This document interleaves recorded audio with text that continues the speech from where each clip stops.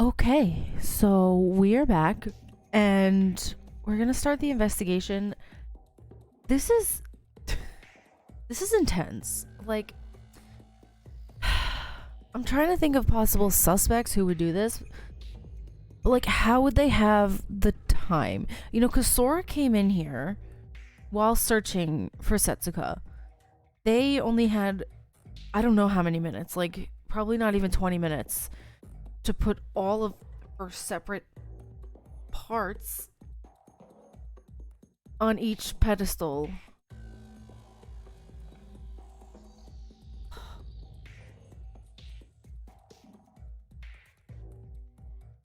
Like, I'm still expecting more twists because, like, this is chapter 3. I'm expecting someone else to die. I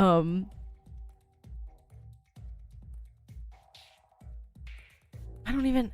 My thoughts are so jumbled. I don't even know where to start. I'm like, why? Is what I'm wondering. If it was because of the motives, and like, it's possible that this wasn't a Void member because they were given motives. But yeah, how did this whole place get covered in blood in that amount of time? How was she put here? Because Sora came in here and it was dark. The power had been cut earlier, but they managed to put all of her on those altars. So disturbing. I don't know. I guess that's why we had to investigate, right? Oh, Setsuka. So sad. Alright, let's look at her first. I don't know how we can look at her. She's in, like, how many pieces is she in? She's in, like, 10 pieces. So disturbing. Let's look at it. It's Setsuka's corpse that has been laid on the altar. It's been butchered to pieces. Same. I thought I had a pretty strong stomach, but this is too much. Hey, you don't have to force yourself. I'll cover the body for you. Okay. No, I appreciate the thought, but let me investigate as well. The more people that investigate, the easier the class trial will be. If you say so. Like, while I'm still a bit suspicious of Nikkei, I feel for him because, like, his reaction to seeing Setsuka, like, I feel like even though he kind of distanced himself from everybody, Setsuka was always the one who was, like, bringing everyone together. She really was, like, everyone's big sister. And, like, it's insane. I don't know how this happened. I don't know who did it. I have not the slightest clue. I guess we're gonna find out, and that's what the investigating's for, right? Excuse me then.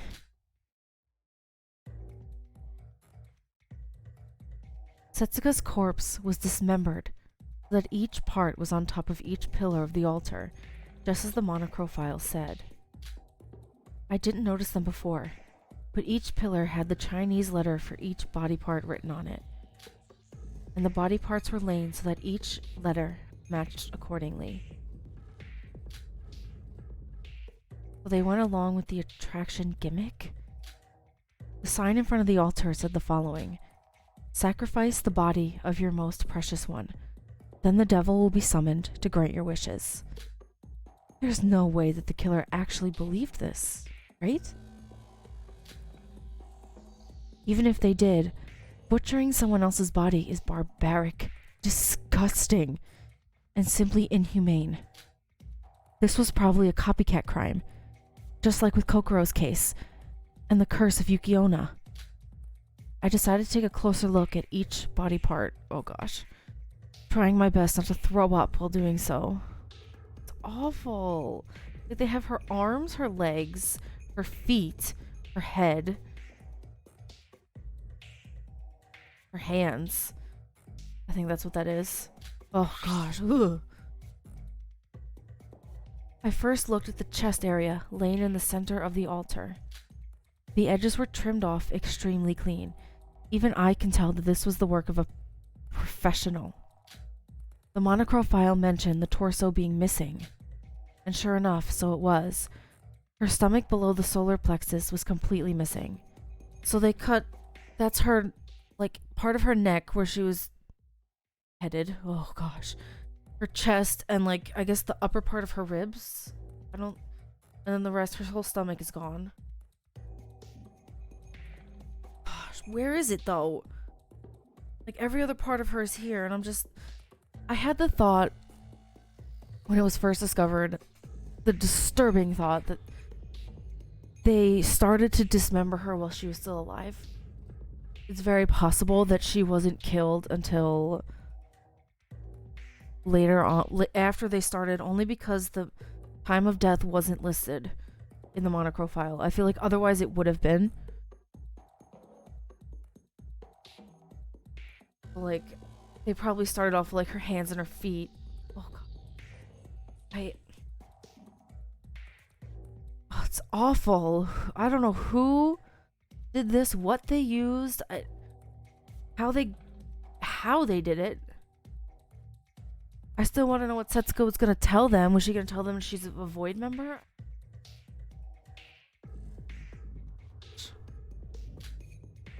It doesn't seem like they did it. They hid it else somewhere else. I can't even read properly because my mind is like... It doesn't seem like they hid it somewhere else in here. Then, where did the culprit put it? And why did they only take the torso away? It seemed pointless to worry about that now, so I moved on to the other parts. Well, that should be important. I think you should note that down. Come to think of it, there was another detail about the corpse that the Monorail file mentioned. Bruises. There were traces of bruises on each body part. As I'm not a doctor, I'm not an expert in this matter, but the bruises raise a new question. The murder weapon was something sharp, so the bruises weren't the direct cause of Setsuka's death. That would mean that after Setsuka died, or just before she died, the culprit, for some reason, damaged each body part to cause bruises. See, like, that makes me think that she was restrained, tied up or something, because they hadn't seen her for a long time. Right, like, they got those messages from her, but did she actually send those? You know? They could have used her hand, just like they did with Kokoro. Like, it's... makes me think she was tied up, and each one was done individually. Oh, gosh. Oh, it's awful! But what caused those bruises? This could be crucial evidence.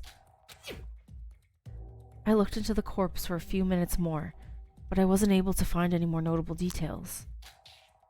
That, and I wasn't able to investigate the body anymore in its horrifying state. You alright? Told you not to overwork yourself. I'm fine. I can't just gloss over the body when there's a class trial coming up, right? That aside, you became very friendly, Nikkei, even if we're on a truce. No, I don't... I think he was just afraid, and that fear became anger. And, like, which is totally understandable. I talked about it a bit last time, but I don't...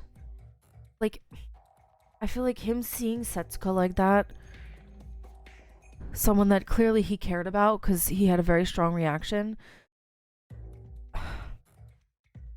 Like, I feel like it was like, okay, I need to do this because I need to help myself and these people. Helping these people will help myself. I need to find the truth for Setsuka's sake, you know? I also do... I'm still like 40% believing he's a Void member. I could be wrong. Because what originally made me suspect him was actually Emma, I'm pretty sure. Something Emma said as a Void.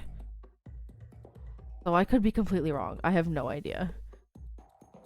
But now I'm just kind of blabbering about it. Trying to figure it out, but like I feel for Nikkei, I really do. I don't think he's a bad person, even if he is a Void. I think he's afraid, and he's angry at the situation, and that is kind of, he's taking it out on those around him, which I don't condone. I don't think that's a good thing to do, is to take it out on everyone around you, but it's understandable in a way. Like, it's realistic. It feels like you've reverted back to when we first met. Well, the situation called for it. Why, is there a problem with that? No, thanks, and I'll search the areas. See, like, the other thing is, like, they all were very, very fast to shun him out when he started acting, like, angry with it. Like, again, bringing it back to Hibiki, they weren't the same with her when she was kind of like, get away from me, I don't trust any of you people. They were much more accepting of her, whereas with Nikkei, they kind of just shunned him, and they didn't really give him a chance, whereas they were very welcoming of Hibiki when she, you know, changed her mind and all these things, and she changed. And I don't know, I think it's a bit unfair the way that they treat him versus everyone else. Like, no wonder he's so angry with them. Missing abdomen has been added to the truth bullets section. Bruce corpse. We looked at the Monorail file, right? I'm gonna look at it again. It's been a couple of days for me since I played. The victim is Setsuka Chiebukuro. Time of death is unknown. The body was found inside the altar of the haunted house from Block A. The neck, shoulders, wrists, thighs, and ankles were cut, dismembering the body into 10 pieces. The torso is also missing. The murder weapon is a sharp object. The bones of the severed arms and legs have cracked traces. So that makes it like, if she was... Did they break her bones before, or were they broken when they dismembered her? I don't know. Oh god, thinking about it is so disturbing. Poor Setsuka, she did not deserve that. Not at all. I'm gonna talk to... Maybe I could talk to Shobai. I know, like, they don't... I kind of want to talk to everyone, even if they don't have the exclamation mark. Just to see what they all have to say. Shobai, are you investigating the body? By the way, it's nice seeing you investigate. Compared to the last trials, anyway. That's because this is the first time I think he has absolutely no clue what happened. Like, he knew with Kokoro's case that it was Emma. He knew the whole time. So he was like, yeah, I can sleep, but I don't think he's gonna sleep for this one. Hey, could you move? I'm trying to think here. Why is he suddenly investigating? He was sleeping last time. Because he doesn't know the answer, that's why. Damn it. Nikkei, how goes the investigation? Well, I'm not exactly knowledgeable enough to do an autopsy. What's Shobai doing? I don't know. Silent. Wonder what he's thinking. I could tell you what he's thinking. He's like, oh no, I'm screwed. Like, cause he genuinely doesn't know who did this. She died in such a dreadful, terrifying way. Don't you agree? Even I feel disgusted by this horror.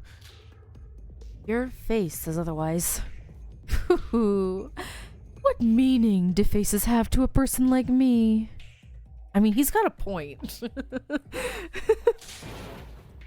I guess it's because Mikado's not just trash, but a psychopath, that he can't empathize in this situation. No, of course he's not going to empathize. Sora, I think you forgot to say that in blue font. That's funny. Sorry. I know she's gonna say it in the blue font.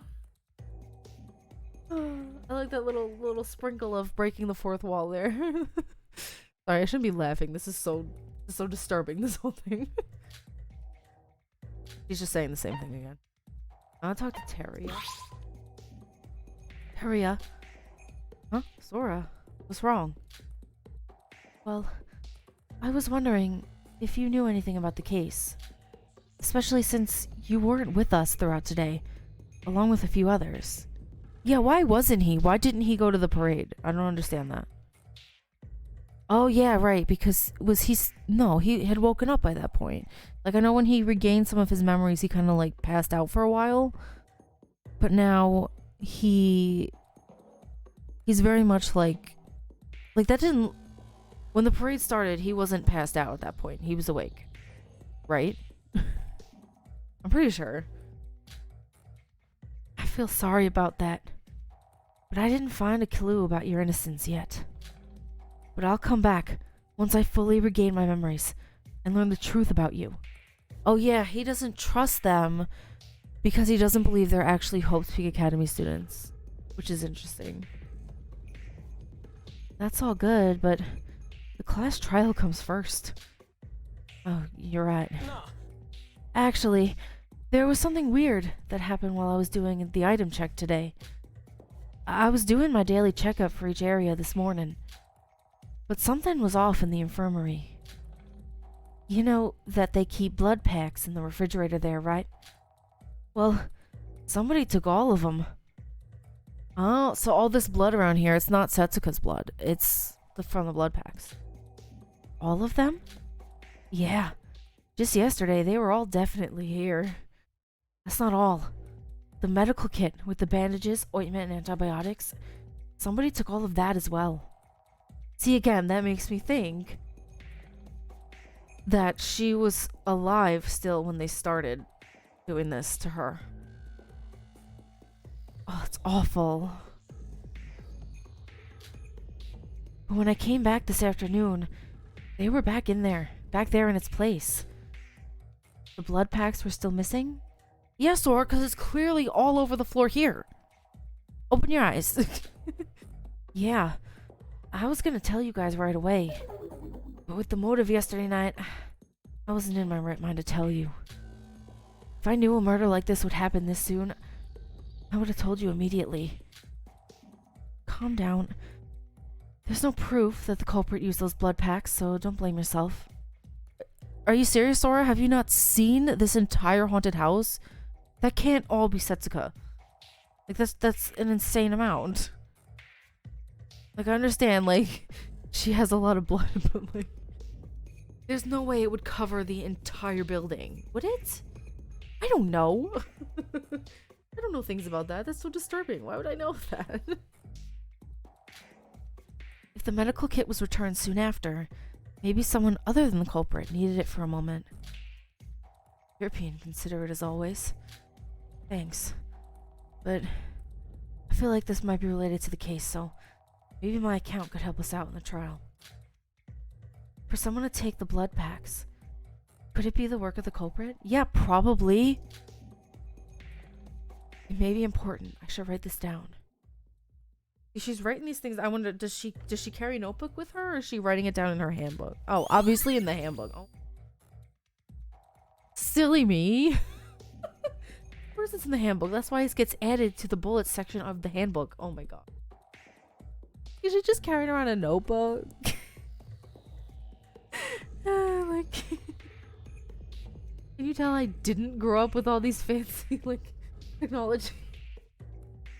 Just as a notebook. Like, can you tell I'm a millennial? I'm gonna talk to Hibiki. Oh boy. I feel...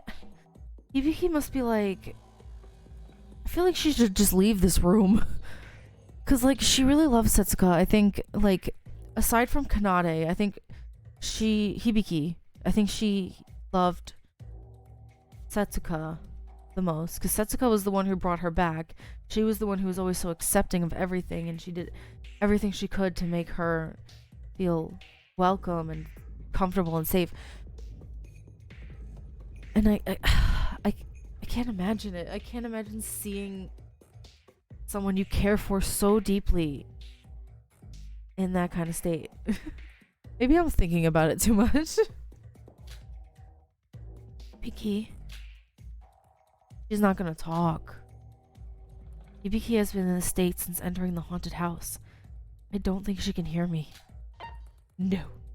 I could talk to Roha. Roha, what are you doing? Oh, Sora. Well, this is the crime scene, so must have the most amounts of clues, right?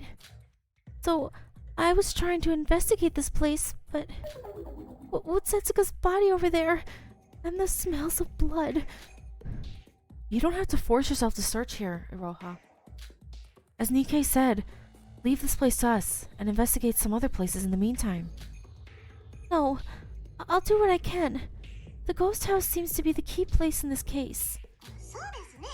That reminds me, I saw Hibiki entering this place just before, and... Hibiki? I thought she was resting in her room today. I don't know about that, but I saw her when I was heading to the Mirror Mansion at 6 p.m.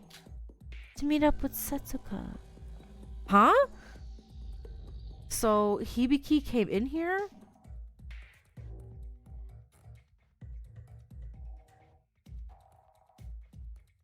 Wait. Hibiki came in here at 6 p.m. when the parade first started. She didn't come when the body announcement rang, which is interesting. Because I'm thinking back to, like, the thing on the altar. It's like, sacrifice your most precious one and your wish will be granted or whatever. But, like, if Hibiki did it, which, I don't know. Why? I feel like Setsuka wouldn't be Hibiki's most precious person. I do think that she cares about her a lot, but her most precious person would probably, most likely, be Kanade.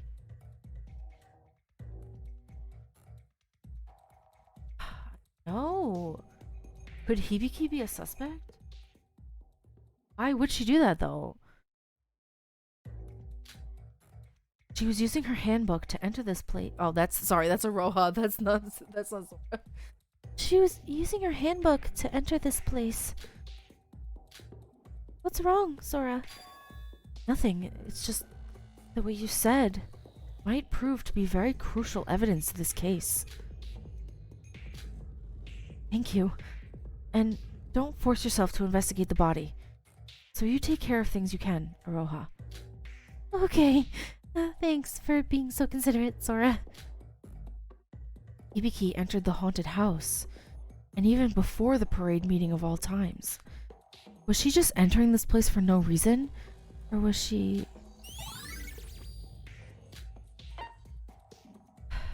But then again, I'm a little suspicious of Hibiki, but I also feel like it's not Hibiki. Like, why would it be? I guess that's the point. That's what we're gonna find out in the trial, but... I guess I'm keeping my eye on her. I guess we'll say it like that. It's the fireplace. There was a small bonfire lit here originally, but that burned out with the blackout. Somebody did this to get rid of all sources of light from the haunted house. The fireplace, obviously, is connected to the chimney horizontally and acts as a way to rid the smoke inside. Quite small. I looked inside the fireplace just in case. The smell of ashes and dust welcomes my face.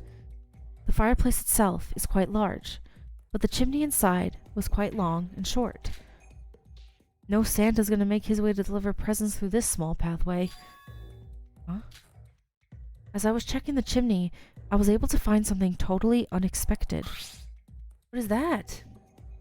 What are these? Black plastic bags? Was that used to transport her? That's what I mean. Was it used to transport her body parts? Oh god. And they toss it into the fireplace? There were some used up black plastic bags thrown away amongst the firewood. I almost didn't notice it, with it being black and this place being so dark. Was this always here? Today was the first and only time that the fire was put out. If that was here before, it would have already melted from the fire. Perhaps these are traces left by the culprit. This looks to be crucial evidence. Oof. But why would they toss it in there? If the fire was off, it wouldn't melt. Like, wouldn't they know that? This is the excuse me. This is the fuse box that produces the electricity for the whole ghost house. Oh, this is inside. All the electric wires were cut. So this is why the haunted house had a blackout. Although right now, emergency electricity is flowing thanks to Monorail. The person who cut these must be the culprit. This could be used as evidence. I must write this down. Oh boy. I don't know what's happening. See, look at all of this. Like, there's no way that's just Setsuka's blood. They use the blood packs, I'm assuming.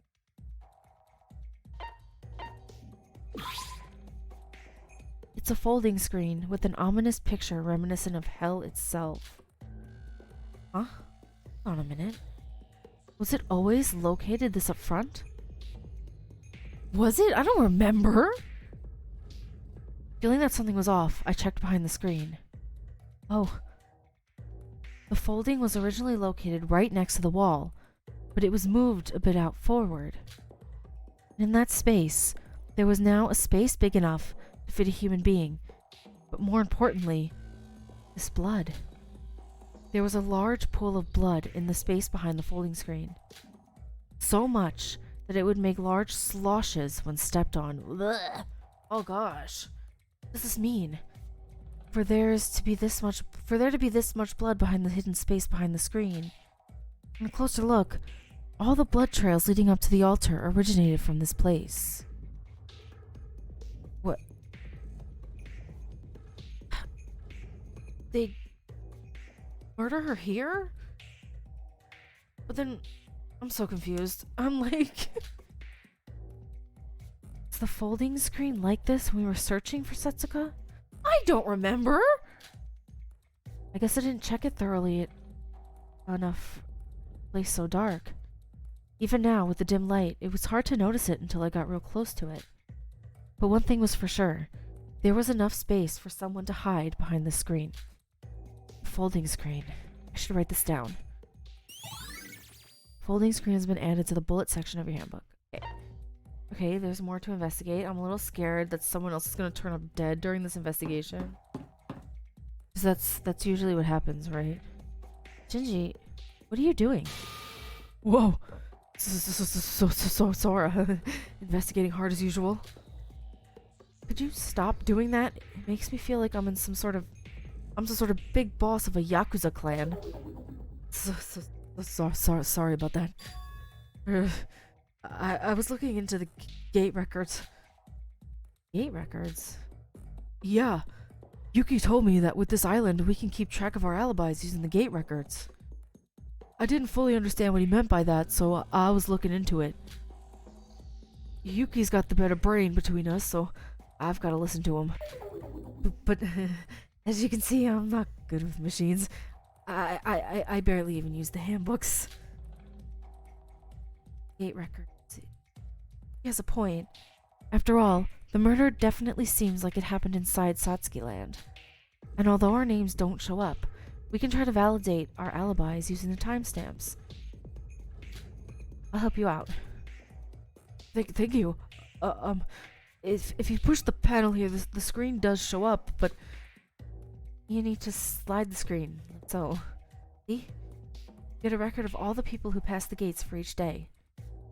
See, is he actually bad with technology? Or is he just faking it? Like Uehara.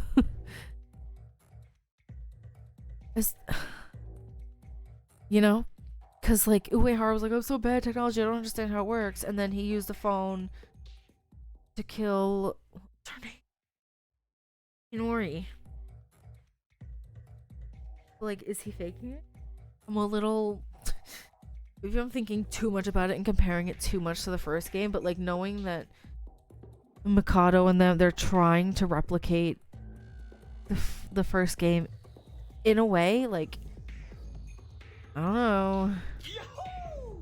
Whoa, the technology these days is amazing. Amazing? Even mobile phones these days all have at least this level of technology. You've been living under a rock? I'm sorry. I don't know much about this stuff. Let's see. For today's records. Oh, that's a lot of lines. 17 is what? I'm sorry, I'm American. 17. 5 p.m. 5:50. And somebody went in. 2 minutes later, another person went in.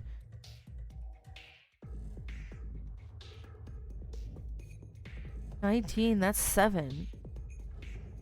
So that was, I'm guessing, after the parade. Somebody else went in. Then that same person went out 12 minutes later. My math skills, not good. So then the first person who went in came out. Was that Hibiki? Was she the first one who came in, and then the one that went in at 57, Setsuka? Because it seems like that's the one person that didn't leave. So the one person that didn't leave is 1757 KUSPO. That one or an I? I don't know. That's the one who went in and didn't come out. Setsuka? Because these two who went in at 5:55 and 7:24, they came out. And then that person who went in at 7:24 came out pretty quickly.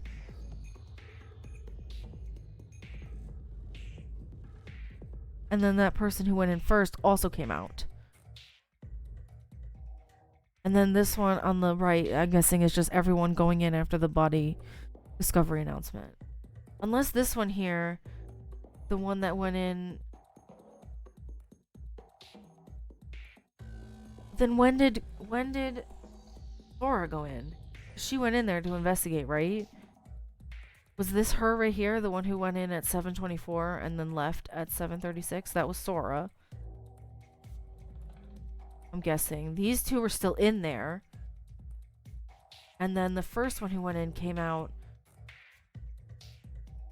but after Sora left. Right? So Sora left. I'm guessing this one here is Sora. The one at KJO188 is Sora. She went in. She came out. So then... And then everyone else went in at almost 8 o'clock. So they only had, like, what, 22 minutes to set this whole thing. How could they do that? Like, was it this person? WN2L87? They left only, like, 6 minutes after Sora. How would they have been able to... set that whole thing up in 6 minutes? You know? 6 minutes or 22 minutes, whichever one it was.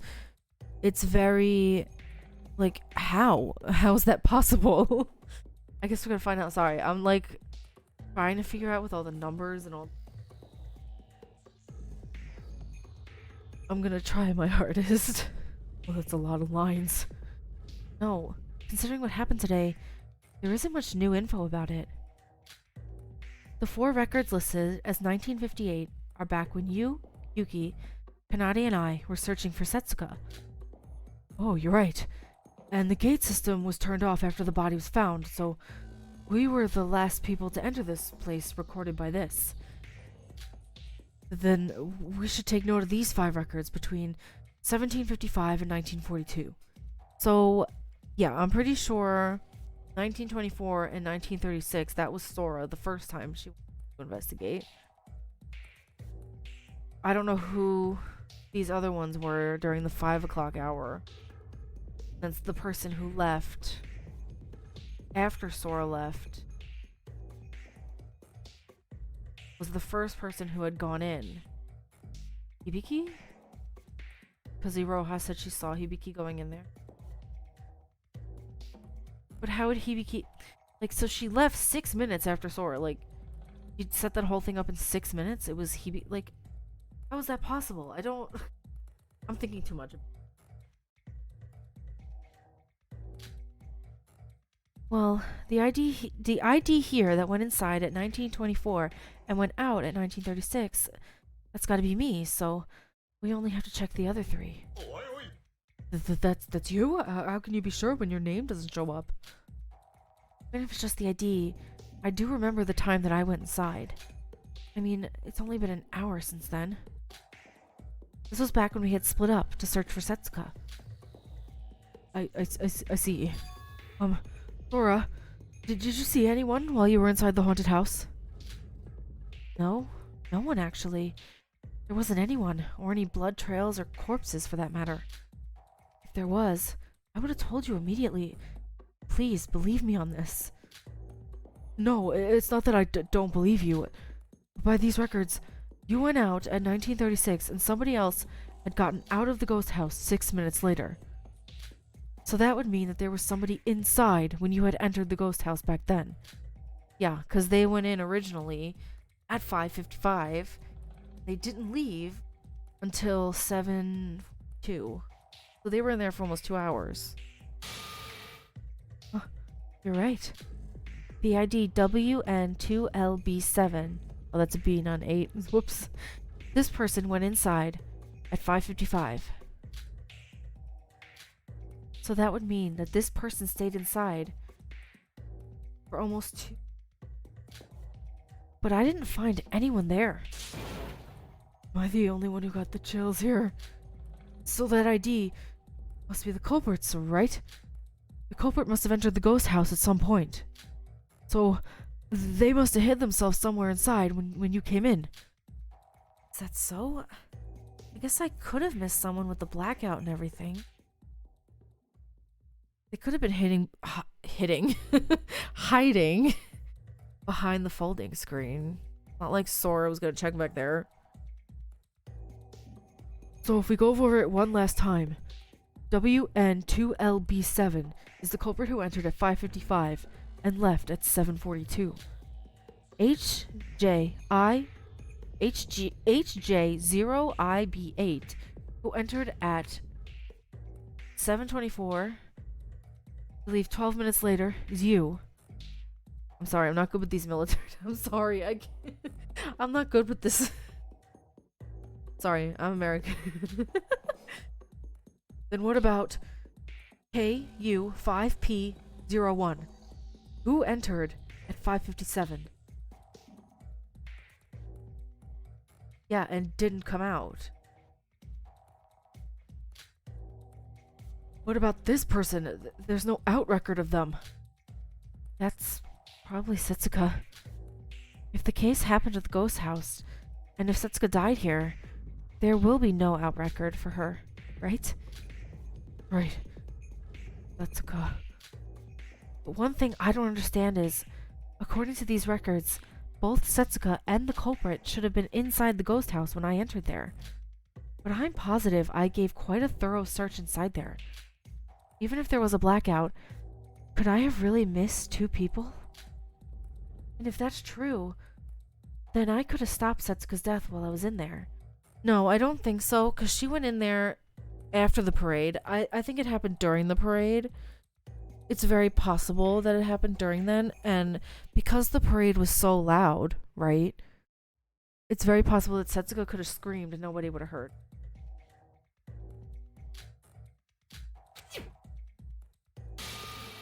Sora, please don't make such a face. It's not your fault. Anyways, we need to catch the culprit who did such a terrible thing. No, we must catch them. Oh, Shinji, are you trying to cheer me up? How sweet of you. Thanks. You're right. I've got to do my best, for Setsuka's sake. These Gates records will probably be important evidence in this case. I should definitely write this down. Yeah, considering I spent like 20 minutes just trying to analyze it. Alright, Sora, there was something I wanted to ask you. Yeah, what is it? I was gonna visit the swimming pool during the daytime to take my mind off things, and the pool back at Block C I was prohibited from entering it. So I was wondering if you knew anything about it. Prohibited from entering? What do you mean? It's the first time I've heard such a thing. Well, there was this picket saying that it was against the rules to use the pool while it was time for pool sanitation. But when we were searching for Setsuko, that picket had been taken down. And wasn't it just the case that it was just the pool sanitation time when you went there? But up until yesterday, we had used the pool without anything like that being brought up, so I thought it felt all too sudden. There's something in the pool. Oh, alright then. I'll investigate more of Block A in the meantime. The pool. Shinji's words do have a point. I should go there and investigate that place as well. Yeah. Something happened in the pool. Maybe that's where they went to wash it. Flower bed. It's a flower bed decorated next to the haunted house. I doubt there would be anything worth investigating out here. Something was just shining in the bushes. What is that? This is a clothespin or a hair clip? Who would use that as a hair clip? You're telling me somebody would use that kind of pin in their hair? I've seen people use those as earrings, but I've never seen someone put that in their hair. Shining thing was a pin of some sort, probably used to hold something. There were multiple of them on the ground, and they were scattered as if someone tried to hide them there. Why would there be pins in a flower bed? With this place being quite close to the crime scene, I doubt that this was just some coincidence. Yeah, also, why did Sora not mention the fact that Setsuka's eye had a target in it? Is she just gonna ignore that? Because I'm confused. The one that she kept closed the whole time. I don't know what they were used for, but they could be evidence. Let's keep them in mind. Okay. Do I talk to Shinji again, or is it just the thing? Okay, yeah, it's just him. Okay. So I guess we go to the pool. Yuki's over here. Yuki, what are you investigating? Oh, Sora. I'm just checking the attraction board records one by one. Oh, I heard it from Shinji. It would be easy to get alibis using the records. Couldn't participate in the investigation in the ghost house, too. This is nothing like Yuri and Kokuro's. What kind of person would do this? I have to do everything I can. Sora, check the records if you have time. Okay, well, we just did that. I guess we're gonna go to the pool. I knew something is with the monorail, okay, because they wouldn't have explained the minutes that it would be operating if it weren't going to be important. You know what I mean? It's like that thing where, like I'm a writer, right? So I took screenwriting class way back when I was in college, back in the old days. No, I'm just kidding, not that long ago, but pretty close to a long time ago. And I remember mentioning, like, if you say that there is a gun on the wall in the first act, okay, it has to be used by the third act. You know what I mean? Like, it wouldn't have been said if it wasn't going to be important to the story as a whole. That kind of thing, you know? It's the sign about the monorails. Monorail station. The monorail stops for maintenance every other hour. The monorail will first start at 8 in the morning from Block B. 5 minutes later, another one will take its departure in the opposite direction. Listen, this whole monorail business, I don't understand it at all. I'm gonna have a hard time. The monorails aren't active during nighttime. The last train will be at... oh gosh. What is that? 8, 9 o'clock. Special note.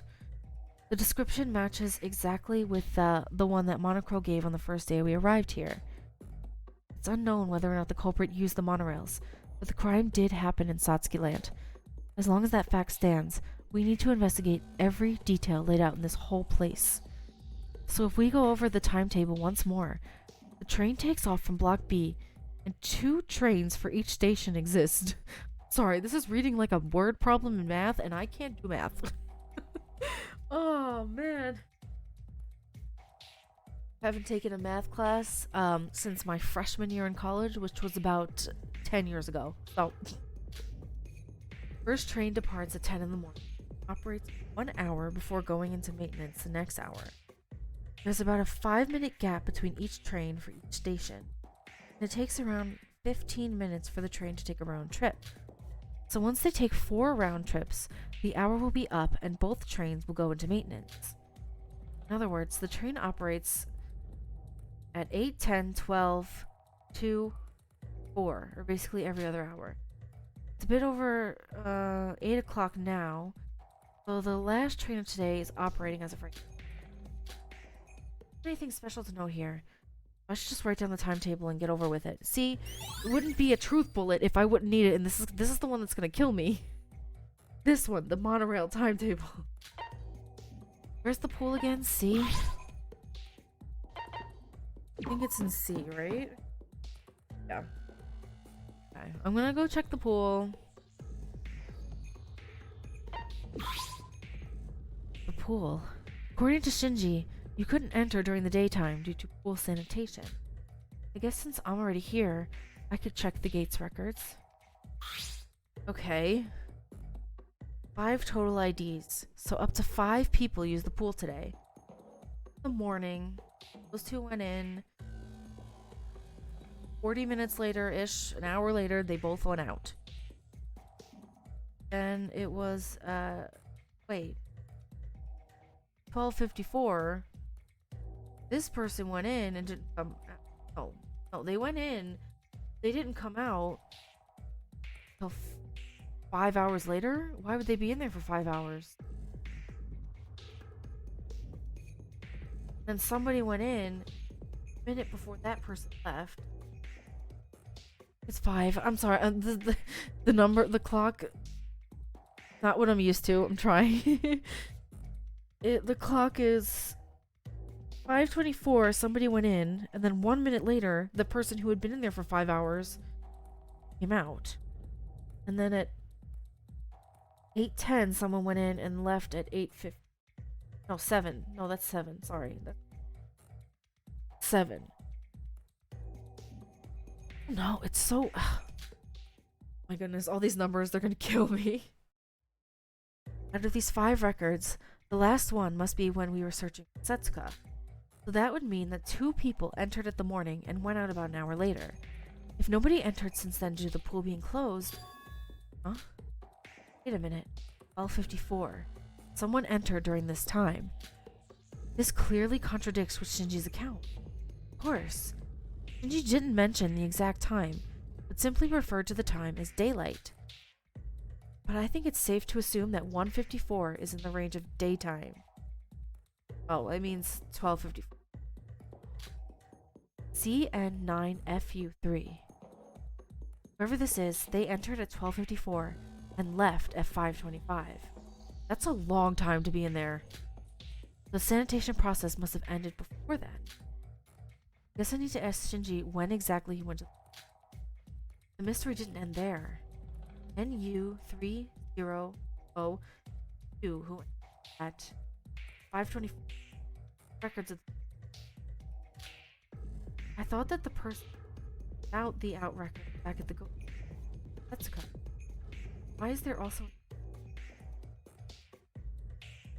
Because I think once all the ID sensor thing turned off when the body was discovered, right? They must have left, if they left, after the body was discovered. Right? Then it wouldn't track that they left. So then they must have left though after 7:15 when this person who was investigating entered. So they were...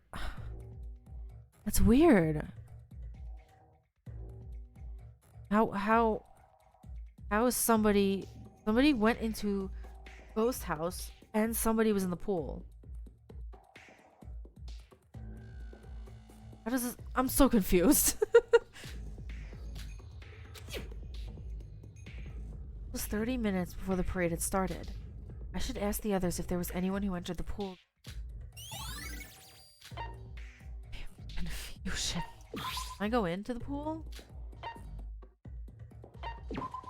Go in there. There should be, right? The pool warehouse contains cleaning tools, disinfectant, signs, and tools. Okay. Like, there be a clue in here? Yeah, there's something in here. Antibiotic. Did they... Got in the pool? There was a sanitation. Why would they have had to clean the pool unless they... The person murdered Setsuka in the pool? I mean, it's possible. Then the blood would only be in the water. They would just have to drain the pool. I don't know. Huh? What's this? I had accidentally kicked something while investigating the area. On closer look, it was a bottle of some sort. Let's see here. Penicillin? I can't have penicillin. Aren't these antibiotics? Why did they end up in a place like this? Did they give it to Setsuka while they were remembering her? I don't know. They should be back in the infirmary. For them to be in such a place. And to top it off, it wasn't even an empty bottle, but an unopened new package. Oh, so they didn't use it. There wasn't even a needle to go with it. Just a full bottle lying around here like it's nothing. That's so weird. I'm so confused. Like, this whole thing is just like, I am confusion. There was no use thinking about it alone. I should write it down. Okay, unused.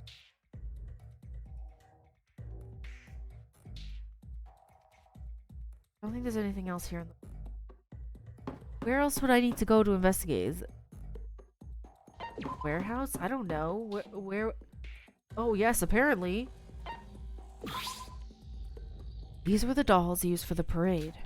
Despite their stupid looks... Okay, don't be mean to Satsuki, okay? Their performance during the parade was fabulous. Well, think of it. The dolls in Block A and C had switched places during the parade. Taking that fact into account, I decided to investigate the dolls inside the warehouse. These dolls must be the same ones outside the storage room, right? Does that mean that if you program the dolls outside the garage, they can also be made to move by themselves? I checked inside the dolls by opening the zipper on its back, but there was nothing inside. It's just an empty doll suit. What kind of mechanism would make this move on its own? Right, how would it move on its own? Unless they're in a simulation! Ugh. I wonder if these can be used as evidence. Setsuka must have died around the time of the parade. That would mean that these dolls might be related to the case as well, so it wouldn't hurt to write them down. Okay, Sachin parade dolls. Is that it? Wait, if that's it... That's it? Wait, but only one person died. That's not usually what happens in Chapter 3. Ever. There's always a second one. Ahem. Is the investigation going smoothly? I assume that enough time was given for everything to be inspected. The night is almost here. Let us start the fun before it gets too late. I will now open the trial gates. So everyone, gather around the trial entrance on the first floor of the monocruise. I don't think there's a need for me to mention this a third time, but participation is obligated. I will not allow being late or absent, so keep that in mind. Wait, so no one else is dying? What? Time's already up? This is bad. I don't think I have the slightest idea about the case. Yeah, me neither, Sora, okay? But it's almost nighttime, as Monocro said. If it gets too late, we might have to proceed to a trial where everyone is sleepy. Well, for me, I did sleep throughout the whole day, so I'm fine, but... Yeah, why did she sleep? She drank that drink that Mikado made, and she passed out for a long time. There was someone who didn't drink it. Iroha, right? Was it Iroha? Coffee? So she didn't pass out. Why did Sora pass out? I don't understand. I don't. There's so many questions and so little answers. The announcement has been made. There's no choice other than to head for the. What? Hibiki, you're still here? Get a hold of yourself, Hibiki. I know you're shocked, but you'll die if you don't make it through the trial. Just drag her. She's tiny. Just drag her. Where's Kanade when you need her? Yeah, where is Kanade? Have we seen her at all throughout this investigation? Has she been here? Step on? What? The thing I stepped on while I was approaching Hibiki was a hairpin. That's Hibiki's hairpin, right? And it looked quite familiar. It had the same shape of a 1/8 musical note. That's the one that Hibiki wears because Kanade wears the one, I forgot what it's called. Where the two are connected. I forgot what it's called. I'm sorry. Don't come at me. I was never good at reading music. But he has the one where the ones are connected. Hibiki had the ones that weren't, that were just the single ones. Right? Why is this? I mean, of course, the owner is right in front of me. Duh. Hibiki, please wake up. The hairpin was right here on the ground. Why was it there on the ground? Just drag her. Drag her. Like, drag her along. She's tiny. You can do it. Really? You just fix her. Why fix her hair when you just drag her? Why should I be the one doing this? This is how Kanade feels all the time. Where is Kanade? I haven't seen her at all. She was searching for Setsuka, but then the body was found and she disappeared. Hibiki, come on. Here, grab my hand. Just grab her wrist, drag her. I mean, what else can you do? So few of them now. Oh, she's here. Hora, why were you so late? Sorry. I'm trying to bring Hibiki here. Hibiki. Hibiki's a mess. This. She's been standing still ever since she saw Setsuka's corpse. I think she had quite the shock. If I didn't bring her here, she would have stood there forever. I would imagine so. Setsuka was especially very important to Miss Big Sis. Emotionally, after all. Kanade, your family, right? How could you just leave her and make Sora take all the responsibility? Yeah, where was Kanade this whole time? Thought she went ahead without me. I didn't think she would just stand there all this time. More importantly, Kanade, please do something about this. This goes on. She won't be able to participate in the trial at all. Alright. Come on, sis. You're a good girl. You know I can solve anything for you. Always on your side. Everything's gonna be fine. So just forget everything. Clear your mind. Leave it all to me. Hey. Huh? What? What's going on? Where are we? This is the class trial grounds. Why are we here? What's up with her? Yeah, that's weird. Because Kanade's like, forget everything. And so, oh, Hibiki, all of a sudden, snap, she forgot everything. I mean, I know Kanade is terrifying, but like, what's going on? Seems like she was taken out of her trance by Mike. But she seems to have lost some of her memory as a side effect. Sis, Setsuka's dead. We need to do a class trial. Setsuka's dead? What's that supposed to mean? Just now. Wait. What do you mean by that? Setsuka was... Oh. It's alright, sis. Don't cry. I'll take care of it. From that confidence, I'm guessing that you already know who the culprit is? She probably doesn't know either. Kanade? I see that everyone has gathered. Let's get started then. Take the elevator in front of you to enter the trial grounds. I will be waiting for you down there. Yeah, it's still a little bit concerning that there was only one victim and it's a chapter 3. Here we go again. Damn it. Sick of this already. We can continue our talk at the trial. The third trial will start soon. This case in particular felt like something was different this time. Maybe that was just me. But we did our best to investigate every detail. All that's left is for us to find the Blacken together. Alright, so we're back, gonna do the trial. I'm still so I think I'm really thrown off because is this the first time there's ever been a chapter 3 with only one victim? It's throwing me off a little bit because I always expect there to be one and then there's gonna be another one. So I really don't know what to expect throughout this chapter.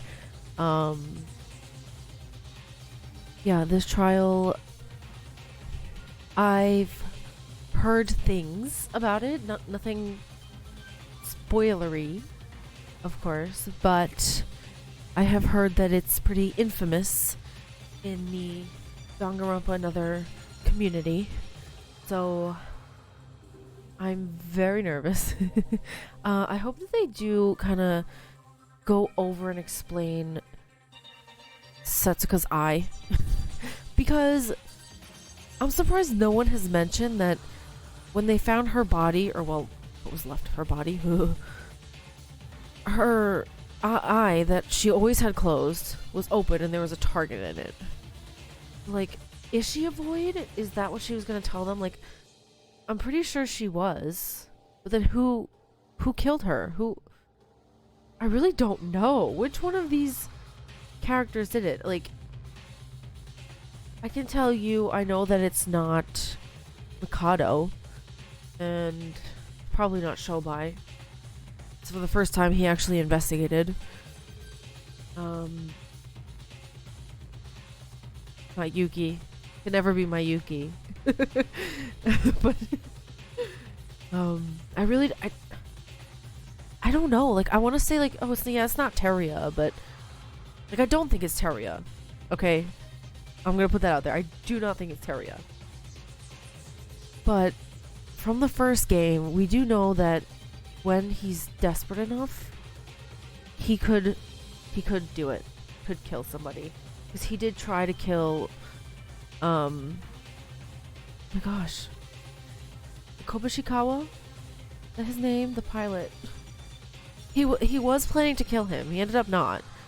But because they were driven to the point of starvation, he was gonna do it. So it's like, while I'm pretty sure it's not him, like, I have to keep remembering he has the capability to do it, you know? Like, even with that, even eliminating a few of them, I don't know, because even if I eliminate them now, I could be proven wrong. Like, the rug could be pulled out from under me at any moment. Like, that's usually how these games go. Yeah. I'm nervous for this trial. I did not get the skill from Shobai that I wanted to get. We'll try to do that in the next chapter. But I did get a Roha skill, which is good because I do struggle a lot with the closing argument. Which I don't know why. I'm usually really good at it, but there was just some things that throw me off about it. Like with Kokoro's, something about the wording. It might just be the translation, but the wording was a bit off. So I have that, which is good. The only thing that I know I'm gonna not be good at is the one I need Yuri's skill for, which is the space logic. What? I forgot what it's called. Where she's in a spaceship and she has to figure out the logic. That one's hard. But anyway, sorry, I'm gonna stop rambling on. But Um, it was weird because didn't they? It seemed wasn't. I feel like I was suspicious a bit of Hibiki, but like, no, I don't think. I don't think so. Like, I don't know, but like, it was kind of convenient that she was. No, wait, what? I'm I'm not remembering correctly. Somebody. There were two people in doing things at the same time. Like, there was somebody inside the haunted house for hours. And I think it was it Aroha who claimed to see Hibiki go in there? And that's why I was suspicious of her, but like, why? Why would she do that? Because of the motive? I don't know. Obviously, we have to get to the trial to find out. I'm sorry, I'm talking so much. But I am trying to work things out in my head. I know this is going to be a hard trial. I'm expecting to struggle. So, please bear with me. Especially since there seems to be a lot of times to remember, numbers, not my strong suit, but we're gonna try. I do want to talk Hibiki. I don't think she's gonna say anything, but I just kind of want to see if maybe. Oh, it's hard because it's like, oh no, I'm stumped. Honestly, like, why would that happen? Why would it be so brutal? And yeah, I'm sorry. I could ramble on and on forever, but I'm scared.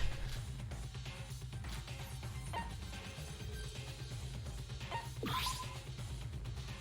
have to do this. I'm kind of curious if any of them will say something. I don't know anything. Damn it. Can't I be like them? Like who? I wonder if he means like the ones who always solved the cases. Like Rei and Tsurugi, you know? Because he doesn't remember Yuki. Yuki did a lot of things too, but he doesn't remember him at all, so. I'm assuming he's talking about Rei and... Oh. We survived the trial? It's scary. We can't run away. I'm gonna go in. I want to talk to Shobai. Curiosity. He's not gonna say. Okay. I thought he might say something, but it was definitely interesting that he actually investigated. So, like, that makes it seem like, yeah, he doesn't actually know who it is. Whereas, like, in the last one, he slept through the whole thing because he already knew. From the beginning, he knew. But this time, he doesn't know, and you know what? Neither do I, because I don't know how they could have done it in such a short amount of time.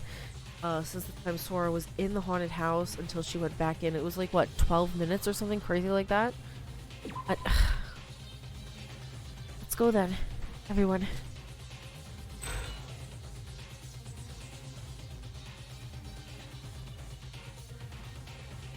The elevator, as always, made heavy metal sounds as it slowly descended downwards. And like always, nobody says a word. As if it's an unspoken rule, we should remain silent for now. I have no idea what the other students are thinking about in this moment, or what the blackened amongst us is scheming right now.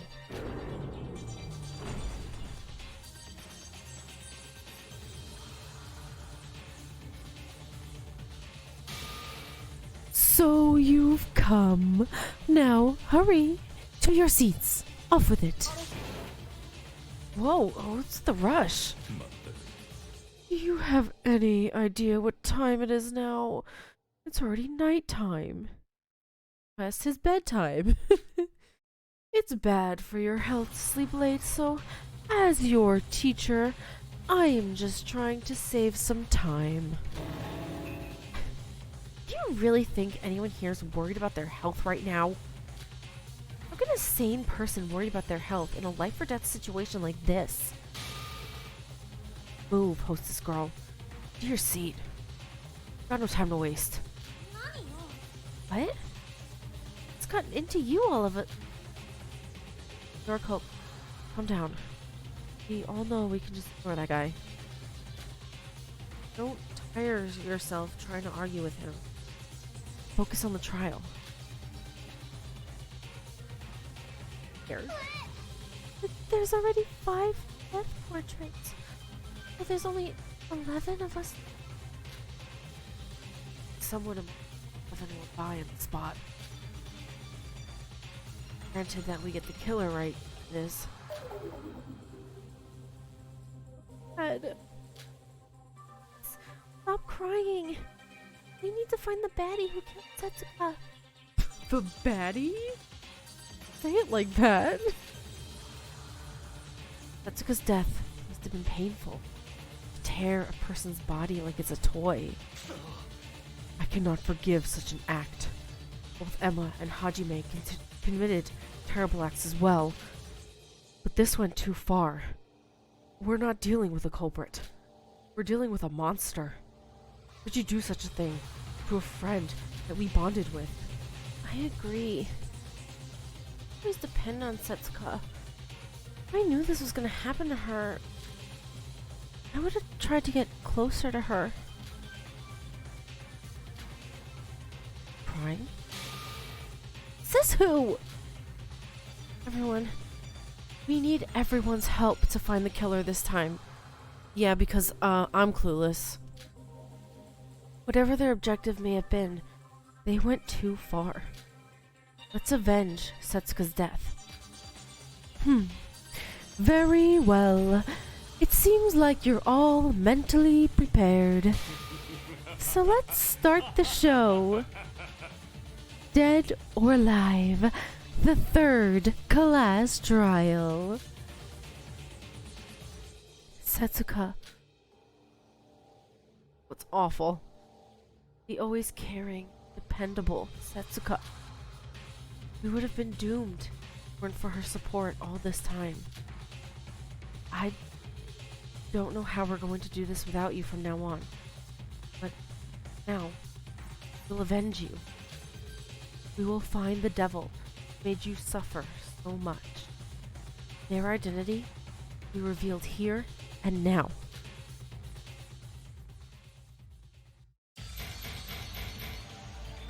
It's all red except for Sora and Shinji. But I have a feeling Shinji... I don't know, the gentle giants don't make it to the end in these games. With everyone preparing themselves, we now stand on the path of life or death. The trial of life or death. The lies of life or death. The betrayals of life or death.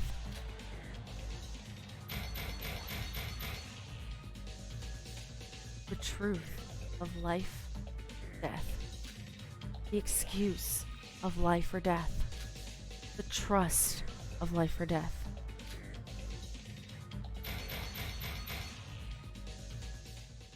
Life, death.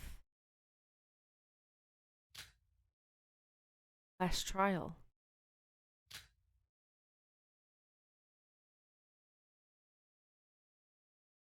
Weird. Would you like to save? Yes, please. I'm gonna equip...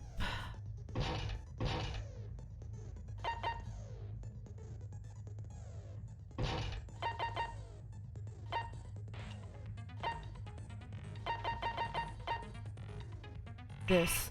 Insufficient skill points? Alright, I'm gonna need to get rid of something.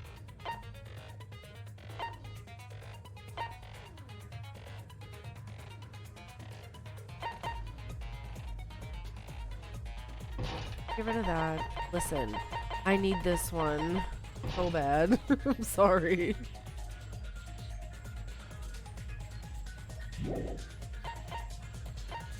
I want to look quickly at the truth bullets again. Just briefly. It was... like, I'm pretty sure it's intentional. They said that the time of death was not... in there. Like, I was thinking that she was dismembered. Or they began to do it to her when she... That's what I could be wrong. I don't know. There was a part of her that was missing.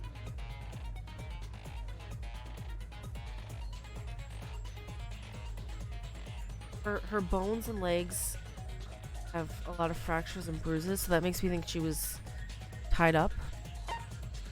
But yeah, the missing abdomen. His abdomen was cut off. The cut was done with great precision. The contents did not flow out. Oh, ew, oh no, But like her stomach is missing.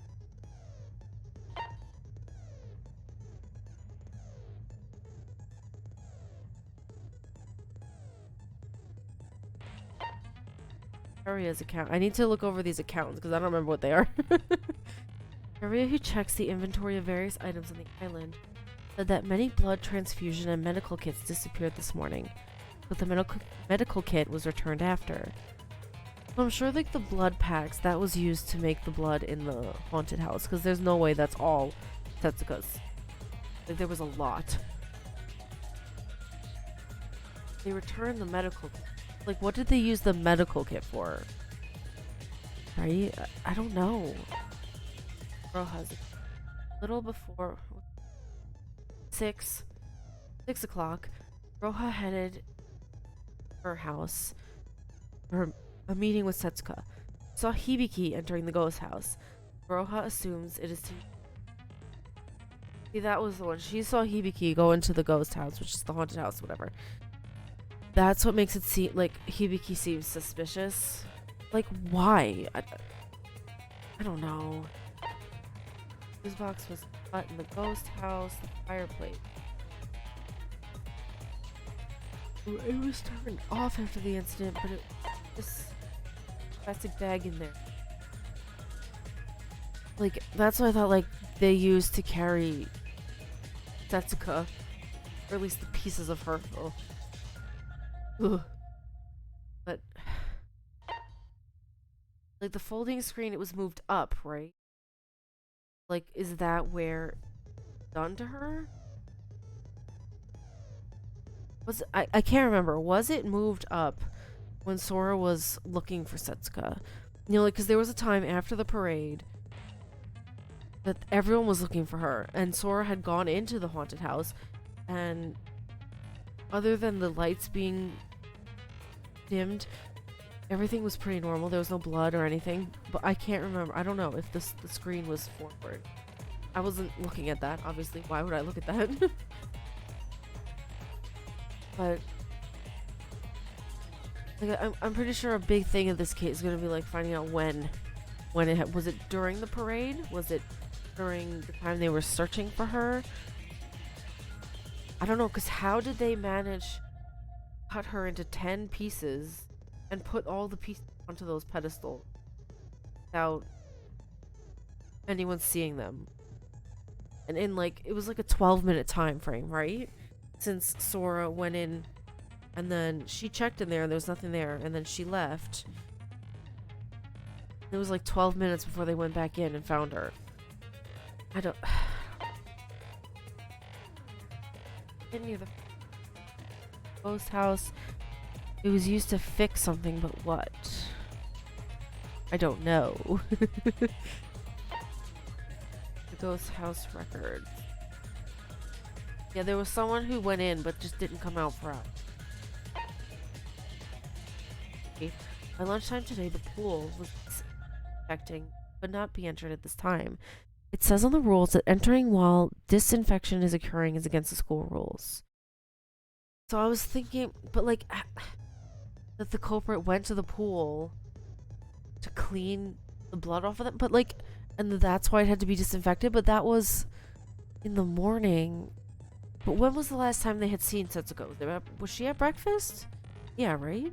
Was that the last time they'd all seen her?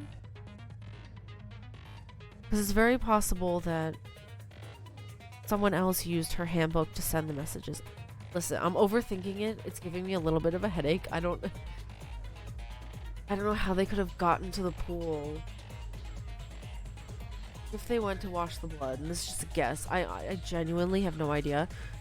If they went, how would they have not left a trail? How would no one have seen them? Because they have to go from one block to another. On.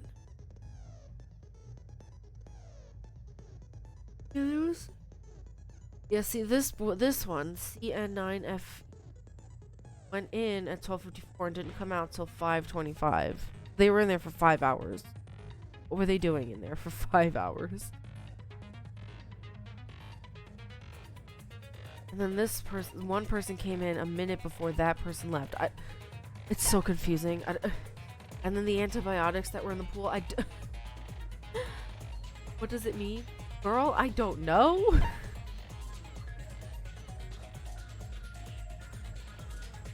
I don't know what the dolls have to do with anything. Wait.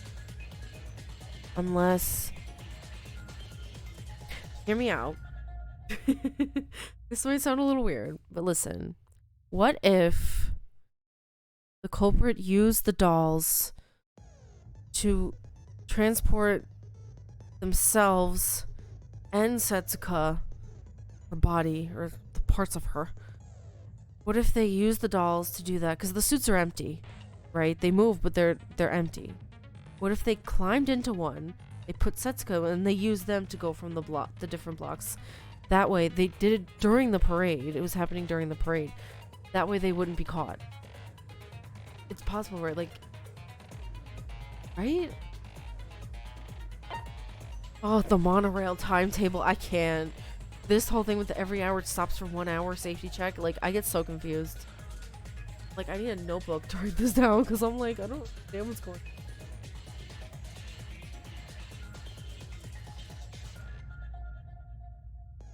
Alright, gonna try my best. Let's go.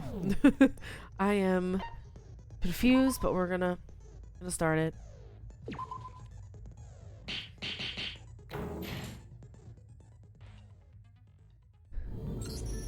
Let's start with the basic rules of the class trial.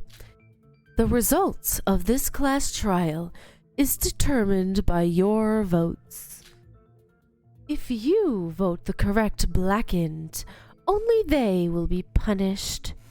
But if you pick the wrong one, everyone else, excluding the blackened, gets punished. And only the blackened will be able to escape this school trip. Was this place always this huge? It's probably because there's a lot less of us now. Right. 5 have already died. Only 11 left. They all left us. One by one. Everyone, we're just starting here, so let's put away our negative thoughts for now. If we don't get a hold of ourselves, we could be very well following the footsteps of those 5. He's right. We need to focus on finding the culprit. Yeah, about that, I really have no idea this time. Can we really solve the case this time? Honestly, Nikkei, I don't know. It's alright. We have Kanade. She did most of the heavy lifting last time, so for this case... And what if Kanade's the culprit? I mean... Then I guess it... the end for us. What happened to your go happy state, Aroha? Because Okoro's already dead. And if it weren't for Kanade last time, we'd all be dead. I mean, it's true. And if that Kanade is our enemy, then that means we have no brains on our side anymore. Basically, she's being like, listen, we're all dumb. Roha, don't be so sure of that until the very end. Don't give up on us just yet, alright? Even if each of us aren't perfect on our own, that's why the trial exists. For us to debate through this together. I couldn't have said it better myself. They say well begun is half done. And I'd say it's one of our better start-offs. So that means, would you believe it? We're already halfway through. Huh? My, that lifts my spirits up. I'll do my very best in this trial as well. Shutting up is the best you can do for us, so shut it. Quiet, everyone. Shinji's right. Let's get this thing together and find out the culprit. Why hasn't Kanade said anything? Like, they were over there talking about, oh, Kanade could be the culprit, but she hasn't said a word yet. That's what Setsuko would say if she was here, right? Our other social butterfly, Hibiki's in, well, that state. Oh, don't worry about Sis. She's just a bit shocked. She'll be okay in a while. Alright. Let's start this thing. But as always, finding the blessed... Finding the best place to start is the hardest task. Mr. or Miss Culprit, please raise your hand. Oh, Roha. You poor, sweet, naive child. I thought it was worth a try. Well, we should go over the basic outline of the case. Wait, something I want to clear up first. Yuki? What is it? Well, I read the Monorail file, right? The file this time around is, honestly, very poorly written. I mean, it doesn't even show the time of death. Did it? Oh my god, Iroha, did you not even read it? Girl, what are you doing? Wait, but didn't Kokuro's case file also hide the time of death from us? Well, that was because Kokuro's corpse was frozen, making it difficult to determine the exact time of death. In Yuri's case, it was clearly different. Except for exceptional cases, it should be given that the time of death should always be shown to us. Monocro, care to explain this? My, am I the one at fault again? You're clearly hiding important information that is crucial for us to figure out what's going on in this case. Yeah, and it's clearly being hidden for a reason, like... I don't... Oh, Yoriko, please. There's no need for such harsh words.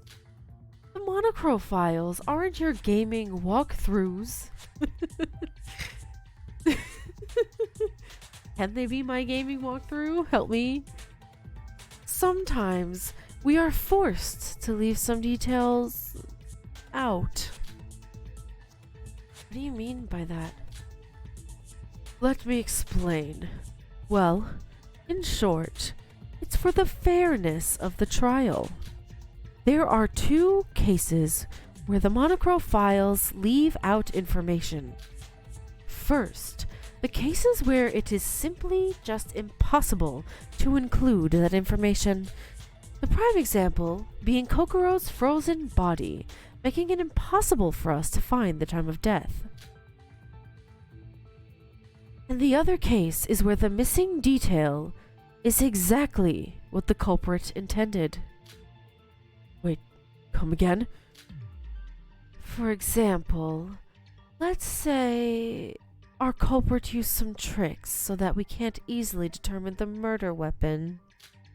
But then, if the Monorail files say the murder weapon is a knife, all the hard work done by the culprit would go to waste, no? So in these cases, we intentionally leave out information about the murder weapon, or at least make it very vague. What? First time I've heard such a rule. Because up until now, there was no need for that rule. It's exactly as Mikado said. This case is such an example of that rule. How's that fair? You're giving the culprit an edge. No, entirely. If they hid the time of death, that means there was a reason to do so by the culprit. In other words, when did Setsuka actually die? We should start from there. Oh, here we go, the non-stop debate. Is this just the same? Listen, ever since I was like, you know what? No, I don't need to listen. I don't need to read the rules. I can do it. And I failed miserably. Like, ever since then.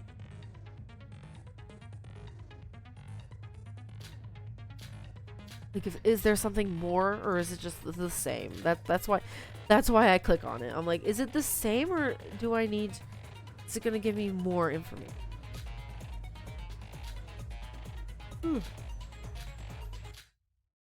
It's gonna be harder now because now it's not dubbed over, so I have to do the voices. Monorail, timetable, ghost house records, monocle file. When did Setsuka die? Last time we saw Setsuka in person was during the breakfast meeting. And we found the corpse around 8 in the evening, right? So between morning and evening. Isn't that too long of a gap? Can't help that. No witness who saw Setsuka after breakfast. Between when we last saw her and the first discovery of her death. Just have to randomly search between those timestamps. Is there another way to estimate the time of Setsuka's death? The body was found in the ghost house. So one way or another, Setsuka must have entered there. If we had some clue related to that, we could probably better estimate Setsuka's time of death. Okay, so I'm going to use this bullet, the ghost house. Where do I use it?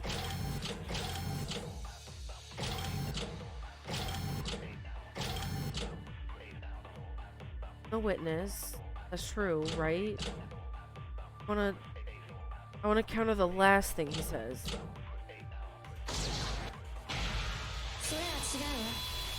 Yeah, okay. okay, I got it right. Okay.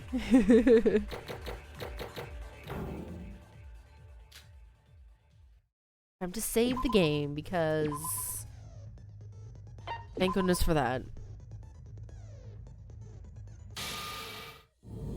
No, Nikkei. Perhaps we can narrow down that time frame further. Huh? It was something that came to me while I was investigating. Setsuka's body was found in the ghost house, right? So by looking at the gate records, we can probably deduce something. Oh right, listen. Okay, sorry, I'm going off again. Listen, that only works if she was actually killed there, inside there. Was she?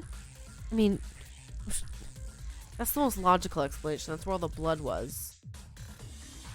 She was killed inside there. Then what does the pool have to do with anything? That's what I'm thinking. Like, the pool is clearly a big part of this as well. What does that have to do with anything? Am I thinking too far ahead? Agreed. After all attractions in Satsuki Land require us to input our handbook. And the gate keeps track of all those records down to every minute. Wait, it does record timestamps. They don't show whoever it was that entered, so we don't know which out of those records is Setsuka. Exactly, we don't know if any of those is Setsuka. Because if she was already in pieces, they wouldn't need to use the handbook to bring her in there, right? No, not exactly. Just like Sora said, we can assume the time period that Setsuka died using gate records. Okay. So, you can assume the time range just from the gate records? Sora, did you perhaps write down the gate records? Oh, yes, I did. Now we're talking. Please, everyone, take a look at this. These are the gate records of the ghost house for today. Wait, Sora, you sure you got everything right? If you, by any chance, got anything wrong, we'll be going on a wild goose chase. Oh, don't worry. matches with the real one.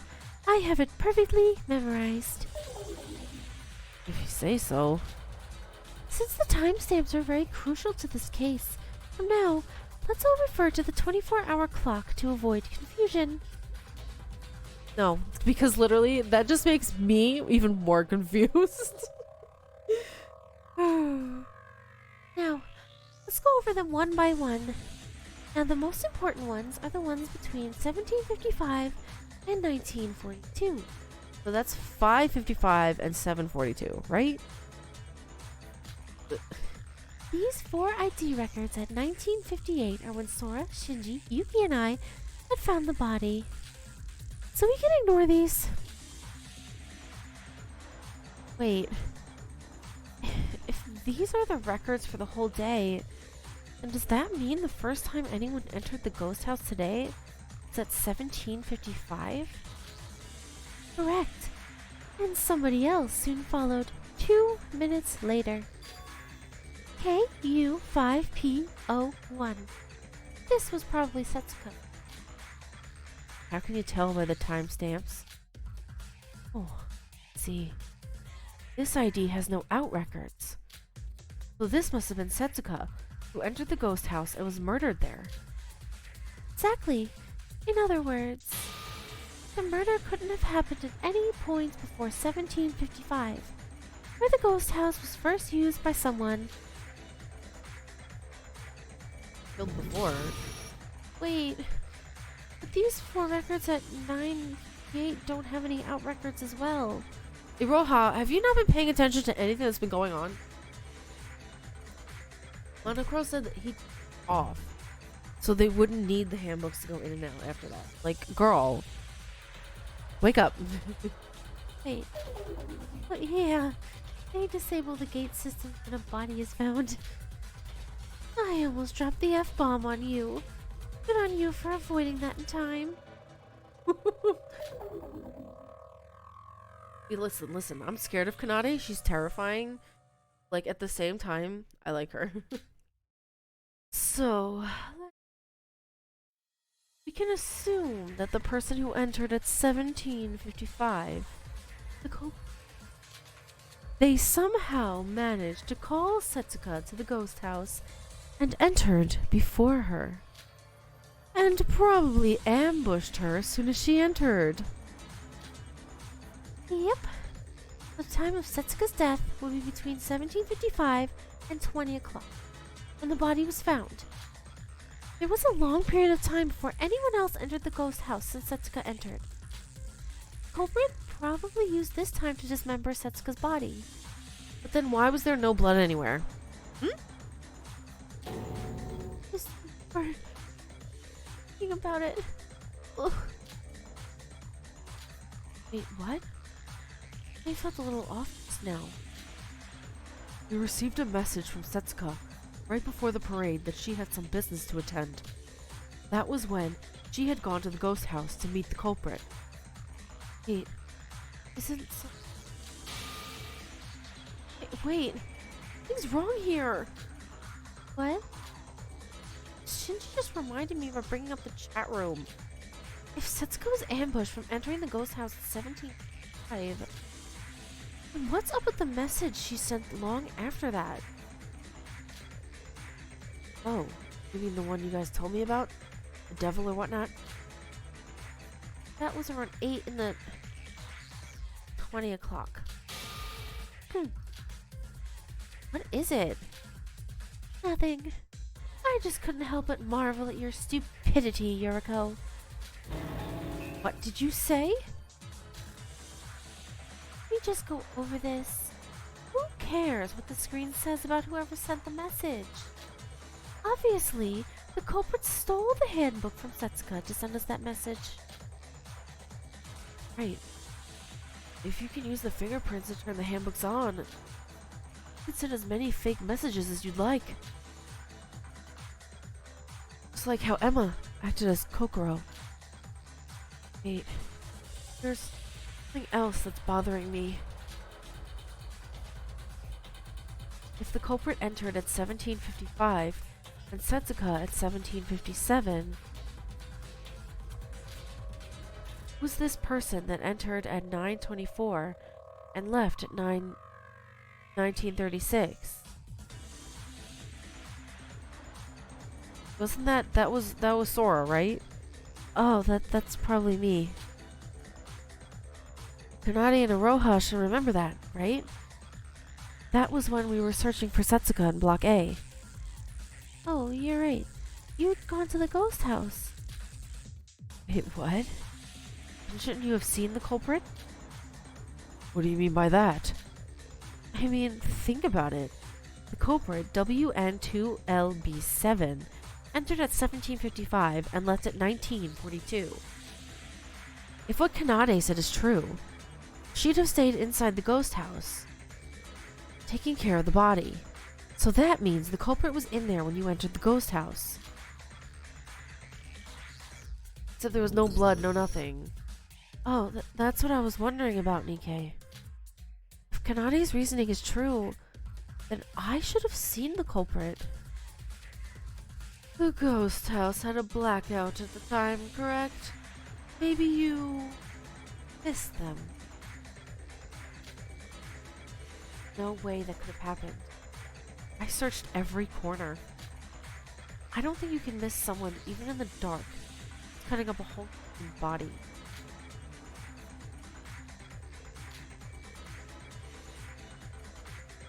Everywhere.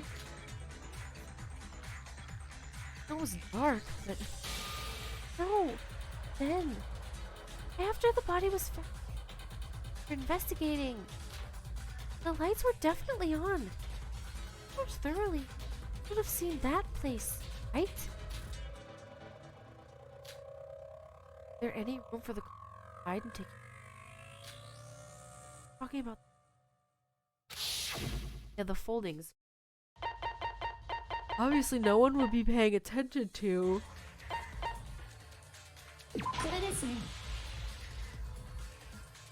Are you talking about the folding screen near the entrance? Oh, you're suggesting that the culprit hid behind that?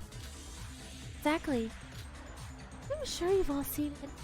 The trail of blood in the gold originated article in the fold. The culprit moved the folding screen to the wall to create a small room between. With the ghost house being dark, it'd be extremely difficult to figure out there was some room behind it. That's where the culprit. But there was a blackout at the ghost house. Could someone really perform such a delicate process in a dark room like that? That's not really a problem.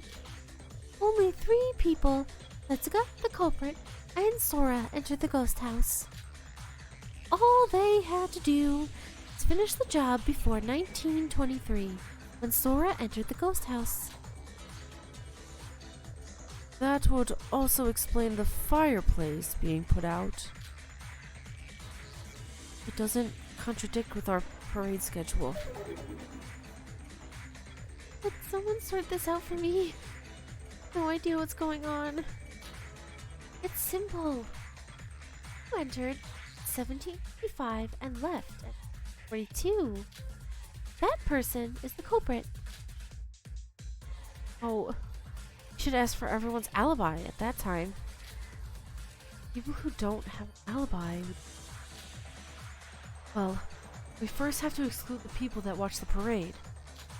The parade started at 18 o'clock, ended a little over 19 o'clock. Oh. And were those people? Me, Yuki, Yoriko, Shinji, Kanade. Nikkei. Nikkei? I thought you said you were going to act alone. I was there for an article experience. I didn't expect them to be there. Don't try to divide us into separate teams. This is not a time for personal feelings to get involved. Wait, you forgot me. Roham, you weren't with us at the parade. Well, he did meet up with us right after the parade ended, so he does have an alibi. Does she, though? The culprit left the ghost house at 1942, so she couldn't have been the culprit. Goodness. So, the ones who weren't there are Mikado, Haruya, Shobai, also Hibiki. Yes. So, the culprit is amongst these four? Well then, we don't even have to think about it. It's either Mikado or Shobai. Okay, Shinji, can you please not jump to conclusions? Wait, we do have to think thoroughly about this, bro. Please don't recklessly act by your emotions. What? Yuki, did you call me reckless? You are definitely right. I shouldn't act by my emotions. Alright. Enough chit-chat over there. You four. One by one. Tell us what you were doing between 1755 and 1942. Kado, Teruya, Shobai, Hibiki. It's true that these four, or without any alibis, are the most suspicious here. Let's hear what they have to say.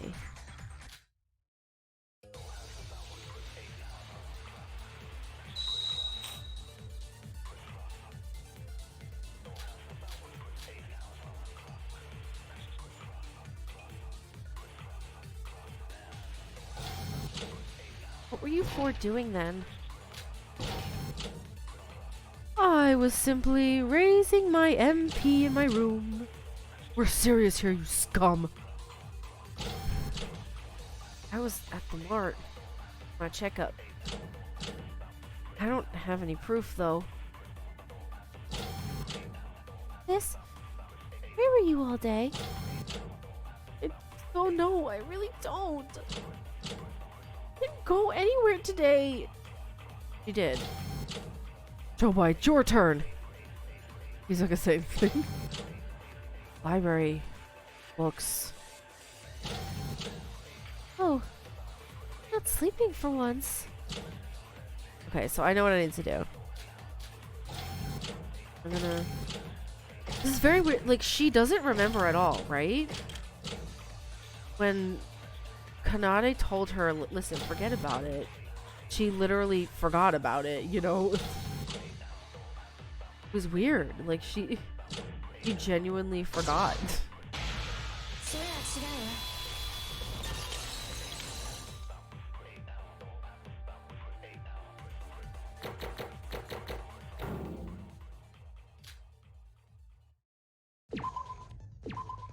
Game.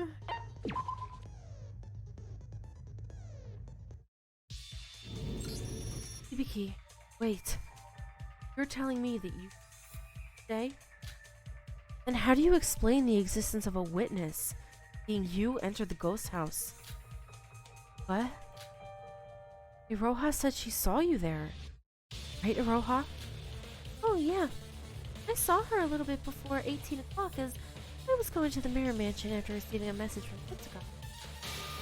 Wait, 1955?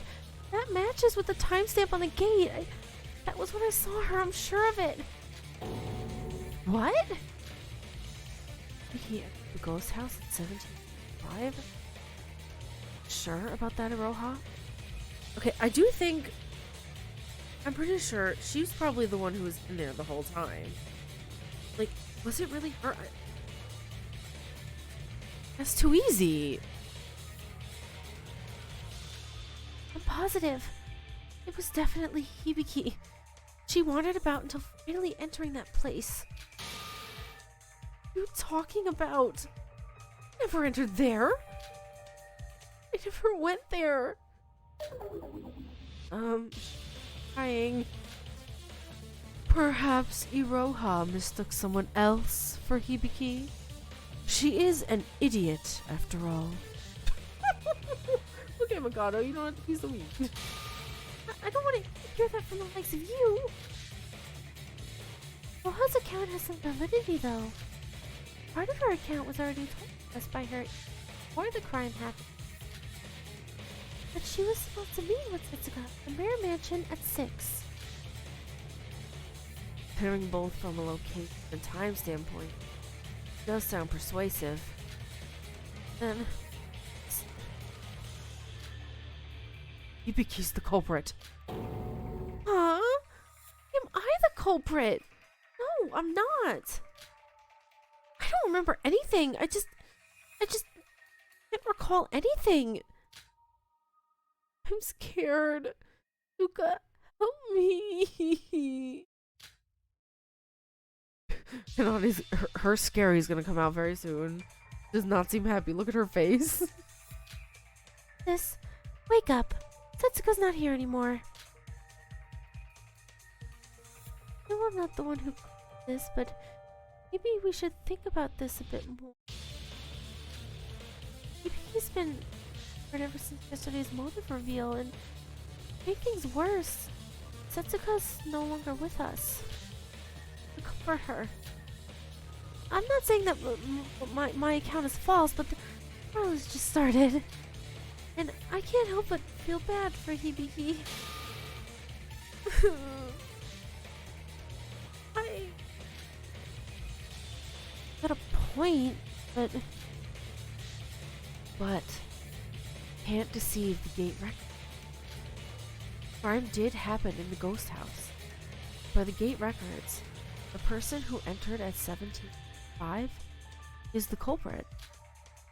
Hibiki is that person. Hibiki, you're really innocent. Answer us. What were you doing at that time? I don't know. I can't remember. I just can't. My. It seems we have a total ability on our hands. Well, I think we're pretty much done here. As Yuki said, the gate records are decisive evidence. Probably didn't expect her trials to be caught by the gate records. There's no doubt she's the culprit. But I think she's acting a bit weird, the culprit.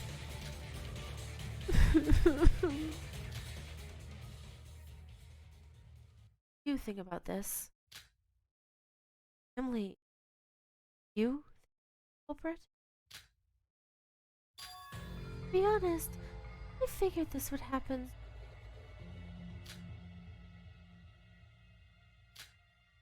This always like where she's cornered, where she reverts back to her. And if that was brought to its extreme, she loses her memory. Nonsense is that? Wasn't it? Puppy that she best friend. And some of the melody rhythm staff went. Huh? So it repeats today as well. You all saw it, right? Sis being frozen like a lifeless puppet. I suspected this from her unused state back. I don't know. I don't know anything. In other words, Hibiki did indeed murder Setsuka. She herself doesn't recall it.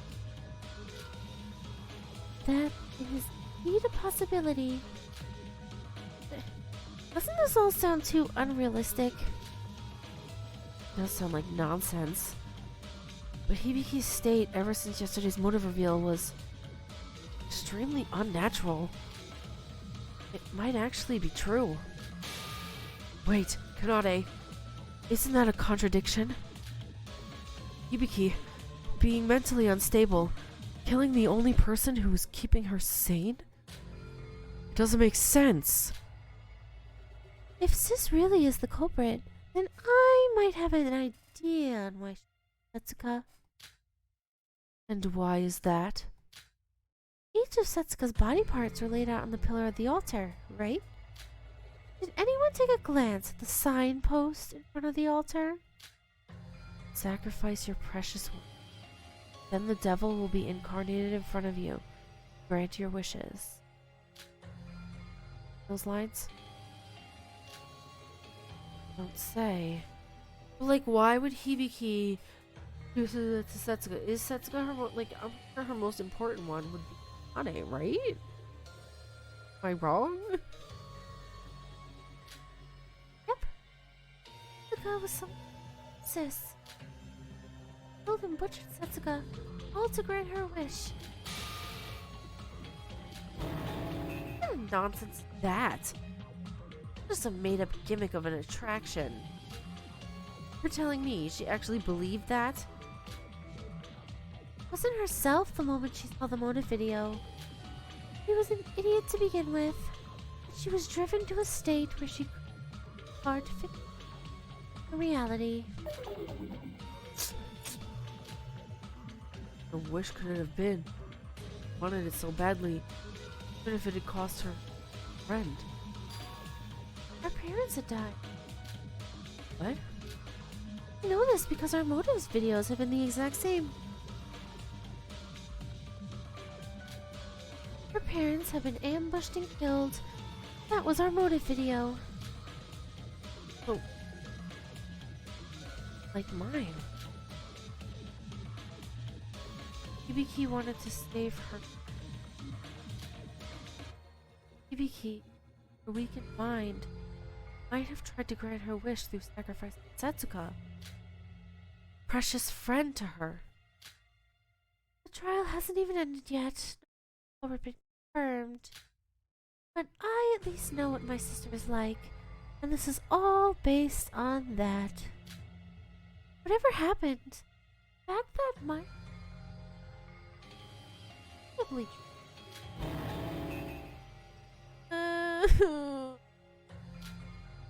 I wanna go home. Enough. Dad. Help me. What this? He broke down. Nade, do something. Do anything right now like that. Try to console her like you usually do. Useless. Nothing would calm this down now.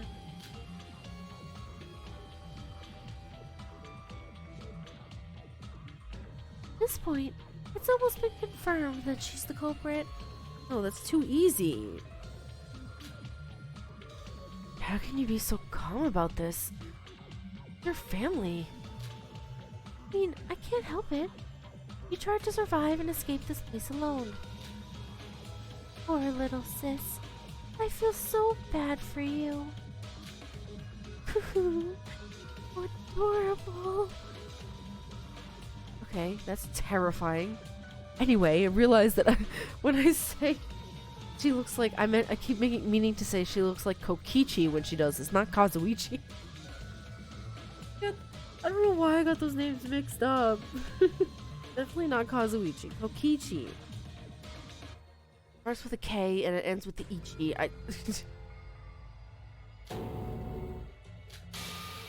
Hibiki! Just cry over there and say something. Really kill Setsuka? Try to remember. I don't know. I want to go home. Oh, I'll try to talk to her. Really? No, that would be way too easy. Even if the gate records are decisive evidence, is it enough to decide the culprit? Is it enough to decide the culprit on its own? If she really is the culprit, there must be something more to this. I should present that to her, memoryless or not, so that a truth that everyone can accept will surface. Terminate talk shooting. Why is this so early?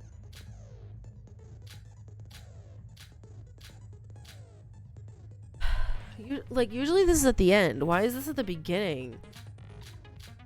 Okay, this is... I forgot what? Whew. I'm so tired.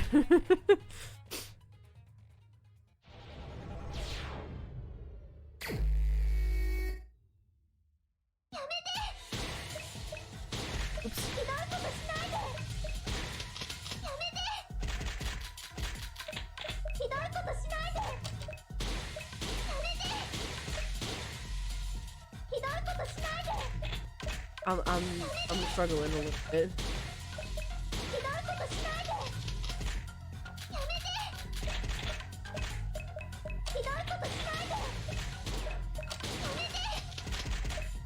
Oh boy.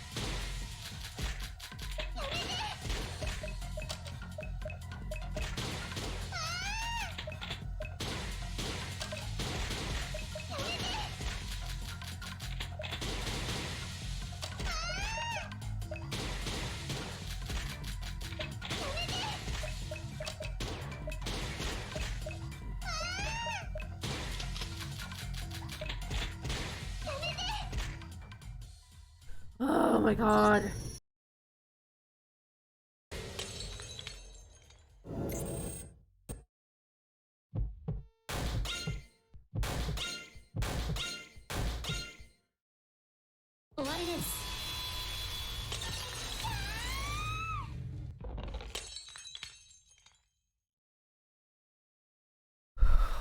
My god. My god. I'm gonna cry. I have been doing that for I think 40 minutes. Listening for shouting in my ear for 40 minutes. And I struggled, and then when I finally got to the end, I kept putting hairpin dropped at the ghost house. Because it's the hairpin that was dropped at the ghost house. But it was supposed to be dropped hairpin at the ghost house. I had to look it up. I'm sorry. I had to look it up. I watched a video of it. Because I I was so close to rage quitting. Honestly, I feel like I do feel like I need to take a break after this because I'm getting very frustrated. That was awful. I hate that. Whose skill do I need for something that'll help me in the Terminate Talk shootings? Because I miss that skill from Kizuno where it would reload me automatically. And I need that. Do they have that here? Somebody please tell me, because oh my gosh. That was so hard. Why? Okay, so I'm back. It has been about a week since I last played the game. This is because I think it was literally like the morning after I played the BTS Terminate Talk Showdown. Is that what it's called? I had COVID. So I'm feeling a lot better now. I'm okay. I still have some residual congestion, so I'm gonna try not to be so sniffly. But we'll see. Anyway, I'm still really just trying to wrap my head around this whole case. I'm still so thrown off by the fact that there was only one victim. Like that's really throwing me off. Cause like I expect the formula and I expect there to be two, and there wasn't two. So I'm like, and also that thing with Hibiki. Oh my goodness, it literally took me over an hour just to do it. It was really driving me insane. I almost rage quit a few times, but I managed to do it, and we are back in the trial. This is right after that just happened. So we're confronting Hibiki because she's suspicious. That's all I know. It's still like the beginning of the trial, so I still don't know. Like, the fact that they did the terminate talk shooting so early in the trial is really, it's throwing me off. It's another thing that's throwing me off. I have so many questions and so little answers. Anyway, that's what the trial's for, right? So let's get back to it.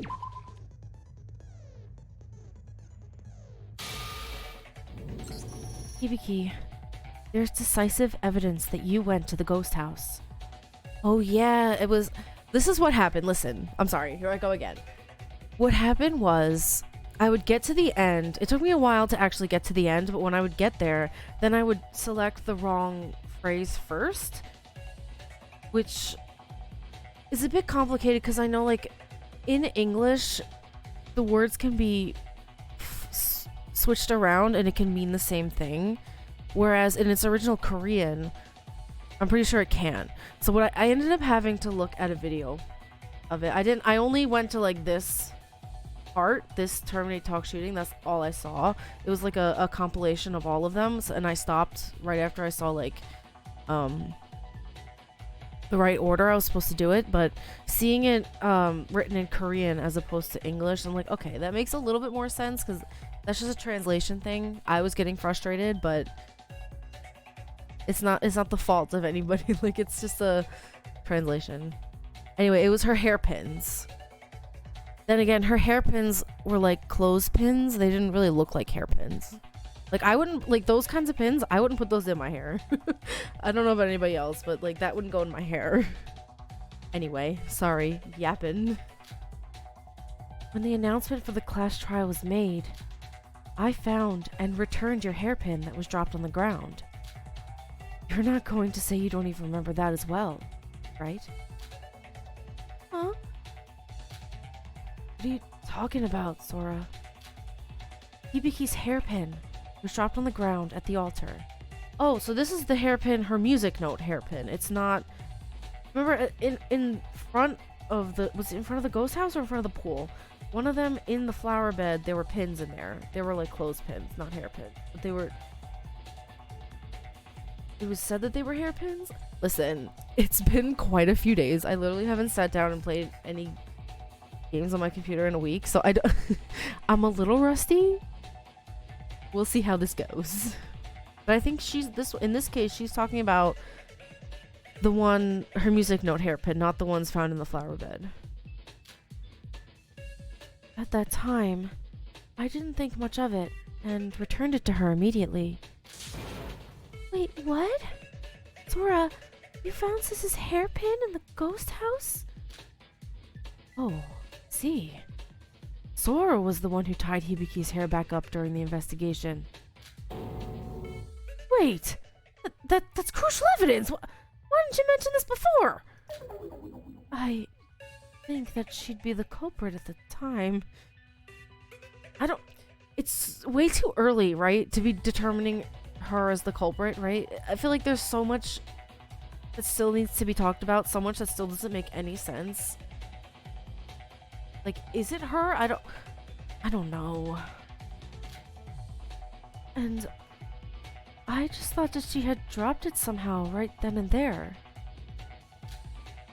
Hibiki's hair was untied when Setsuka's body was found, right? But the Hibiki I saw entering the ghost house at 1755, she had her hair tied up.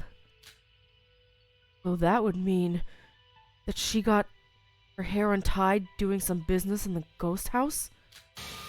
Wait, but how could she have not noticed her hair being untied? And all this feels too forced for the culprit to leave her belongings so easily to find at the crime scene. Too forced? Are you implying that someone might have tried to frame Hibiki? I agree that this result is a bit sloppy.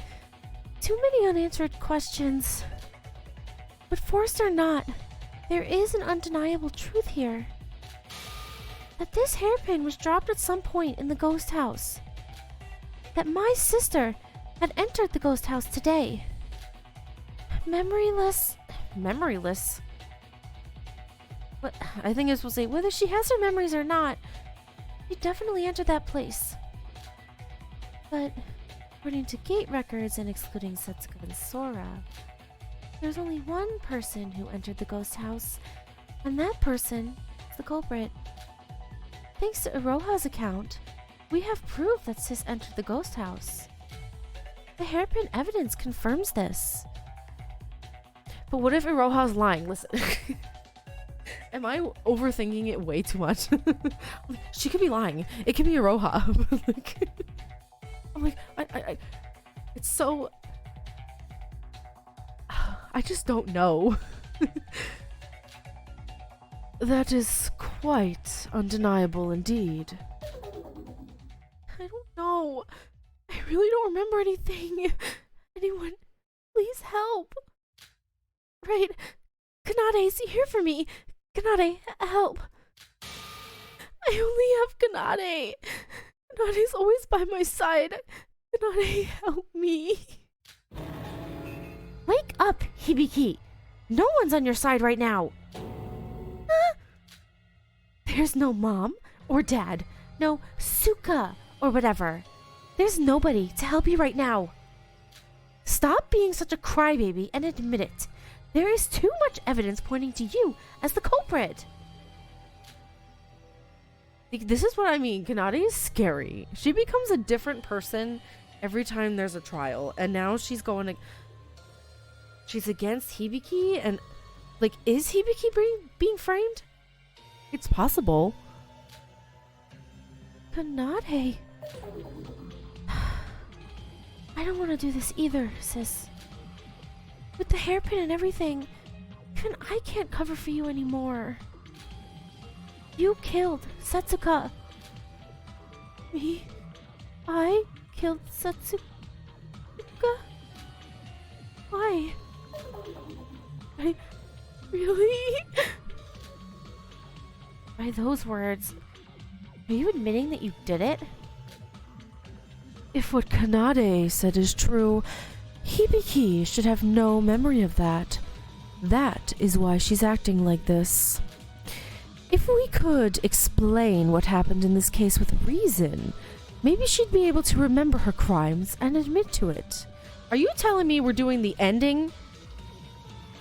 Right now, you know, like the closing argument? Get the heck out of here. There's still so many questions, like the pool. How does the pool have anything to do with anything? And just no, we're not doing that yet. Wait, if that's true, Hibiki herself doesn't even know what she did. Can we really vote someone with that much uncertainty? A class trial should be run with the given evidence as the basis. If the suspect pointed by evidence logically refutes, and there's no contradiction in that, we would need to find another possibility. But Sis didn't refute anything. There's really no other evidence to prove her innocence either. I might have killed her. Huh? I don't have any memory ever since this morning. Oh, Hibiki. I feel for her, I do. I don't know if she did it. I don't think we can say with confidence that she did it and vote. Like, that would be careless, I think. Maybe. With the motive and all. I might have killed Suka.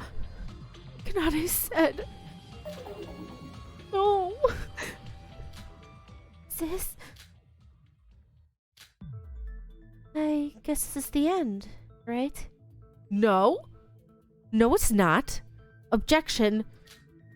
Well, it feels like it ended too quickly. It does, and it did.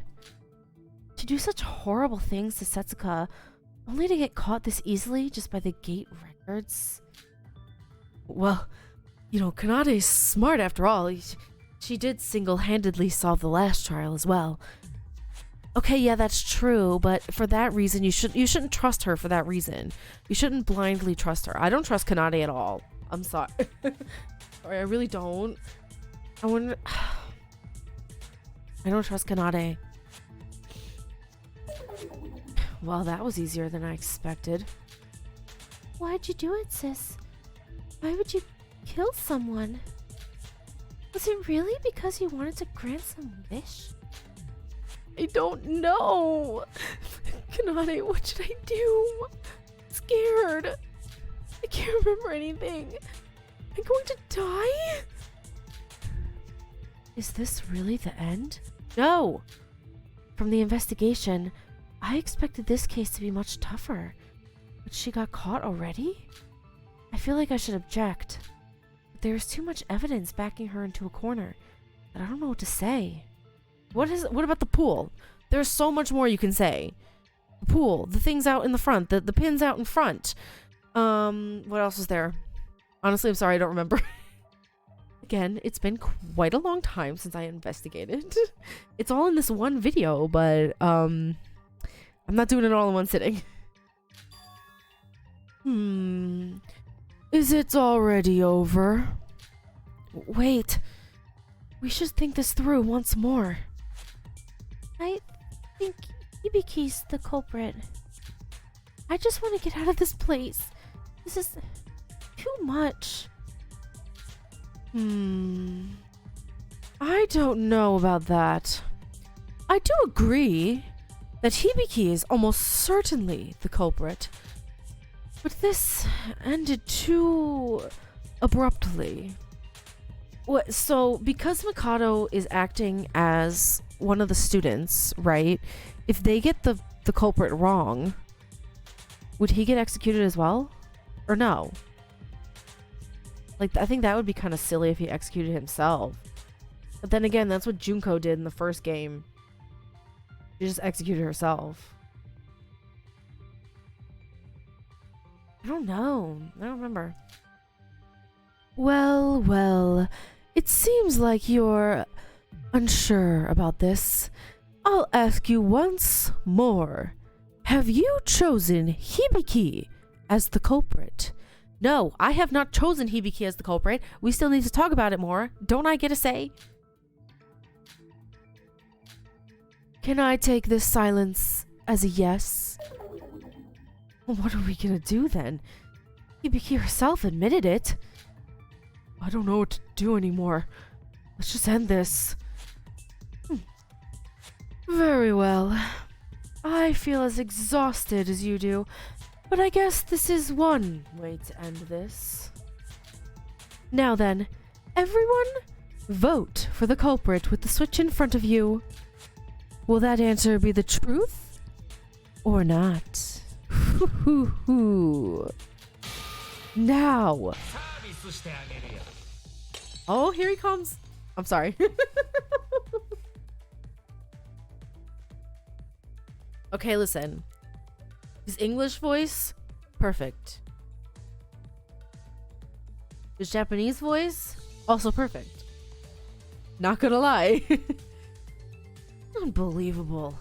How the hell did you guys even survive the two of these? Shut up and listen to me.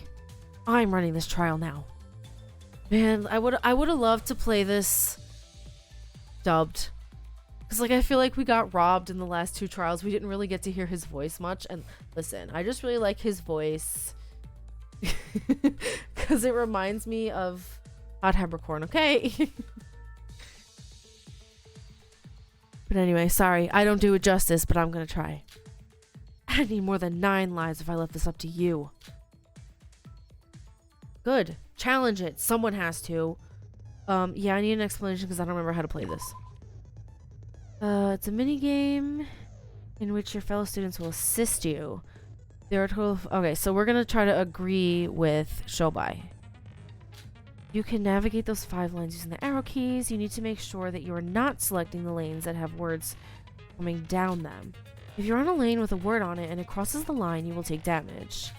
Your job is to collect the truth bullets that will also be flying by. This is a total of 3 truth bullets. There's a total of 3 truth bullets to collect. Oh my goodness, I can't read. In short, avoid normal words and collect the truth bullets by being in the correct lane.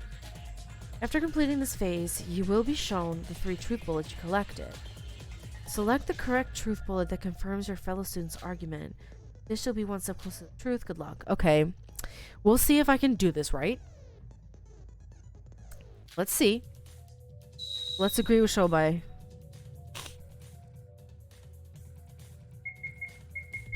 We have like a... What's happening? Listen. How do I play? I don't remember how to play. This is my problem. How do I play? I'm so confused. I listen, I cannot read anything that he's saying because it's going way too fast. I cannot read that fast. So I'm not gonna be able to know anything he's saying. This is why, like, I would have loved to play it dubbed. If I could actually hear what he's saying. But yeah, I'm not gonna catch it. I'm sorry. It's too much. It's way too fast. The only problem, how on earth do I play this game again? Which key do I push? I'm pushing enter, space? Which one is it?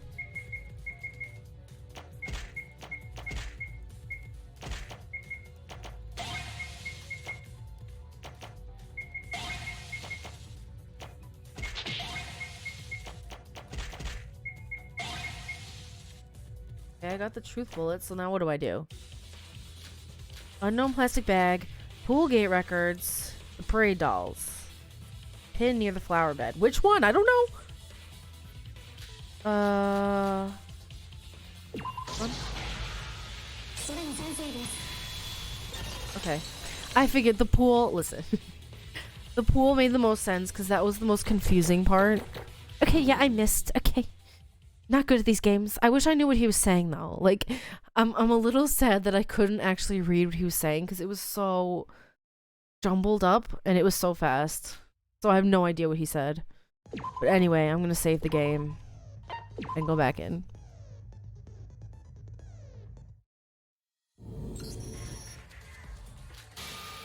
What is up with you?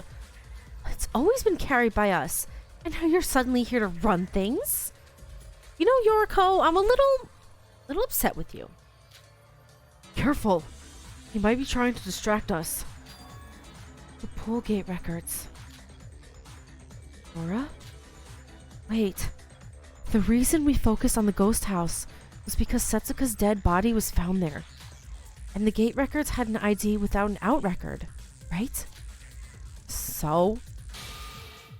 There is another attraction with an ID that has no out record. Huh? Really? It's the pool. Everyone, please, look at this. These are the pool gate records for today that I've taken note of. Huh? You're right. The person who entered at 1724, NU30D2, has no out record. What's going on? It's weird. There was no one there when I went in there. Oh, so the person that entered at 1910 and left at 1915 was you when we were searching for Setsuka, right? Yeah, I went straight to the pool as soon as I entered Block C.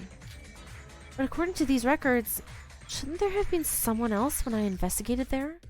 See, that's the exact same story for the ghost house. There's a second... There's some weird going on. There's 2 people. But I don't remember seeing anybody. Well, there was an ID without an out record at the ghost house. Even when I didn't find anyone at the ghost house. Remember? There could have been a hidden space in the pool, like the ghost house, or... Anyways, it's true that the pool also has an ID without an out record. Yeah, and that person apparently was in there. Like, I'm assuming they came out when the body was discovered. So they were in there for hours. All the times and all the numbers, it's too much for my tiny brain. Like, I need a notebook or something to write all this down, because I don't... So, this is something we shouldn't just gloss over. Sorry. I knew it was suspicious, but Hibiki's reaction was so convincing that I... Huh, so you knew about this. Have you lost your mind? You knew this and let these idiots choose that brat as the culprit? I could say the same about you. Why are you suddenly helping us? She's right. You always made fun of us. Listen, that's because from the... I'm gonna defend Shobai. Okay, listen. I know he stabbed Sora. Okay, like, I know he's, like, kind of, like, a trash gremlin. But also, I love him. So, I'm gonna defend him and say that literally these last 2 times, the whole time he knew. He knew who it was. So if it ever came to it, he would have stopped them. But they were always on the right track. In this case, he was also investigating because he had no idea what happened. He doesn't know who did it. He doesn't know how it happened. So that's why he was investigating. And that's why right now he's trying to get in because they're going way off course and they're going to get him killed. That's why he's speaking up now. Just saying. You know, I'm a guy who tries to live his life as efficiently as possible. I cannot allow any damages or loss of resources with every action. If a problem can be solved without my effort, why even bother? But look at what happened here when I left this in your hands. We're about to fail the trial, and you're gonna cost me my life. All of my efficient philosophies are worthless when I'm dead, right? My own life is more important than any... So what? How can we believe you? Shinji, be quiet, please. Shinji, wait. Let's just let him do whatever he wants to do. Are you sure we'll be alright? Chobai is the literal definition of self-centered. He only cares about himself. For him to act like this probably means that we're wrong. To be honest, I felt that something was wrong even before Shobai brought it up. Shobai, by us failing the trial, are you implying that Hibiki's not actually the culprit? Of course. How the hell would I be talking like this if I wasn't? Be grateful. You're all just saved from certain doom. Don't worry. You can all pay up big time after this is over. What's up with that attitude? You think you're smart? Our Kanade is much smarter than you. Listen, I don't trust Kanade with an inch of my life. I don't trust her at all. I'm suspicious of her. And the smartest girl here didn't even check the gate records of the other attractions. We're even more screwed than I thought. Pool gate records? Of course I checked them. And yet you didn't object to all this? Whether the pool has an out record or not, the body was still found in the ghost house. Isn't it natural procedure to focus on the crime scene where the body was found? Hey, listen, this is why I had an idea last time that she wasn't actually killed there. And only because I think she might have been killed in the pool. This is just a theory. I have no idea. But I think they used the dolls, the Satsuki dolls, that were parading around, and they were going to go from one side to the other, right? So from C to A or A to C, and vice versa. They used that and put her body parts inside the dolls. And that's how they transferred her over to the ghost house. Could be wrong. I don't know. I genuinely, I have no idea. I'm so confused beyond confusion. But yeah, Kanade, I don't trust you at all. That reminds me.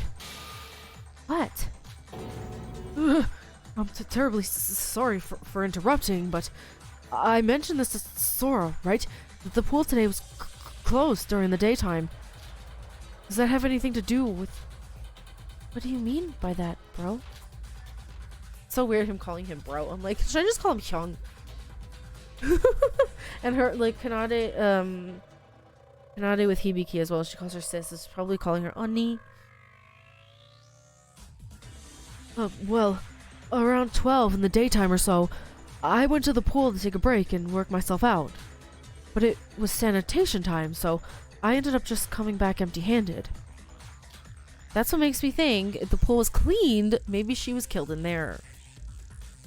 pool sanitation time? There was a small sign in front of it. It said not to enter, and if you did, you'd be punished by the school rules. Wait, I never heard about that. I guess I forgot to mention this, but the pool in Setsuka Land goes into sanitation once in a week. During this time, all the water in the pool is drained, and there are a lot of chemicals involved. So we keep everyone out. If I don't mention the violating the rule part, someone might just barge in and get in danger. Well, I guess no one would risk their lives to enter there. But that is most confusing. I recall that today was not the day for pool sanitation. What you say? Listen.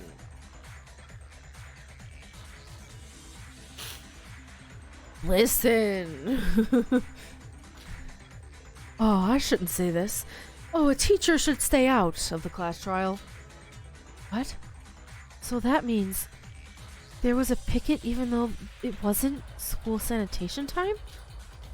Now do you get it? That was put there by the culprit. Why do such a thing? Simple. They had some very important business in the pool that required nobody coming in. In other words, Setsuka didn't die at the ghost house, but rather at the pool. Is that what you're trying to say, Shobai? Yeah, you were all wrong. And that girl's been spouting nonsense.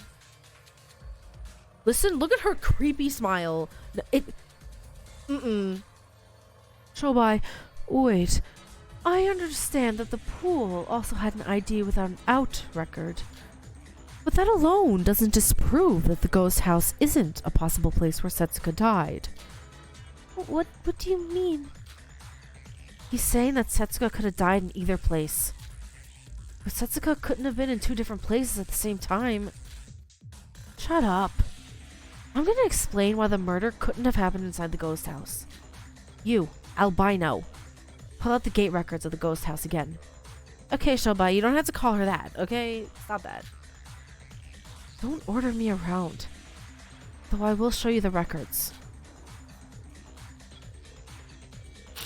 Were there records dating back to the morning time or around noon? Was there a record there? There was, right? I can't remember exactly. So, by your little theory, the person who went out at 7 feet. I can't read.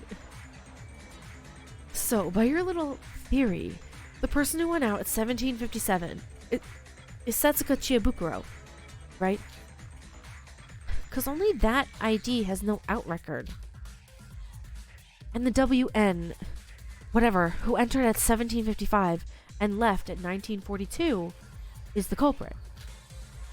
So, that would mean that at least up to 1757, Setsuka Chiebukuro was alive. The culprit left at 1942, so she had at most 1 hour and 45 minutes to do everything she needed to do. He's saying she. He's pinning it on Kanade, isn't he? He thinks it's Kanade?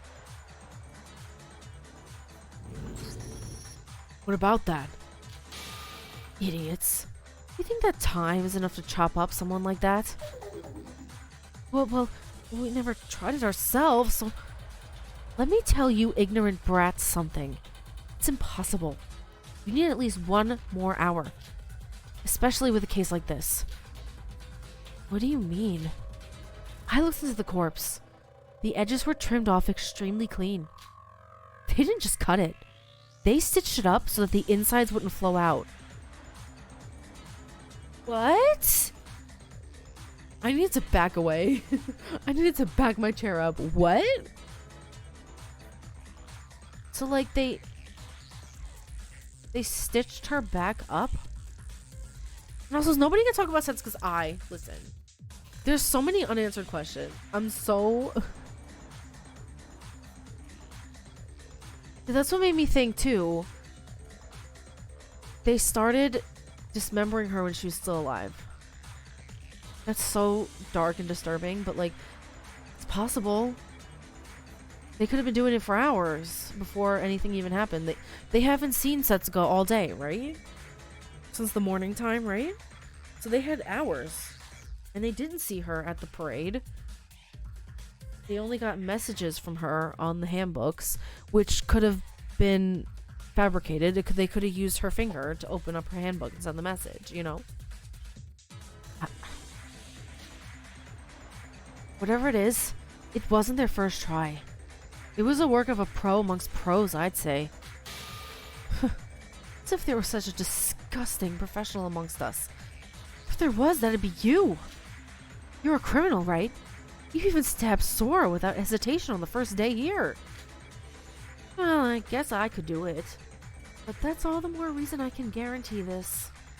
There is no way someone can manage such a task in less than 2 hours. Even for a professional. Why is her... Listen, I'm only just seeing now her ex, Setsuka's ex over here because this is the first time he's talking. Why does it have all the dots here? Is there a reason for that? Why? What? There's so many questions that I need answers for. If anyone else said that, it would have sounded like nonsense. But coming from Shobai, a criminal on active duty, do you know how to persuade someone? Well, I entirely agree with you. It should be tough with just the dismemberment, but the crime doesn't end there. The culprit needed to carefully put each body part on the pillar, create some room behind the folding screens, and, in case someone enters, turn off all sources of light. And in fact, Sora did enter there. And turning off the lights is the final step. You can't dismember a body under no light. Since it's impossible to predict whenever who will enter, they would just need to be given a lot of time before they finally turn off the lights. But doing all that in 1 hour and 45 minutes? Well, does it look possible now? Not really, no. I'm so confused. It certainly does feel impossible, even excluding the dismemberment. And most importantly, blood traces were found, but no pieces of flesh were found in the ghost house. Except in the pool, what was that medicine they found in the pool? Was it like a numbing medicine? Painkiller? I don't remember. This is the problem. That it's been quite a few days since I last played. Sorry. But like, didn't they find something, some kind of medicine? But then it wasn't opened, right? I can't... Oh.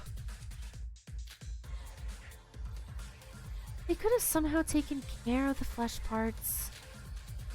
Hello? Have you been listening with only half an ear? I said that she had to take care of the insides. There needs to be cut off flesh ends lying somewhere around, which the ghost house didn't have. Now if it was the pool, you could get rid of the flesh and blood just by drowning them in the drain. If the killer didn't cut the body in the ghost house, then what's up with all that blood? Right. I thought it would be natural to have that much blood lying around if Setsuka's body was cut off at that place. If the killing didn't happen in the ghost house, then as Yoriko said, it wouldn't make sense for there to be trails of blood there. Except they used blood packs that were missing from... I need some water. From where was it? Where was the blood pack missing from? It was missing from somewhere. Considering its large quantity, it would be wrong to assume that it would be spilt blood from moving the body around. That blood is...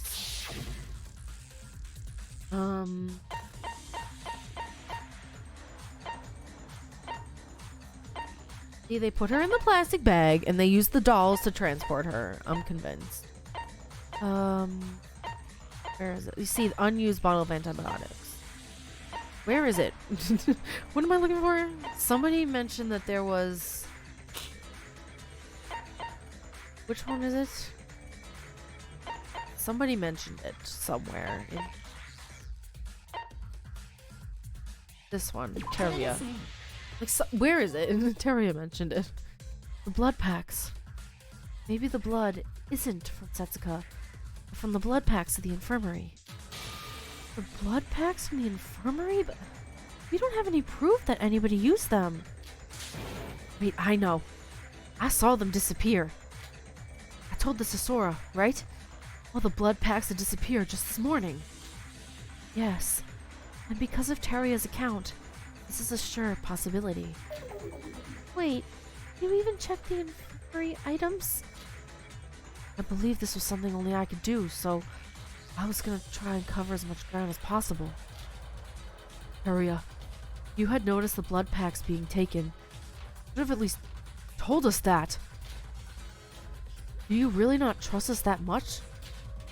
No, he doesn't. He doesn't trust any of you at all. Huh? Wait, did something happen between you guys? We can talk about this later. That isn't the focus right now. What do you think, Shobai? What do you mean, what do I think? Of course that's what happened. Though, I didn't expect there to be a freak here that keeps a record of all that. Oh, Teria. Poor Teria. He's just a baby. There were a bunch of empty blood packs thrown away near the ghost house. All the blood in the ghost house is fake. A small performance by the culprit. But why go through the hassle of... Divert our attention to the ghost house. And sure enough, we were all focused on the ghost house until nobody stood up. Because Sora didn't speak up even though she was supposed to. Like Shobai said, even when we went over the last time and about the fact that the place the body was found isn't necessarily the place the person was killed, the shock factor of the scenery of the ghost house was enough for us to gloss over that. If they put in that much effort into the ghost house to make us think the ghost house was there when Setsuka was killed, that means the actual crime happened at the pool, not the ghost house. Uh-huh. It was a trick by the culprit to make you not even think twice about any place other than the ghost house. But all those blood packs, what if someone needs blood transfer or something? Oh, there's no need to worry about that. I'll make sure to replenish the stock after the trial. There's still more? Well, the amount of blood used was a lot less than the actual amount of blood packs taken. You call that a lot less? Let's just leave it at that for now. Maybe they miscalculated the amount of blood they'd need. The important part is that the crime happened at the pool. You all got that part, right? Well, the only attractions that had IDs with no out records were the ghost house and the pool. And we just discussed the fact that the ghost house couldn't have been the place where Setsuka died. You guys have something called brains. Maybe I wouldn't be doing this much work. When did Shobai become the MVP of this trial? That thing is smart after all. Probably even more so than Kanade. It's so unfortunate it only uses it for selfish gains. He's calling him it. I mean, I know he's a trash gremlin. But look at her smiling at it. She's proud. Look at her. No, get the heck out of here. She's terrifying. No, goodbye. Nope. Nope, she's gonna be scary. It's gonna be scary Kanade again.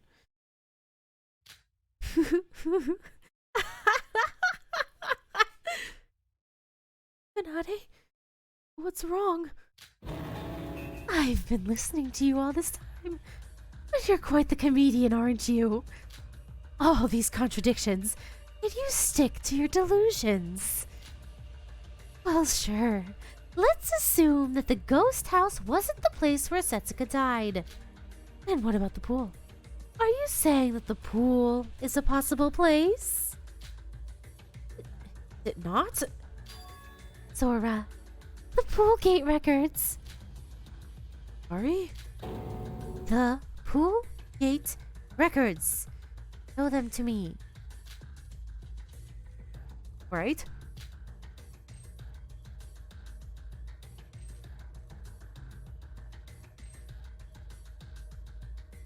See this one right here, 12:54. And they didn't leave until 17:25, which is what, 5 p.m.? Listen, I don't know. We can ignore the last two records made by Yoriko when we were searching for Setsuka. Let's take a look at the ones before them. Whether it's the pool or the ghost house, there is an ID without an out record, and that's Setsuka. We're all on the same page about that, right? Then, Setsuka's ID should be the one that was entered at 1724, NU30D2. Yeah? If you look at the gate records here, two IDs entered at 844 and 845 and left at 922 and 954 respectively. In other words, there was no one at the pool between 9:54 and 12:54. And we only have one suspect left, CN9FU3, who entered at 12:54. If Setsuka died in the pool, the person with this ID must be the culprit, right? I guess so. What about that? Shobai said that the ghost house wasn't a possible suspect, as there wasn't enough time for the culprit. But our suspect at the pool, CNFU3, left only 1 minute after Setsuka had entered. What? Something's weird. I don't understand. Why are there the two places? What? Are there two? Are there two culprits? Are they working together? Why? I don't understand. Now a quote from your own words, Shobai, and my creepy face. Idiots. You think that time is enough to chop up someone like that? About 2 hours? Maybe. 1 minute? Even if Setsuka died immediately upon entering, it would be impossible. But by that logic, it's impossible for both the ghost house and the pool to be the crime scene? Wait. Even if the pool is where Setsuka died, we found the body at the ghost house. Couldn't they just kill Setsuka at 1724 and immediately leave with the body? Oh, I see. After all, what do gates matter to a dead body? So you're saying that the culprit somehow took care of the crime scene at the pool and left at 1754, carrying Setsuka's dead body to the ghost house? If the pool is the place, then this is the only way the culprit could have... I'm sorry to inform you, but that is also impossible. How come? The pool is at Block C, while the ghost house is at Block A. They're at completely opposite sides of the park. Do you think anyone could walk that distance without getting caught? Carrying a dead body, of all things? Unless they use the Satsuki dolls. Put her in a bag, they put her in the dolls, and they use the dolls to transfer it, because the doll's gonna go from C to A. That's how they got it there. Listen. Convinced. By your theory, the culprit needed to leave immediately after killing Setsuka, leaving no time for cutting up the body. And we're back at the start. Even if you somehow cheesed it and made it to the ghost house, it'll be too late if you start the dismemberment then. What? Did Setsuka die? How did she end up like that? Listen, I don't know either. We've been doing this for like 2 hours and I still don't know. This seems theoretically impossible. Well, I admit my first theory was debunked by Shobai. That means we have to start from square one. No need for that. The crime is still possible, even if we assume that Setsuka Chiabukuro died in the pool. Really? Now what nonsense are you on about? There's a clear contradiction here. Nonsense. It's all possible if there's an accomplice. Bro, I need to back away. There's two. There's an accomplice, isn't there? It's not just one person. Is it the twins? Is it both of them?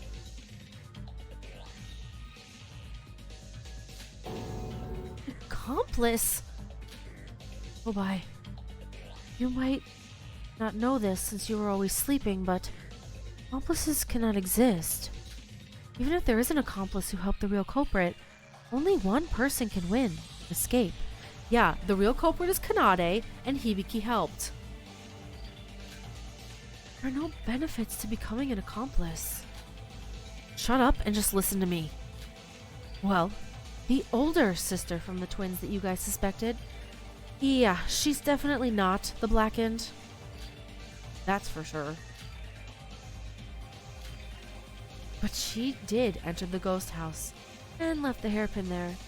So it's hard to say that she isn't unrelated to this case. So you're saying that my sister is an accomplice? Huh? Wait, what's that supposed to mean? You said it yourself. You don't have any memory, and you lose your memory when you're in a pinch. An accomplice who helped the crime, but lost the memory of doing so. Don't you think that's too good an opportunity to miss? You trying to say? By my theory, the real culprit used their twin sister in their own crimes. Give her a big mental shock or two, then use her as an accomplice. Once the deed is done, her memory will disappear, concealing the existence of the accomplice. I mean, yeah, I was just thinking the exact same thing. Kanade's the mastermind behind this. But also why, and how, and what's going on. Wait. Oh, bye. But that raises some questions. If that's true, then the culprit needs to know the fact that Hibiki loses her memory if she receives a mental shock. Yeah, and who else would know that other than Kanade? Well, duh. That's why the person who knows that is the real culprit. One who knew about Hibiki's secret used her as an accomplice? Wait, the only person who readily knew that fact was... Yeah, it's Kanade.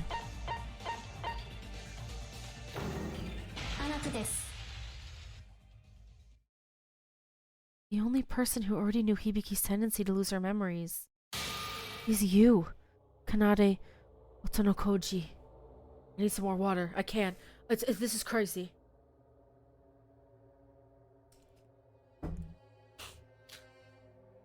Look at her creepy face. Ironic, ain't it? You're the one who revealed that fact. Congrats! You scored your own goal. Kanade Otonokoji. She's the one who did it. Wait a minute. Kanade's the culprit? What, you got a problem with that? Well, not exactly, but she helped us throughout the last trial as well. By that logic, Emma also helped out during Yuri's case as well. Wait, not everything has been confirmed yet. And we can't be sure whether there was an accomplice or not. Shobai, why do you think that these two are the culprit? I mean, I know I did the trial by myself because we were about to die if I didn't. But even so, you sure keep your brains only as decorations, don't you? The reason why Shobai is so fixated on Kanade being the culprit. Let's listen to what he has to say. Are we in a debate? Ugh. Is it in Korean? Okay, good. I was like, wait a second.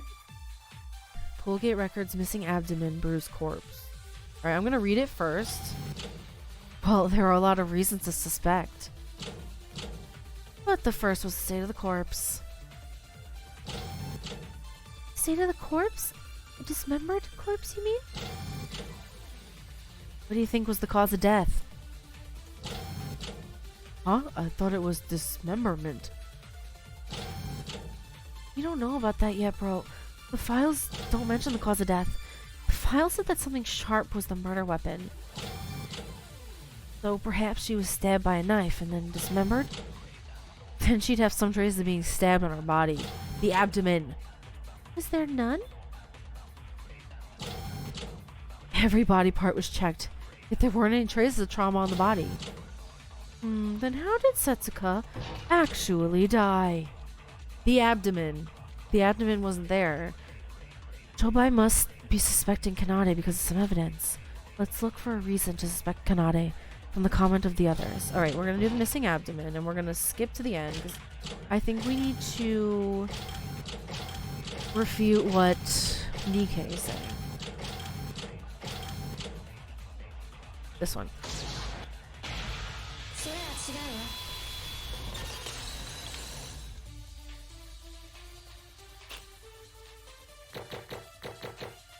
Okay, I'm getting it. I'm getting the hang of it.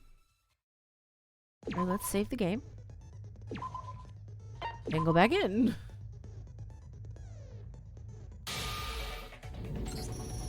Wait, Nikkei, you say that we searched through every body part?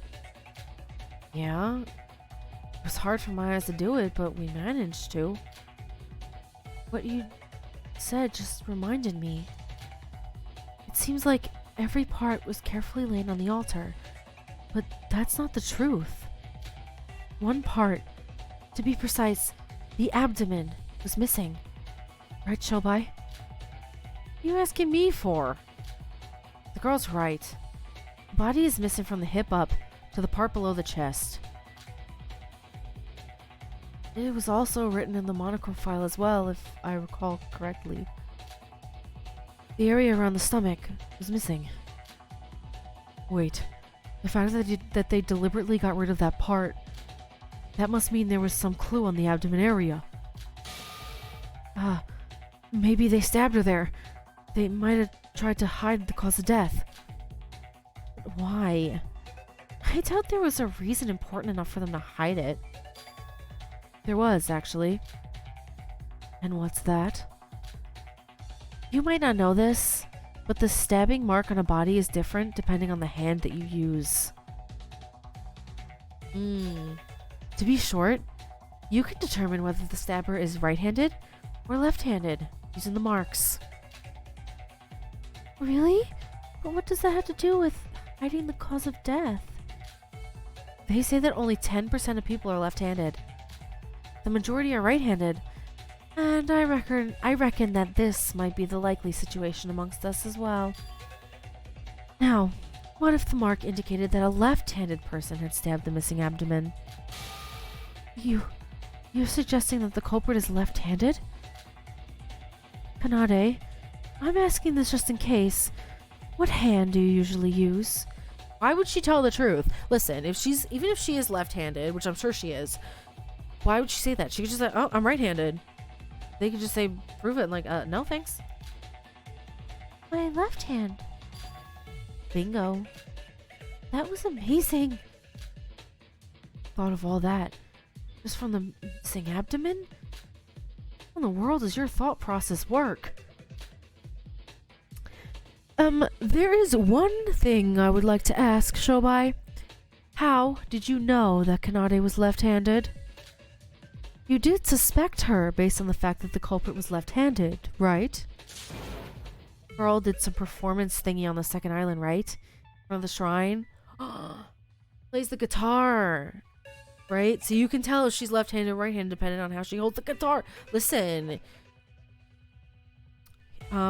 He's an absolute goblin, but he's smart, okay?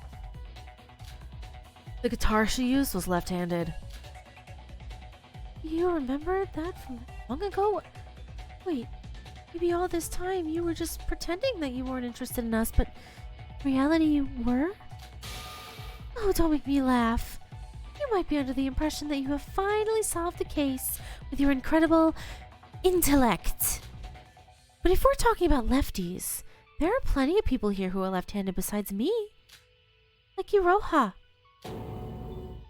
Wait, what? Me? And how did you know that I was left-handed? Wait, that doesn't matter right now. You always grip your pen with your left hand, right? How could anyone miss something that simple? And Shobai, You still haven't solved the contradiction of the gate records. You need to move the body from the pool to the ghost house in Block A somehow. Even with the inclusion of an accomplice in the crime, that is still impossible. I'm sorry, Missy, but that ain't quite the case. What? You really think that I'd suggest you just from the stabbing marks? This is just a conviction. It's not like the abdomen was actually found, and I had material proof of the stab wounds. I just tried to come up with a reason why the culprit had to go through the hassle of getting rid of that part. Then, how did you solve the contradiction of the gate records? I'll go over them now. What do you think was the actual reason this contradiction occurred from both the ghost house and the pool in the first place? Well, an alive person must use their handbooks in order to go through the gate. But since Setsuka couldn't do that as she was dead, only the in records will get recorded. So, when we ruled out the places without any suspicious out records, only the pool and the ghost house were left. Think about that once more. Only a virtual ID gets saved on the gate records, right? You all assume that ID was Setsuka's just because it had no out records. So what? Just tell us already. Maybe it's not Setsuka's, it's somebody else's. Hasty, huh? To put it simply, all of the gate records and the attractions can be manipulated. What? Wait. The gates already require you to use your handbook to enter or leave. How in the world would you manipulate that? I said anything about using your own handbooks. Hanako never once mentioned that you have to use your own handbook. You just simply said that you need to use a handbook. Then means... Yep. You can use a handbook of another person to go through the gates. Don't lie to us. How does that make any sense? Well, it does. I tried it. Oh yeah, he did. Whose did he take? He took Aroha's? Oh, so back when we first arrived on the third island. Oh, perfect timing. One of you. I don't care who. Just give me your handbook for a sec. Shobai? Shobai, for you to speak to us first. It's gotten into you. Enough about that. Give me the thing. I need to test something. No. What do you offer in return? It's not like you cooperated with us throughout this whole time. Then you, give me yours. Me? But why? Iroha, at times like these, you need to act strong, or they'll think you're a pushover. Me. That's my whole life. Everyone thinks I'm a pushover. I probably am. You're right. Why would I give you my handbook? You haven't even thanked me for the last time when I woke you up. Give it to me now, unless you want your head ripped off. Here it is. Iroha, don't just hand it to him. So, the reason you took Iroha's handbook was to try that out? Yeah? Everyone, do you know what this means? It means that our basis of the gate records was wrong from the start. Listen, are we back at the beginning? Because I can't keep going in these circles.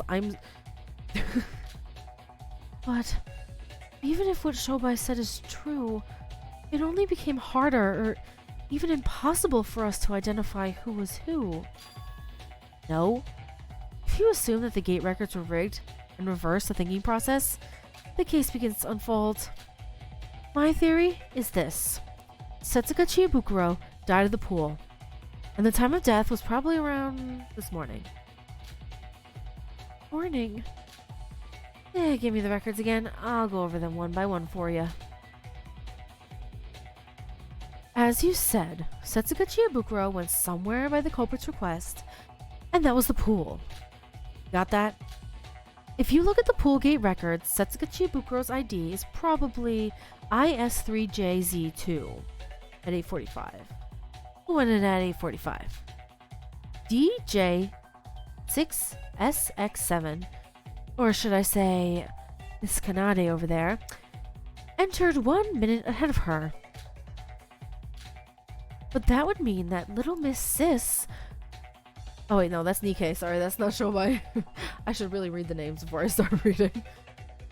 But that would mean little Miss Sis left at 9:22. Only 40 minutes to spare. And that's where the accomplice comes into play. I called out the twin sister as an accomplice, remember? 9:22 is exactly when she entered the pool, using the handbook of her little sister. Wait, what? What's he talking about? Oh, what's going on right now? I don't quite understand. Girl, me either. I was really following him until that part. Me too. Oh, I see. Kanade has her sister, who was waiting outside. The handbook from inside. The gates only check if a human being passes through them, so objects do not matter. Little crap was shown in the corpse, or the slightly smaller crap. And just as we were told, she receives a mental shock and loses her sanity, becoming the best crime tool ever, an accomplice that loses her memory. Wait, so did she hand the handbook out? Like, should she toss it out here, take this and bring it back in? After that, the smaller crap left the swimming pool at 9:54, setting up the pool signs that no one will enter. Wait, what? I thought the out record at 9:54 was IS3JZ2. Wasn't that Setsuka? According to this theory, she would have already died at that point. Now that it's been confirmed that you can use a handbook that belongs to another, that would have been Hibiki using Setsuka's handbook. What about after that?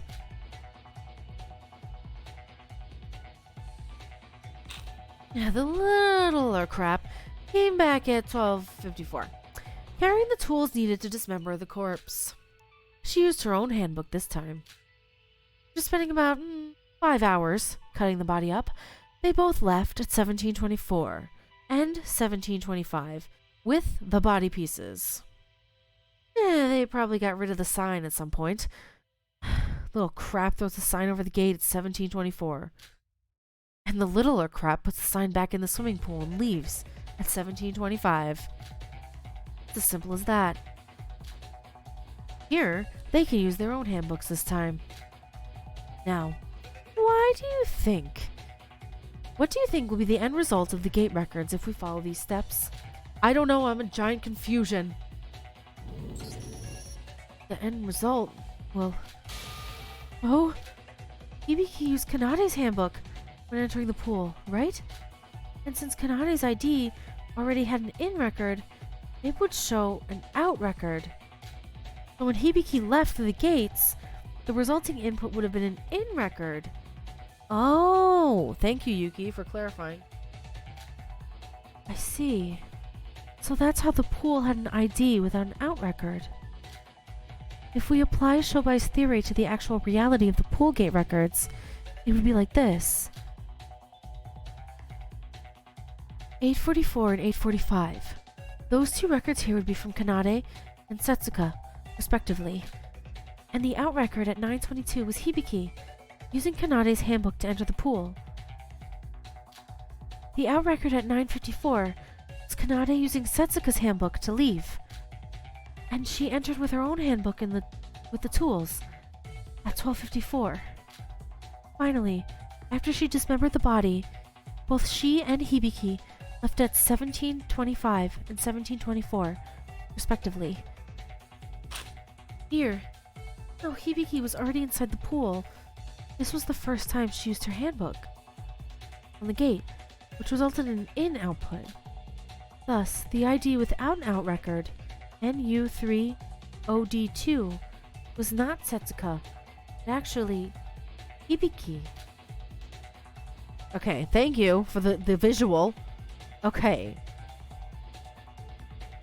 So, Kanade used her own handbook, Setsuka used her own handbook. Hibiki used Kanade's handbook, I guess because she just kind of tossed it out there for her, and she used it to go in, but it read as out. And then Kanade used Setsuka's handbook to leave. Okay? And then I'm so confused. Listen. So lost. This is right. Out at 9:54. 12:54 she came back in. And Hibiki went out. She had been in there the whole time? No. No. Yes.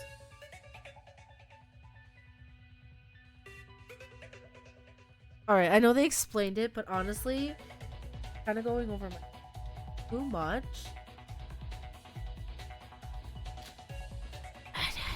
I can't look at it anymore. It's giving me a headache. It's getting a bit complicated. Could you give me a simpler explanation? Sora's explanation was simple enough. You could even understand that. Well, she is an idiot, after all. But,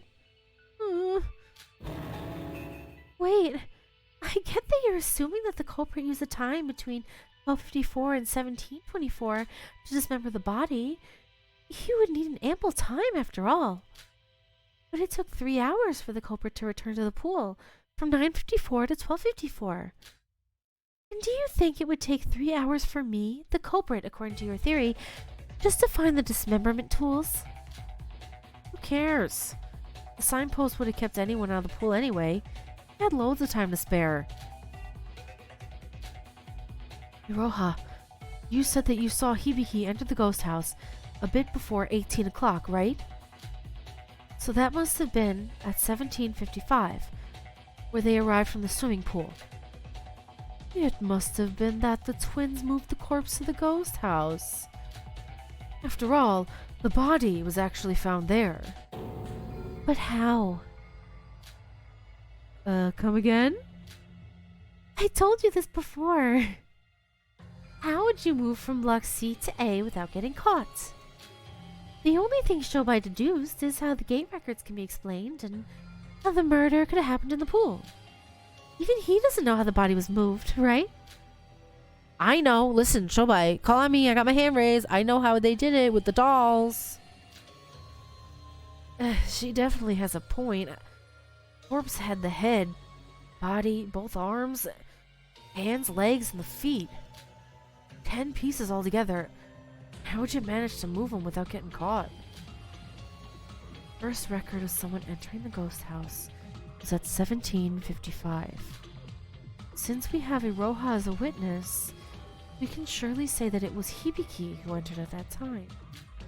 But by Shobai's theory, the culprit left the pool at 17:55, leaving only 30 minutes to move the body to the ghost house. Because they moved it at the start of the parade. They used the doll. The parade started at what, 6, right? Started at 6, so they had the time to do it. They put it in the doll. Speak up. Wish I could just speak up. But now that we know there was an accomplice, it would take half the time and effort to move all the body pieces, right? So each carries 5 total pieces? You really think that's possible? No, because you didn't carry it. Because remember, Kanade was at the parade with them. She was next to Sora the whole time. It's because she had already put it inside the doll. I'm sorry. Maybe they had some sort of bag that had the side, you know, but in movies and manga. Corpse bag. And what if someone finds you? How are you going to explain it to them? What if they open the bag or something? Because the bag was put inside the doll. Oh my god. Oh, that really is the main problem. Forget the time constraints. You need to stealthily move the body without getting caught. I just thought of an incredible solution. What is it, Nikke? The monorail. We have the monorail that goes around each department in Satsuki Land. If they use that, It would take around 5 minutes from each department to department. That's a plus. You wouldn't be seen as well. Oh, that's right. I mean, I guess that's possible. I'm still convinced it was the dolls. Why else would the doll be the clue? Monorail. Sure, you can use the monorail to move without being seen and save time as well. But was it really possible for the culprit to use the monorails? No. Why? Because of that weird cleaning schedule. Listen, I don't remember anything about the schedule. It was so confusing, but the only reason they would have told us that is if it was going to be important. And clearly it is. This is when it's going to be important. Because it's like, you know what I learned in my screenwriting class? You don't say that there's a gun on the wall if it's not going to be shot by the end of Act 3. I'm just saying. Things are said for a reason. No. What am I looking at, though?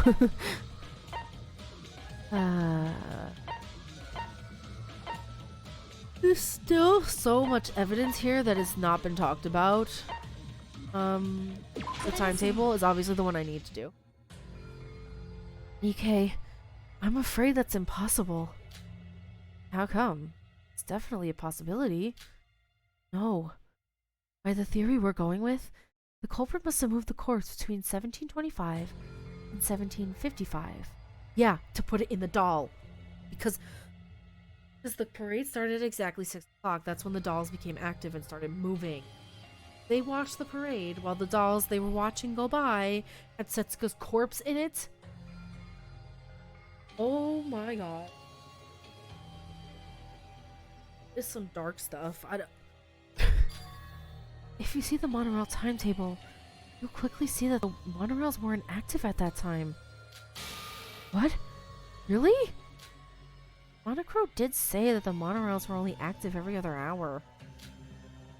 That's probably right. I was at Satsuki Land early, the 6 o'clock parade, but I don't recall seeing any monorails pass by. Monorail. Yeah, that's right. Newsy, you've said it. She used the monorails. No, she didn't. What? But didn't Sora just say that... Shut up and listen. First, she leaves the pool at 1725 and moves the pieces to Block C monorail station. This shouldn't take long, right? She would be moving within the same department. She then leaves the corpse there and uses Setsuka's handbook to call out Airhead Girl to the Mirror Mansion. Then the older sister moves to the ghost house at Block A to deliberate to be seen entering the ghost house by the Bubblehead Girl. She did it on purpose? Why'd do such a thing? Probably to accuse Hibiki as a culprit in the trial. And we actually did so in the beginning, based on Aroha's account. Wait, why did you all think of me when you heard Bubblehead Girl? You are bubble-headed, Brawl. Kato, why are you picking on Aroha? Why don't you pick on someone your own size, you worthless criminal? I'm not gonna say that. I don't like that. I'm not gonna say it. Oh, my broken heart. Would you shut up for 1 second? I'm trying to focus, damn it. First, 1755. The older sister enters the ghost house to cut the fuse and put the fire to make the ghost house dark. Next, she has to hurry, because there is another gate record only 2 minutes after she entered. She used Setsuka Chiabukuro's handbook. When she entered, she used her own when leaving the place. This way, 2 in outputs were recorded, and she leaves no sign that she ever left the place. Y'all saw the parade together at 6 o'clock, right? The littler crap goes to see that, while the little crap goes to Block A monorail station. The monorail will start moving at 6 o'clock, so she rides it from Block A to C, and carries the body parts back to Block A through the monorail. This way, you'd be able to save both time and stealth issue. Amazing. It looked to be impossible at first, but now that we have a clear grasp of what actually happened, I don't think that's what happened. Can I speak up? I'm getting too into it. I'm sorry. I don't think they used the monorail.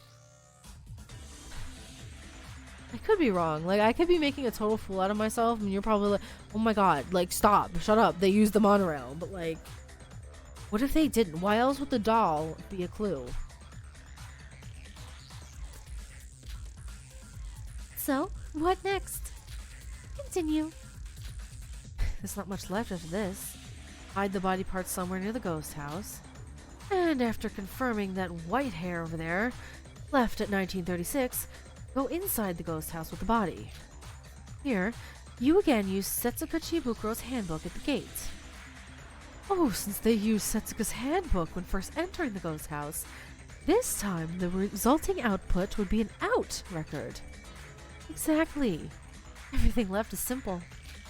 Set up the corpse on the altar, create a pool of blood using the blood packs, and then it's finished. The newly reformed ghost house, now with an actual corpse. Now, the ghost house gate record till this point can be summed up to this. Okay. That's Hibiki. Left. In and out, and she left. Or went in, then she went out. Then Hibiki went in, but it counted as an out.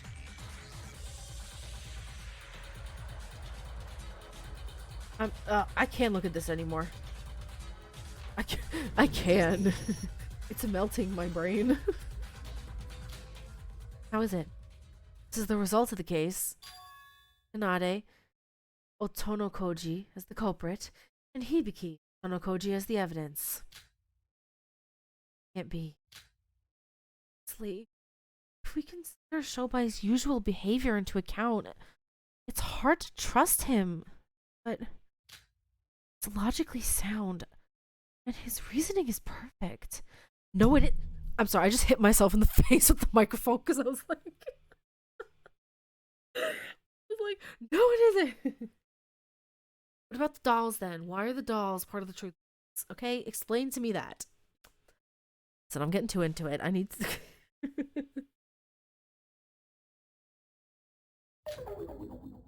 Kanade, you really did you really murder? And I helped you without any knowledge of that? What should I do?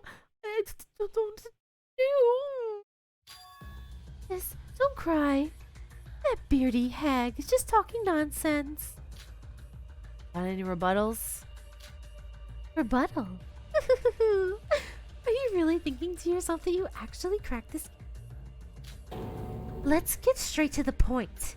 You're completely wrong. Full of contradictions, again. And to marvel at this stupid of a theory, you all have questionable brains, don't you? What? What part of it is a contradiction? As much as the theory has holes in it, it's like it's Swiss cheese, the main problem are two big contradictions. Shobai, you told us that after leaving the pool, we left the body at the station and used the monorail to move to the ghost house, right?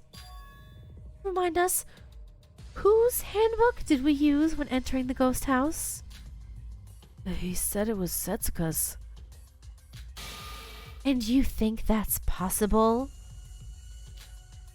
I got the hiccups now. Oh no. I'm like, I got the hiccups now.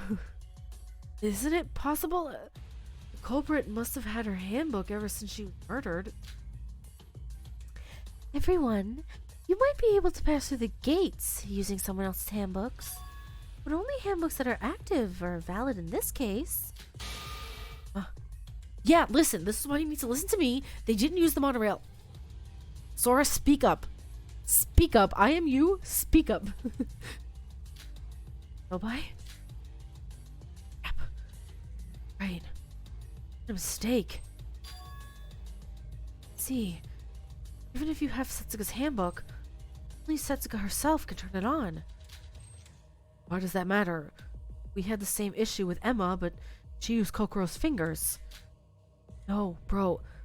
That was possible because Emma cut and kept fingers. Obai specifically said that the culprit left the corpse at the station. According to this theory, he would never be able to turn Setsuka's handbook on at the ghost house. No, because they didn't use the monorail.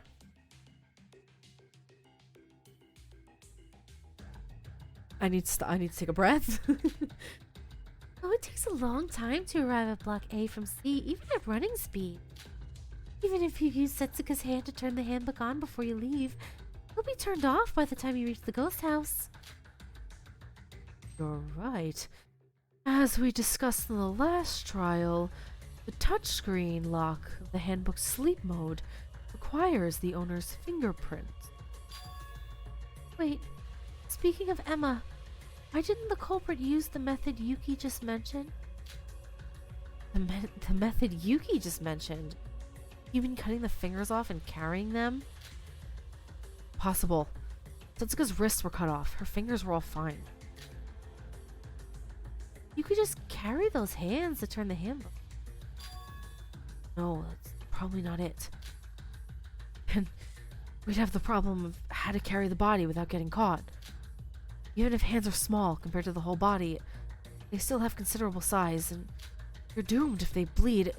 It's too much a risk.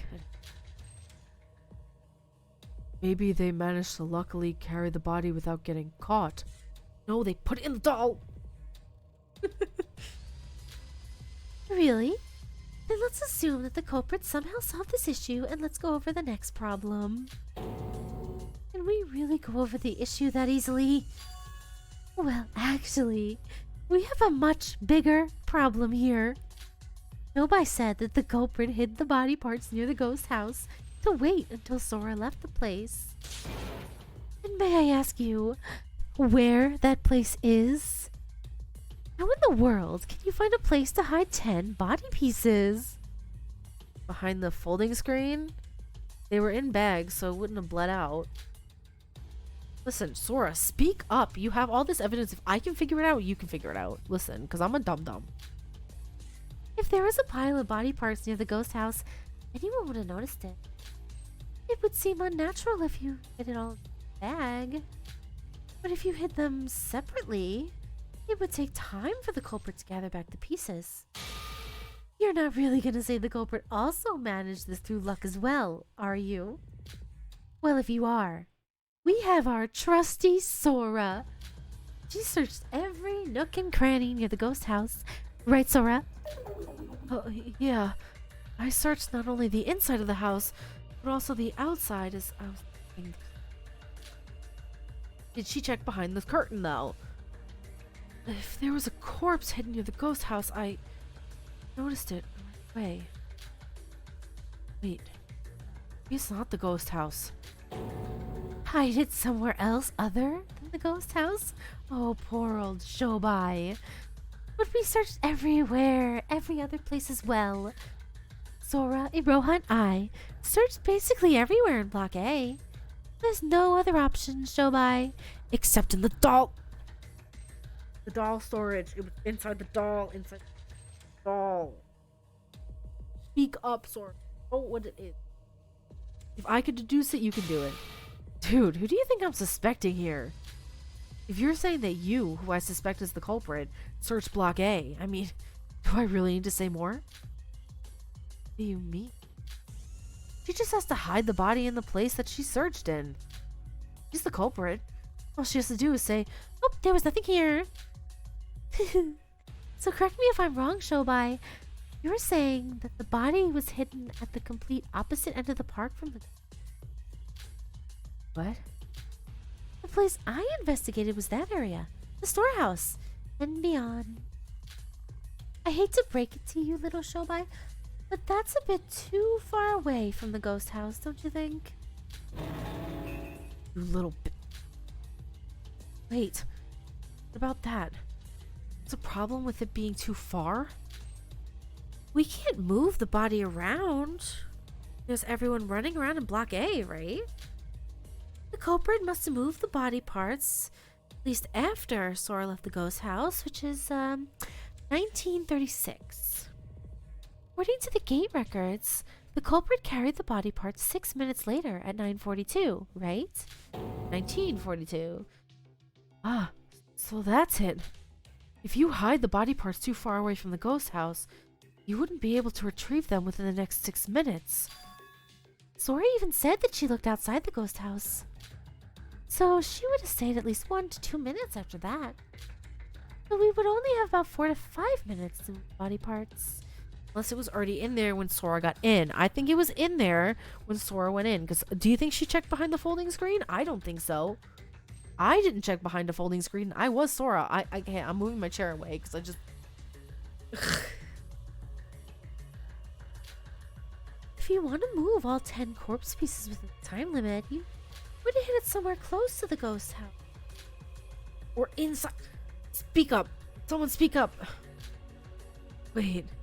Both Miss Older Sis and Younger Sis are in it together, according to Shobai. Right? So if they move them together... Told you! It's impossible even for 2 people. You would have had to make 2 round trips, even if there was an accomplice. Even in the case that we hid it in the nearest storehouse, it's impossible to make 2 round trips within 4 minutes. Unless you have teleportation skills, that is. Teleportation? Then does that mean Mikado is... Wait. Even the rules mention that I cannot use magic in murders. Yeah, it's not Mikado. Like, just ignore him. He's just useless over there. Don't worry about him. You remember it, right? You haven't forgotten about it or me, right? Then what's actually going on here? Shobai, is there another way? Yes, there is. Speak up, Sora. Help him. He doesn't know, but I know. Sorry. Like, what is the point of me yelling at this kid? Oh, see? They're all ignoring you because you made such an idiotic comment. I think you mean they're ignoring you. Be quiet in the peanut gallery over there.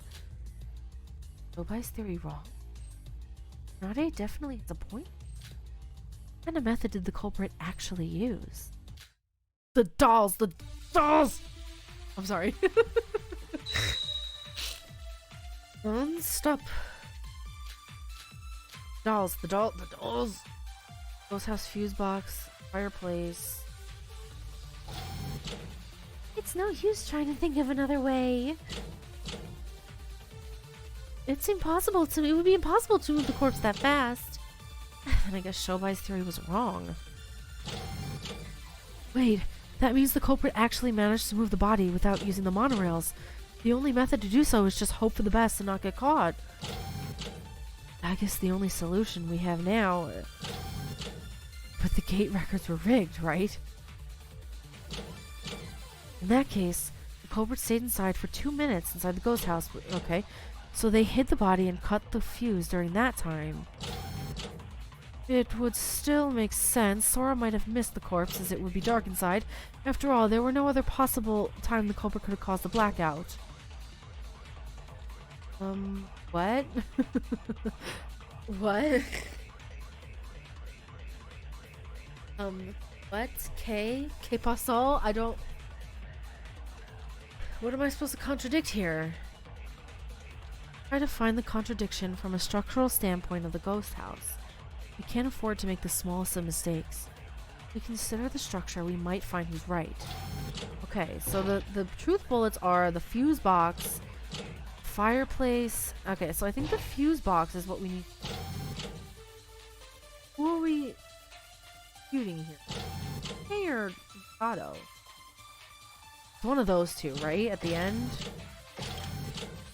Let's see. I could be wrong. We're gonna find out. I'll try him first. Okay, okay. Alright. Not too bad. Doing a bit better at this one than I have on all these last ones. Let's be honest. Except the terminate talk shooting, because oh my god, that made me want to rip out my own hair. Alright, let's save the game. I'm going back in. Listen. What the heck's going on?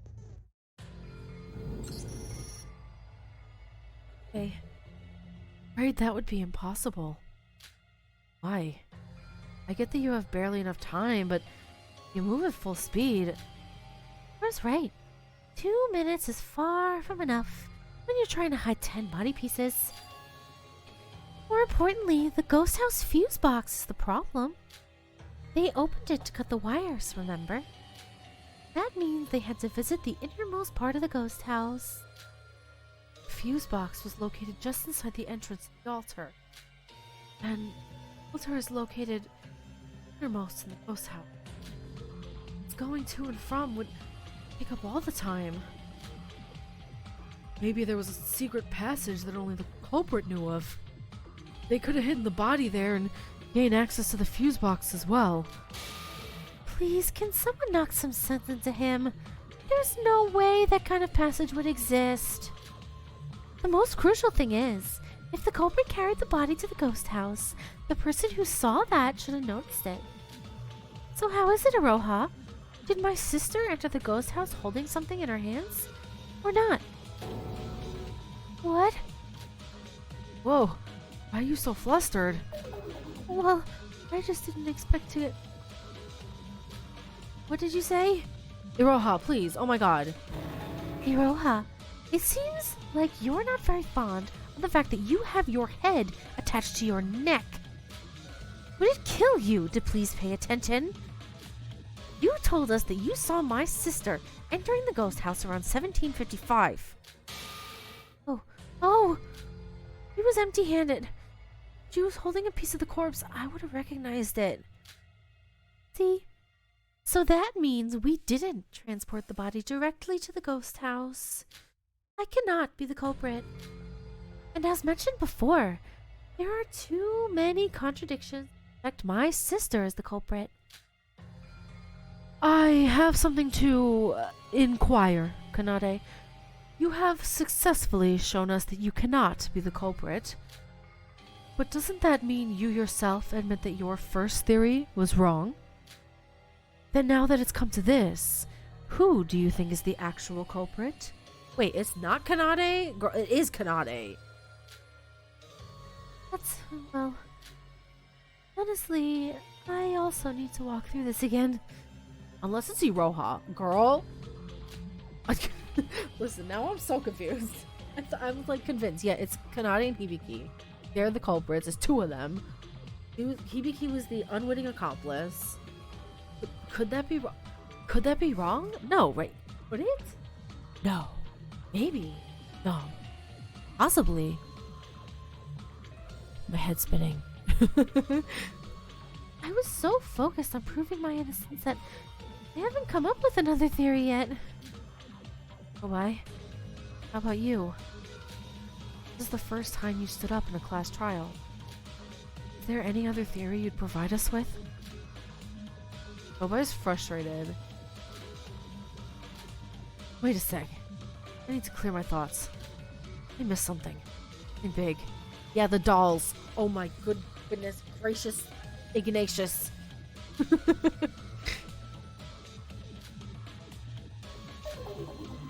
this... No, it can't be. Our two brains are stumped. Please, give it your all. We're all counting on you. Yeah, Sora, speak up. Yuki, speak up. Because listen, you need to get your act together. This case is honestly so complex that even I cannot get a good grasp on it. Oh, we're doomed. I knew we needed Kokoro. If Kokoro was here, she'd have solved the case immediately. If only she hadn't been killed. Iroha, would you please shut up? We're all doing our best.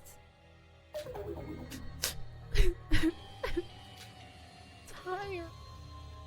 I go home. Papa. Please, would someone clog her mouth shut or something? Yuki, speak up. Shinji, speak up. Though, you know what? I'm not expecting much. Sorry. We have been through 2 class trials. Of course they were difficult. We were stumped a couple of times. The first time that our reasoning came to a stop completely. Culprit of this case. Who is it? How did they kill Setsuka? Wait, it's not Kanade? Are you sure it's not Kanade? Are you sure? Even Kanade, who's the smartest out of us all, is having a hard time coming up with a solution. Are you sure she's not the culprit? Are you like 100% sure? A person with no special brains or talent like me would never hope to help everyone in this case. Sora, you can help because you have the evidence. Sora, I'm gonna go in that computer and I'm gonna smack some sense into you. Need to take a breath. Got it. Got it? Well, that was it. Everyone, I know the culprit now. Really? Oh, Kanade, I knew it. I believed in you. Hooray! I need to thank Shobai for this. Without him, I would have believed without a doubt that my sister was the culprit. Nor would I have realized that the gate records had been rigged and used. Is it really not Kanade? I was convinced it was her. Is it really not her?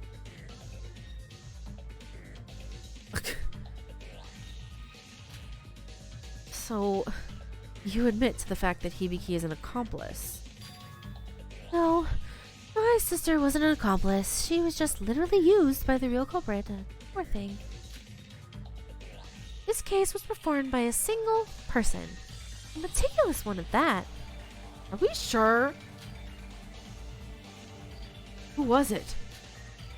Let me spell out the clues for you. Follow along with me, everyone.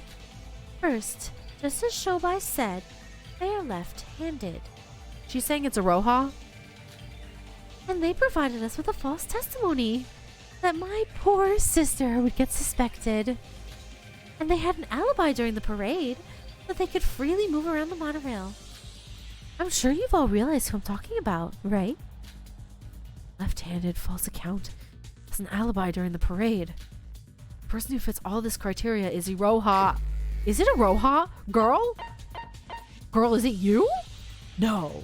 No. It's not. Girl? I was convinced it was Kanade. Is it really not Kanade?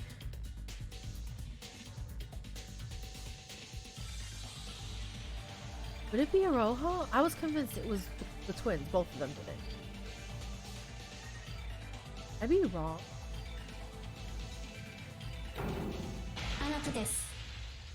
This. Person who fits all of the criteria is Iroha Nijiwe. Has to be you. Hooray for Kanade! She's easily tracked down the culprit for us. What? Is it gonna go into to recess? No, I'm going back in. Suspended? I'm going back in. Let me back in. I've been sitting 2 hours. I want to go back in. I want to just make sure I have the skills. I don't have enough skill points. That. And I have all the ones. Go back in. Let me in. Let me in. Let me in. Let me in.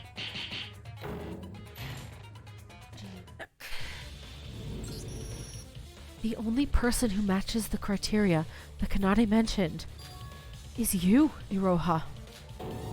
No, wait! Am I the culprit? Why this all of a sudden? It's not. How could it be her? It's Kanade, isn't it?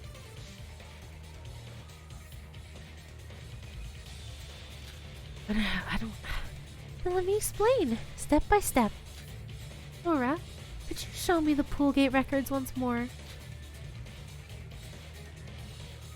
Firstly, like Shobai said, Setsuka died in the pool. In the morning, specifically, Iroha called Setsuka to the pool in the morning. So Setsuka enters at 8:44 and Iroha enters at 8:45. I mean, it is true that, like, it's a bit suspicious that Setsuka wanted to speak with Iroha beforehand and told her to meet her elsewhere. That was a bit weird. So, like, I can kind of see that it could be Iroha, but, like, really?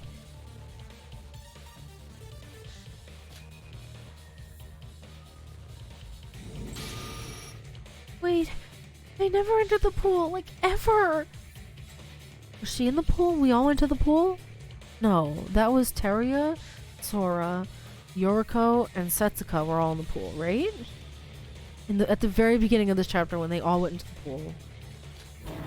Shut up, you murderer! You used my sister to murder Setsuka and then blame the whole murder on me? Now you're going to pay. But never. So, then what? Then she killed Setsuka on the spot and left the pool at 9:22 to set up the signpost. And she goes off to gather the tools needed to cut the body. So that wasn't. Oh, that's not Kanade. So that wasn't Hibiki entering, but Iroha leaving? Yeah, Setsuka's handbook. Then Setsuka's ID, DJ6SX7, would show an output. Alright, we're going over this again? This gives me such a headache. It makes my brain hurt. She then returns to the pool at 9:54. This time, she has to use her own handbook. Oh, so nobody will be in the pool since 9:54.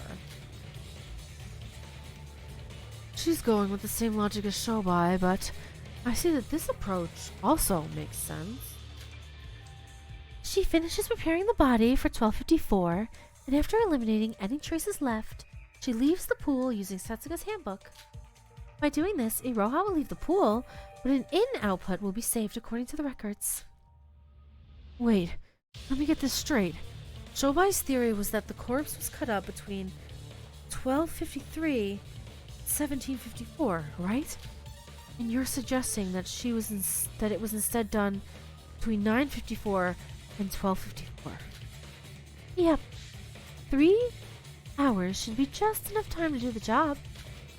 And, by this way, we solved the mystery of why it took 3 hours just to bring the dismemberment tools. You're right. Shobai's theory was acceptable, but not being able to explain 3 hours is weird. Then the dismemberment process was already done by 12:54?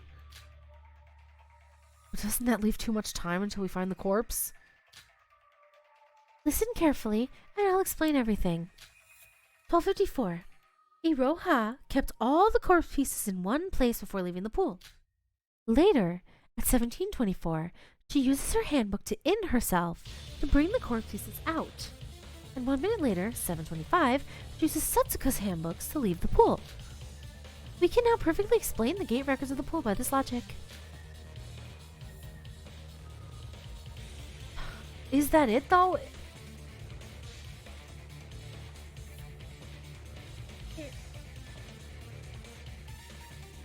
Nade's right or Shobai is right?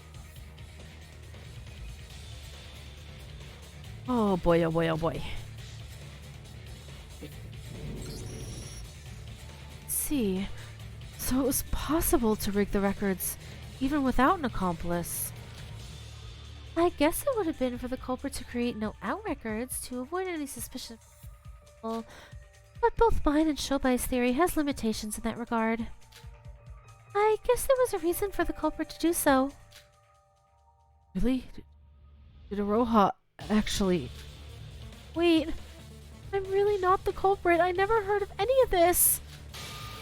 Shut up. I'm not done with my theory. Now, the next part. Iroha, who has successfully finished her job at the pool, moves the corpse pieces to Block C Monorail station. This is... I don't think they use the monorail. I'm convinced. Later, she herself runs to Block A. But isn't that the same as Shobai's theory? Oh, wait just a bit on that. Now's the important part. After Iroha arrives at Block A, she needs to enter the ghost house at 17:55. Here, it doesn't really matter that much whether she uses her handbook or Setsuka's, but it was probably better to use her own. But then how does it explain Hibiki's hairpin in the ghost house? Right? What about the pins in the flower bed? What about the antibiotics that were unopened in the pool? Like, there's still so much. Also, Setsuka's eye has a target in it. Can we explain that, please? I'll explain this a bit later. As I said before, she goes inside to cut the wires of the ghost house fuse box. She uses Setsuka's handbook to leave. Wait. What the hell are you on about now? That's exactly what you said was impossible when I brought it up. Setsuka's hand is at the monorail station on Block C. How you gonna turn her handbook on? I was gonna ask that too, but I guess he was faster. Theory you're trying to propose just substituted the culprit from you to Bubblehead. With everything else, you're basically saying the same stuff. Honestly, can you even hear yourself? You just have to carry the hands, right? But, Kanade, didn't you yourself say that was impossible? It would be impossible for Sis, but definitely possible with Iroha. Iroha actually has a pretty handy tool to hide the hand. And what's that? That. Ew! Girl, you're telling me she put severed hands in her hat and kept them on her head? That's disgusting. Wouldn't it bleed all over her? What? Kanade. I don't know if it's her. Sure it's not Kanade. I don't trust her. What? Both Sis and I have no ideal space to carry the hands without being seen. The pockets are too small to shove the hands in, and if we try to hide it within our clothes, it would stick out and seem unnatural. You'd need both not be seen and also be able to pull it out whenever needed. This is a case where every minute and second matters. The hand must have been readily available whenever the situation called for it. And you're suggesting that hiding place was Iroha's hat? If you put the severed hands in your head and put the hat on top, you would hold it in place and it wouldn't seem unnatural. What if your hat falls off? Wouldn't it flop your hat around? Like, wouldn't it bring weight to, like, if you move, it would bring weight to either side or both sides? Like, wouldn't it be flopping around? It look like she have a fish under there.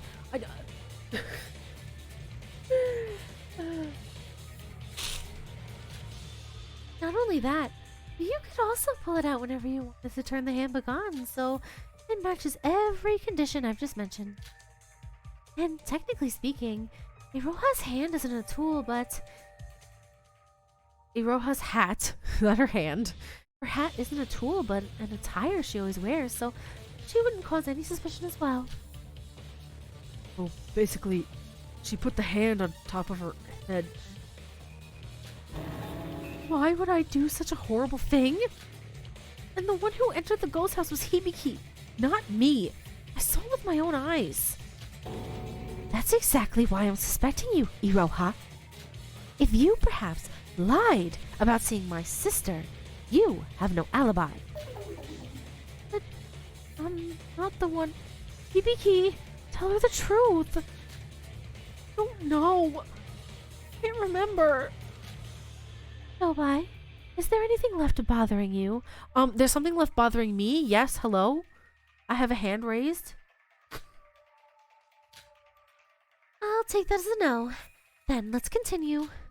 Iroha causes the blackout at the ghost house, then moves to the Block A monorail station. When the monorail resumes its operation at 1800, 6 o'clock, she rides it back to Block C to move the corpse. That part is the same as Shobai's theory. This is the important part. Iroha must have hidden the body parts near the ghost house. The place that I suspect is the small park in front of the ghost house. Where is that? I don't remember. Perhaps in one of the bushes there. You mean where there was the little, in the flower bed, where there was the little clothespins in there? Wait, we were stuck at the same places before. You guys searched Block A. Well, somebody had hidden that kind of stuff. Yes, that's why I'm suspecting Iroha. It was Iroha who investigated the park area. Nobody said it just now, didn't he? That all the culprit has to do is hide the corpse in the place where they're supposed to investigate. Well, I was unable to do so because I investigated the place furthest away from the ghost house. The park that Iroha investigated was right across the ghost house. In terms of distance, she'd have no problems. She just pretended to investigate and she lied about there being nothing, just like Shobai said. Liar, liar, pants on fire! Exactly what part am I not making sense to you? But it was you who told me to investigate the park area. How was I supposed to know beforehand that you would assign me that place? I see. That was my bad. I had no idea you were the filthy culprit back then. However, even if I told you to investigate some other place, wouldn't you have volunteered to investigate the park? Listen, Kanade, I'm still kind of convinced it's you. What? Anyway, Sora investigated near the ghost house, so the only option left was for you to investigate the park. That's why you chose that place. It was a pretty smart act, considering it was coming from Iroha. You deserve some praise. No, I said I'm not the culprit. After that, well, you all know the drill, right? She hid the corpse, came back to us, and pretended to join our investigation, and carries the corpse from the park to the ghost house once Sora leaves the place. This was around 1942. Since the last time she used the ghost house gate, she used Setsuka's handbook. She uses her own handbook to enter the ghost house. The way she'd be able to create an ID from around 1750 without an out record. Also, from here on out, speed is key. As such, since it'll be difficult to use Setsuka's handbook, she would have used her own handbook for convenience. That's why I told you before that Iroha would have used her own handbook first. After entering, Iroha prepares the final steps to her plan. She puts the body parts on the altar, uses the blood packs to create a bloody mess, then hides behind the sliding screen near the entrance. After the body announcement, she pretends like she just entered the place and voila! From corpse moozing? What am I even saying? From corpse moving to false alibi to false evidence, she did it all by herself. Are you sure? Listen, I don't know if she did it all by herself. Even if it was her, how could she do it by herself?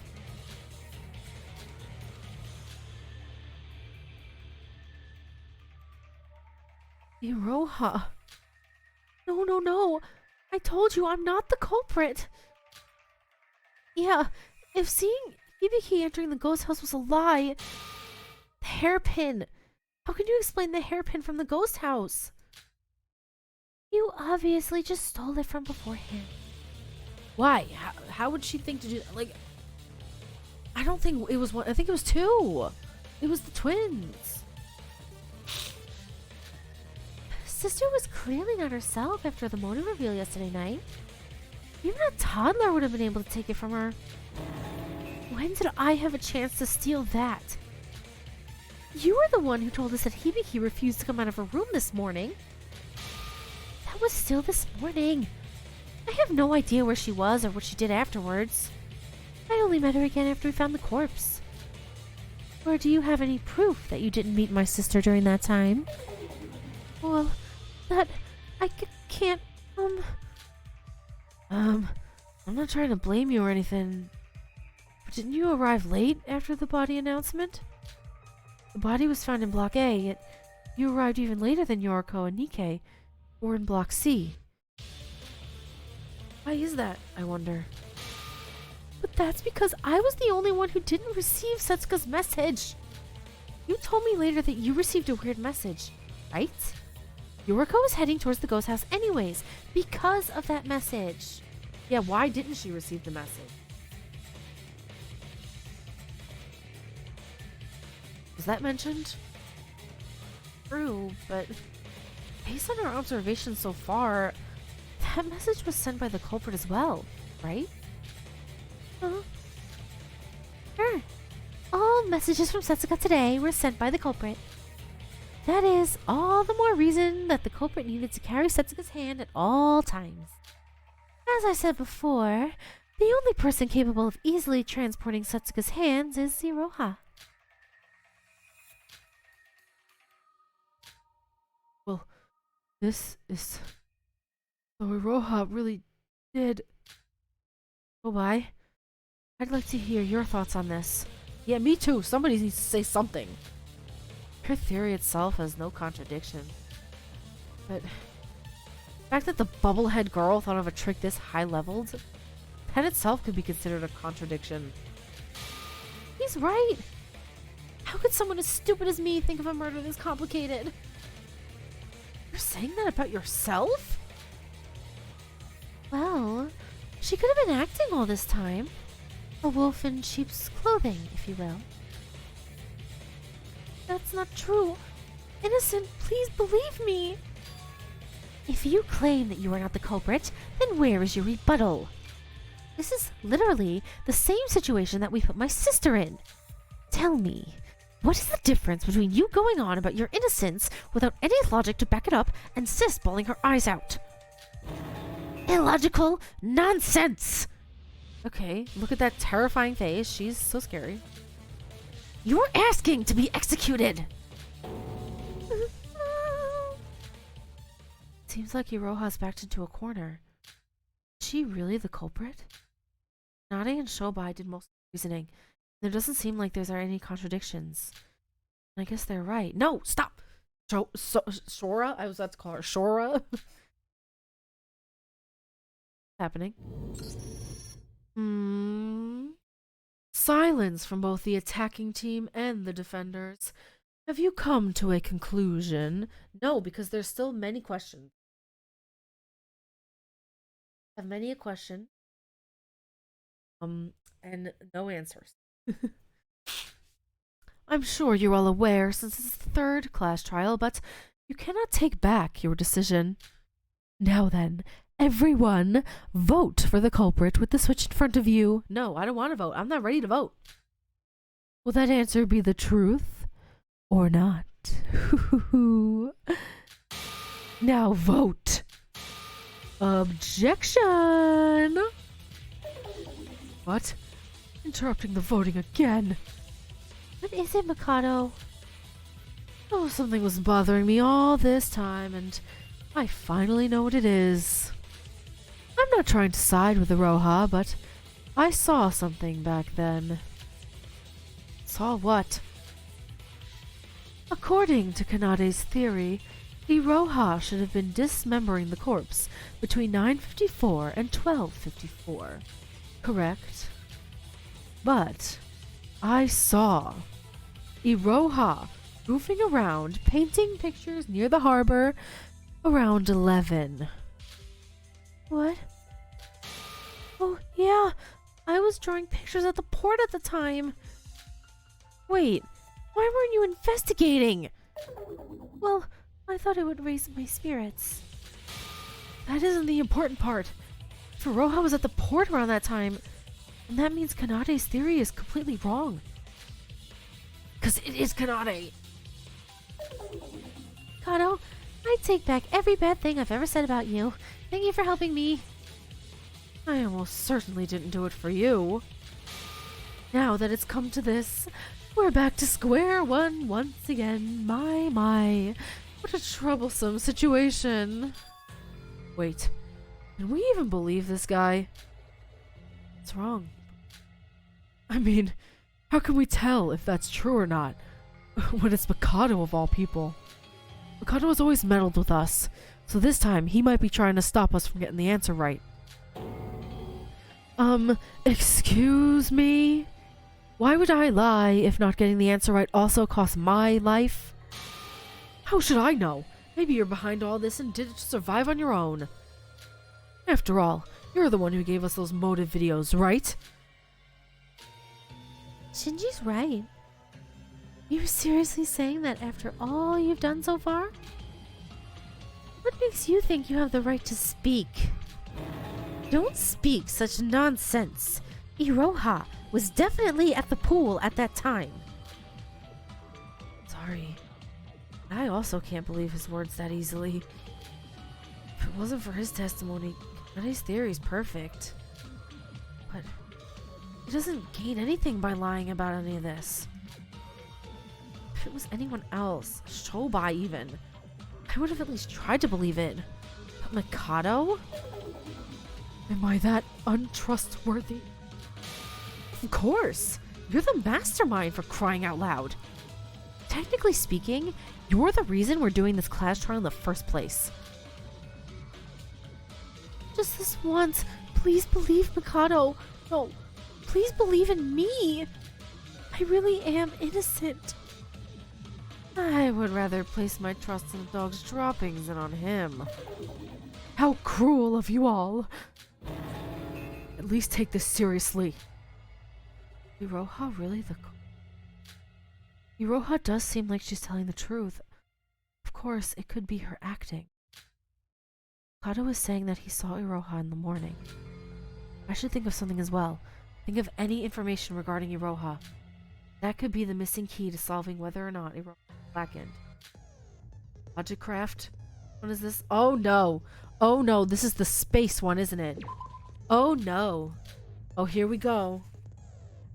This might take me 3 years. Alright, let's see if I can do this. How do I do this again?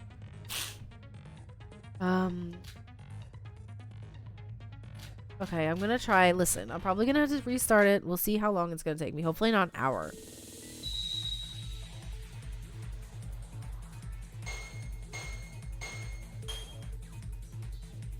Oh geez, oh geez. What is this? This is so hard. Why is this like trying to kill me here? Darn it.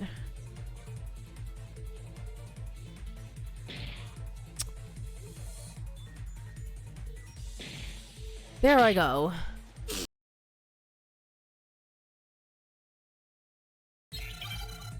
For the parade, when was the last time we met Iroha? During the motive reveal, during breakfast. Breakfast? Please God, I don't remember.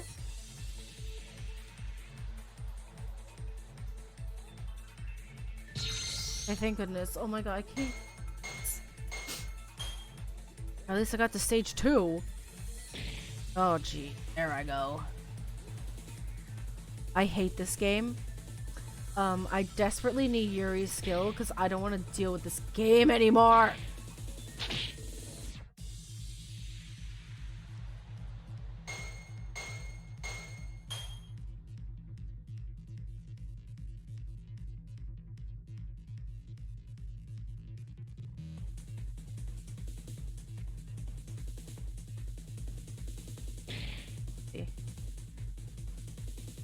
Hit these yellow ones. Take a lot of my life away.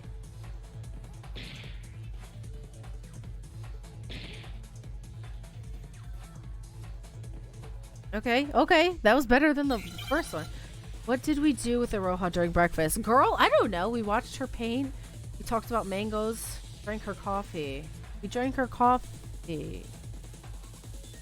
Right? I might be wrong. Okay, okay. I'm sorry. It's literally been like, I think 2 weeks since I played that part. I don't actually know.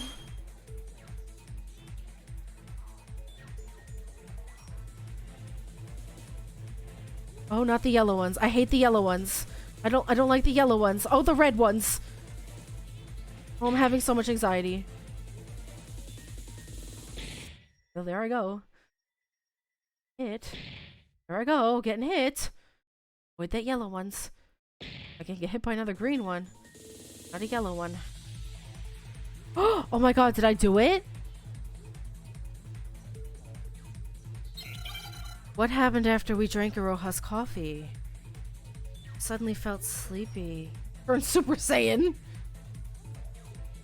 Wait, yeah. Sora drank her coffee. I did mention that was weird. Okay, question 1. Before the parade, when was the last time we had her bring breakfast? Okay, okay. Not too bad, not too bad. I only struggled the first time. Not too bad. Okay, yeah. I didn't score very well. Let's not talk about it. But please save, please, for the love of all that is holy. I forgot that happened. Wait, everyone. What's wrong, Sora? This just came to me, and it doesn't have anything to do with Mikado. But Iroha may not be the culprit. Her drink was spiked. Sora, thank you! What? What's up with you? Actually, something very suspicious happened this morning. After breakfast, I was gonna start my investigation when a sudden wave of irresistible sleep came over me. Oh yeah, I wanted to find Shobai so I could get Yuri's skill to help me with that last game, which I don't like, so... I told you about the reason I was late for the parade, remember? Oh, I do. You suddenly felt sleepy, and when you woke up it was this evening, right? But it's not like you were awake all night, right? And you slept through all afternoon, even when you drank coffee for breakfast. That's exactly it. I saw Iroha wasn't drinking her coffee during breakfast. I thought it was a waste, and naturally, being a fan of coffee, I drank her coffee instead. Oh, a fan of coffee, not a can of coffee. I don't drink coffee. Listen, I don't know. My heart beats fast enough as it is. No coffee for... I was okay up until then, but after that, I felt incredibly sleepy. Like, as if I was drugged. It was an unnatural wave of sleep. You did? So what are you trying to say? Someone drugged the coffee with sleeping pills? Exactly. What? Now listen carefully. The coffee that I drank was meant for Iroha, right? What would have happened if Iroha drank it instead?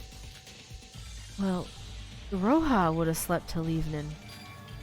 And that would mean that Iroha wouldn't have any alibi from morning until evening, right? Huh? Wait, so someone tried to use sleeping drugs to prevent Iroha from having an alibi? Yeah, they're framing her. Sorry for interrupting this, but was there anything like sleeping drugs on this island?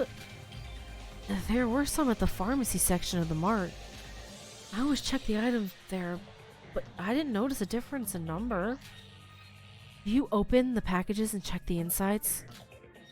I can. It'd take forever if I did it that way. For a cup of coffee, one pill should be enough. They probably didn't need to take the whole package. Anyways, let me get this straight. You drank a cup of coffee that was drugged with sleeping pills. But why would someone prevent Iroha from having an alibi? What would they gain from that? Wait, I know. There is someone who would benefit from all of this. Someone who's trying to frame Iroha by preventing any alibis. Right. If Iroha's the culprit, it doesn't make sense that the coffee she was trying to drink was drugged. Iroha's not the culprit. The culprit was the person who was trying to make Iroha drink that coffee. Who was that? I don't remember. Wait, if Sora drank the coffee that was originally intended for Iroha, then Iroha being outside during the morning was something unexpected, even for the culprit, right? That's right. So Mikado's account of seeing Iroha around 11 is something entirely possible. Oh, how could you not believe me? I'm disappointed in all of you. Hold on. If Iroha's not the culprit, then the real Blackened is... It's something that just came to me.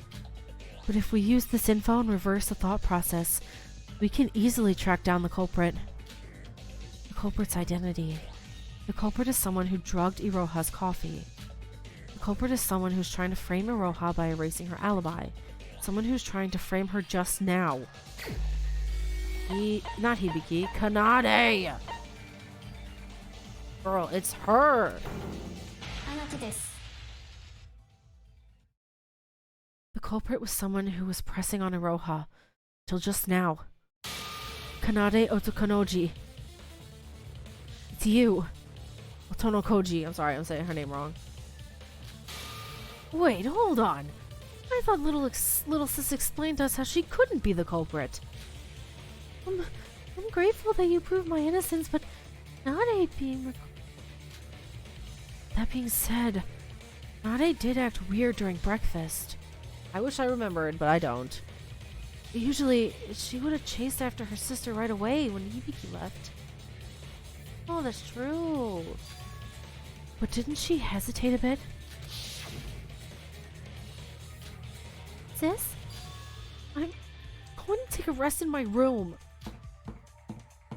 Wait, sis, where are you going? You haven't even finished your breakfast. Hibiki's condition seems to be getting worse. Come to think of it, she broke down the most out of everyone yesterday. He became very dependable after Emma's case, but seems to have reverted back to her old self. Well, we can't help it. It seems like everyone except Iroha has finished their meals, so let's get moving. Hana, you stay at Biki's side for now. What? But you don't have to mind us. She's your family, right? You'd be there for her. Go on. She did hesitate. Alright then. She reluctantly followed when Setsuka told her to. I assume that is to make sure Iroha drank her coffee or not. Unfortunately, unbeknownst to Kanade, it was Sora who actually drank the coffee. If Kanade really is the culprit and personality, she would have made sure that Iroha did in fact drink the sleeping pills. But how is that possible? Just how unlucky can you get? Well, aren't all matters like that? Something that shouldn't have happened somehow did, while something that should doesn't happen at all. Nonsense! What? Chobai? And now you? What is with you people, and trying to frame me as the culprit? I shared my theory, showed you the contradictions, and through my reasoning, proved that Iroha is the culprit. Just how much rebuttal would it take for you to be satisfied? But Sora has a point. If Iroha had fallen asleep with that drug, she would have been confirmed as the culprit without a doubt. Really, do we have to take the long way? Right, fine. I'll show you. First, the fact that the coffee was drugged is a stretch.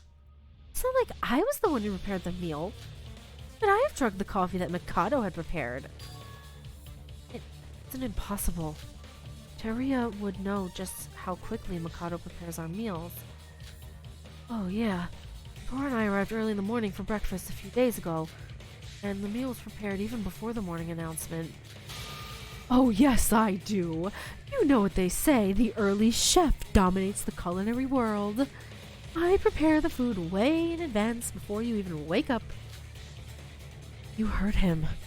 So if you just arrive at the diner before everyone else wakes up,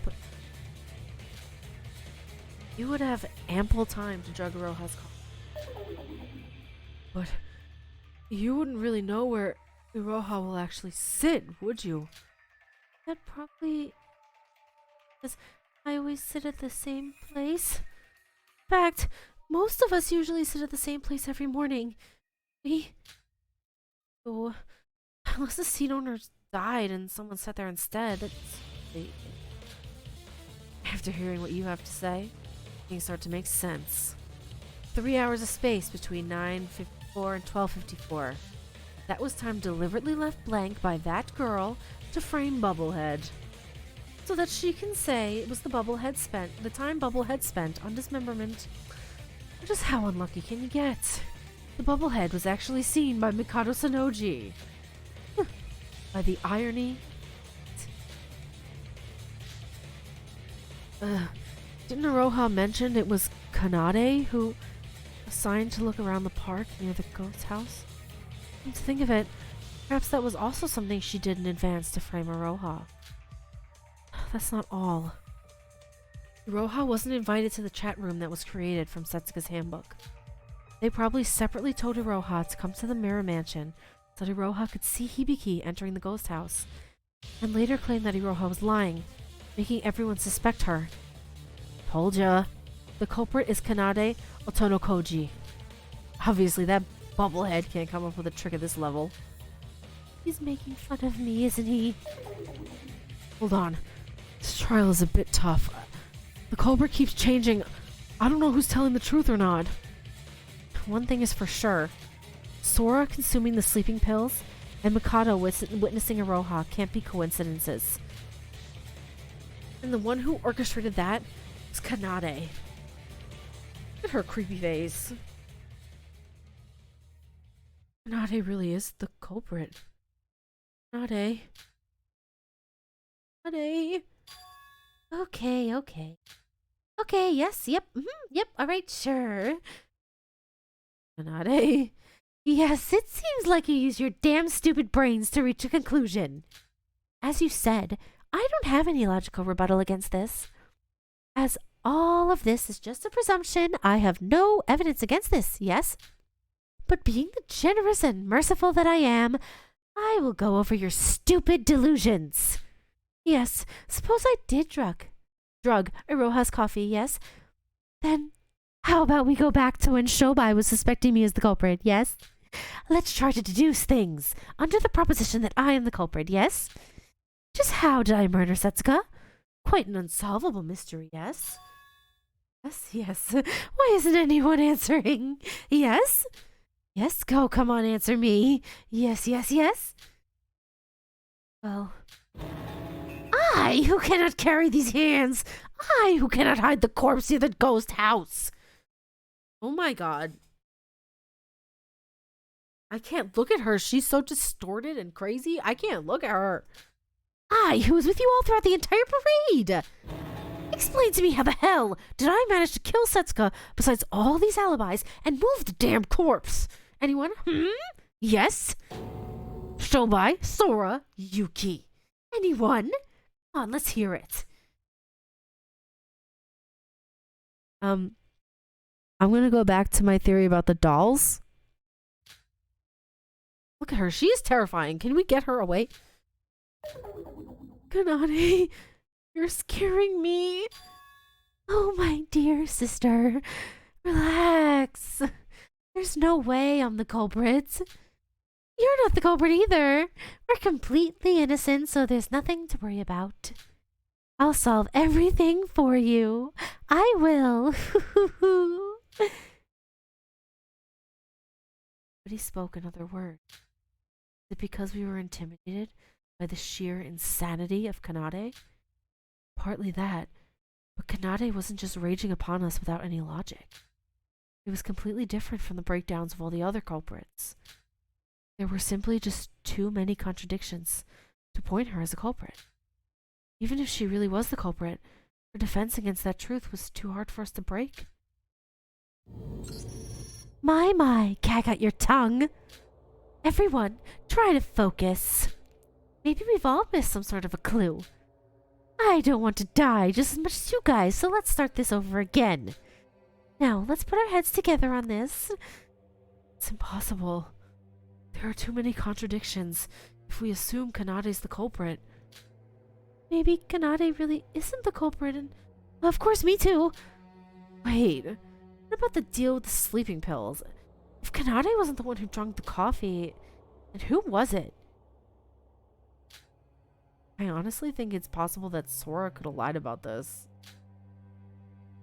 We only have Sora's word to back it up, right? But if Sora was lying, there goes my account's credibility again. As if you had any credibility to begin with. But that isn't the only thing that made Kanade suspicious. Not to mention that Kanade didn't outright deny the fact about the sleeping pills. I have no idea what's going on. Who's right or wrong? Shobai, any ideas? I thought you saw me as crap. Now you're running back to me because you're out of ideas? Well, the main problem is how the culprit was able to move the corpse to the ghost house. If we think about the whole timeline, the concept of hiding the corpses in Block A is entirely impossible. No, it isn't! No, it isn't! Gosh! It's not impossible! It's not impossible. It's the dolls. I've been saying it for like the last 2 hours. It's the dolls.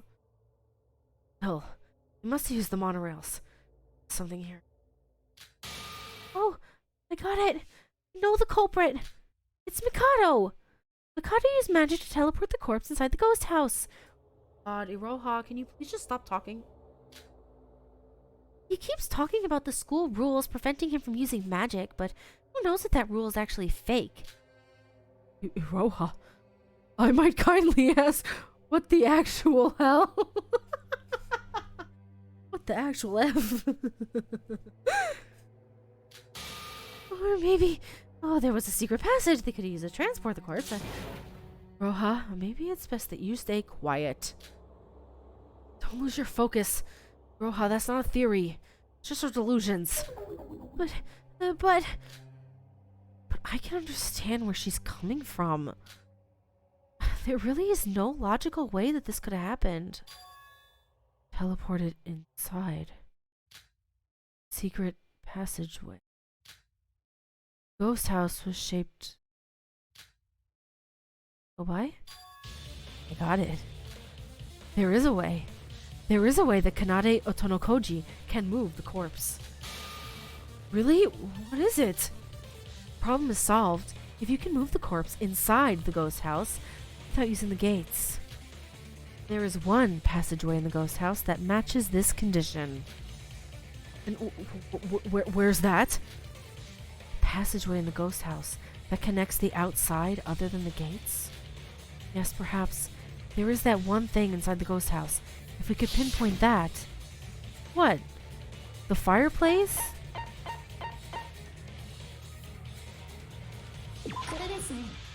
I guess so. Chimney. What? Shobai, are you perhaps referring to the chimney?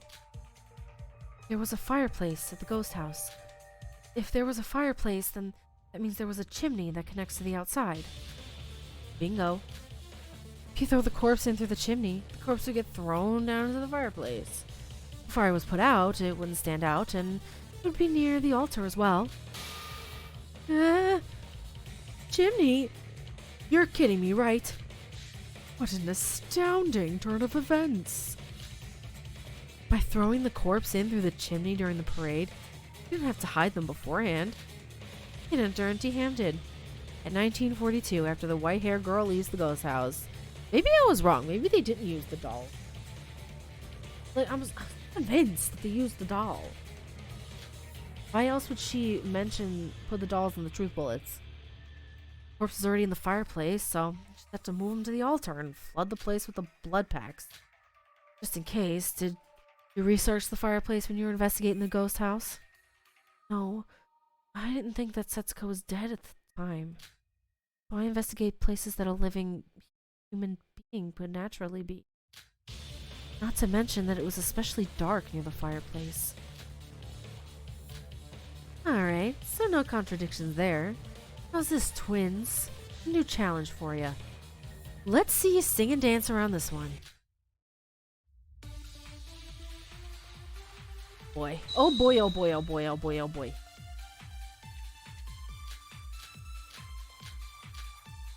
By the flower bed, unknown plastic bag. Maybe the plastic bag, right? The culprit threw the corpse inside the chimney. But is it actually possible? Yeah, is it? Nope. It's absolute nonsense. There weren't any clues left in the fireplace. Okay, untrue. We don't even have to discuss the clues. Do you have any idea how tall the ghost house is? How would you throw a corpse into a place that high? The monorail? I guess the culprit rode a plane or something, yes? I honestly agree that it's a bit too far. My magic could have pulled it off, sure, but I am bound by these cursed rules. Would you stop distracting us with nonsense and just shut up? Okay, I know what I need to do. Though...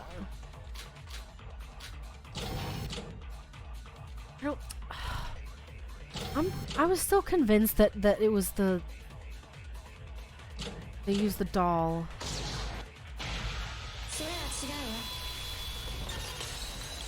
So then what does the doll have to do with anything? I've just been going on and on about the dolls for like hours. Probably yelling at the like, no, stupid. Keep playing and you'll find out.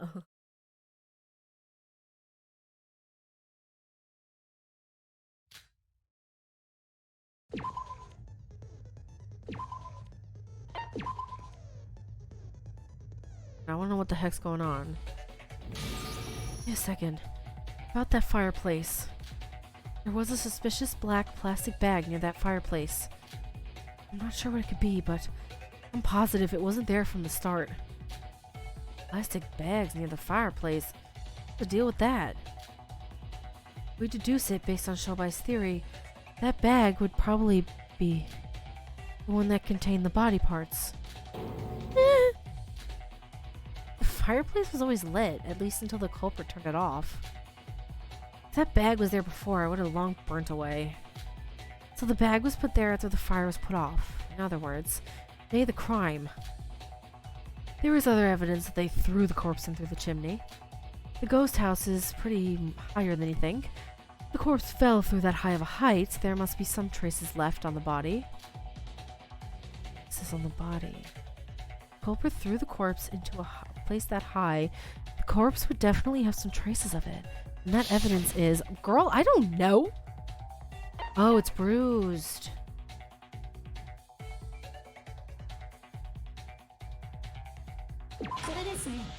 Sorry about that.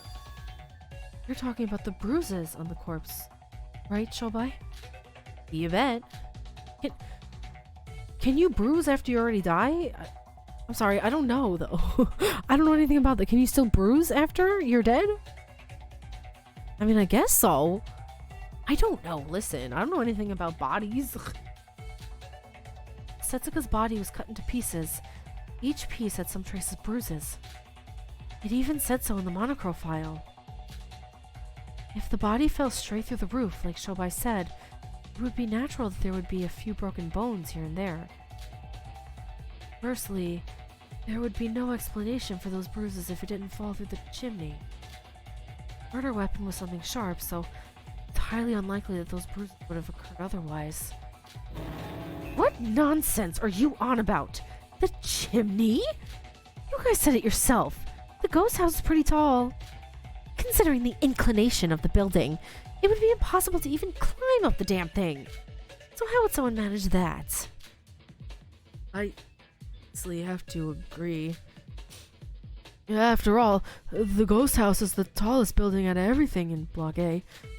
If there's no other place taller than the ghost house, then how would you manage to throw something into the top of it? There is one place you can reach higher than the ghost house. What? Someplace aforementioned in my theory. The monorail. The monorails go right past the ghost house roof. Are you seriously suggesting that they threw the corpse while riding on the monorails? No, I'm not suggesting it. The only possible way. I'm sorry, but this isn't a fantasy world. Or would you like me to get incarnated into another world? Yeah, about that. I have someone otherworldly right next to me. I am not a fantasy creature. Treating me in such a way is a cruel, insensitive act that ignores everything I've done so far. To be that guy here, but I think it's impossible too. Monorail's pretty slow, granted, but it's still a moving device. If they miss the shot, all would go to waste. Would they risk that kind of shot on a moving platform? Throw the corpse at the chimney when the monorail goes past it. Is this truly possible for a human being? And a high schooler of all people? If there is any proof that this was possible for Kanade, then Shobai's theory would basically be confirmed. Let's trace our memories back. Let's recall any memory related to Kanade's physical abilities. Girl, I don't know her physical abilities! Alright, the flashback anagram. Hopefully it's not really long. Listen. Last one was so long, I had to actually take a picture of it on my phone and use that to cheat. Because I thought it would reset after. It did not. We'll see what happens. Alright, let's go. I don't know why I clicked to do that. I know how to do this now. Hopefully it's not a long word. Kirema. What? He's rem. What? Hibikis rem. Oh, I lost it. Listen. Wait, what is it? Hibikis what? It's Hibikis rematch? That can't be right. Hibikis I need to look at the cards. Let me look at them.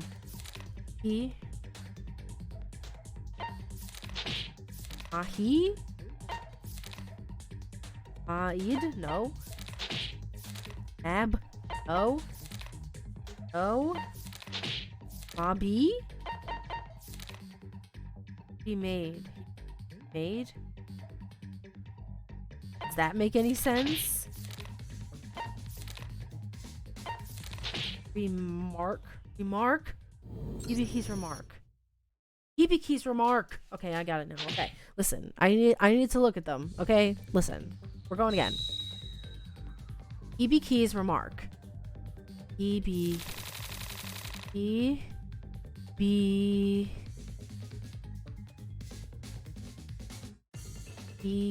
Okay, I think I got it.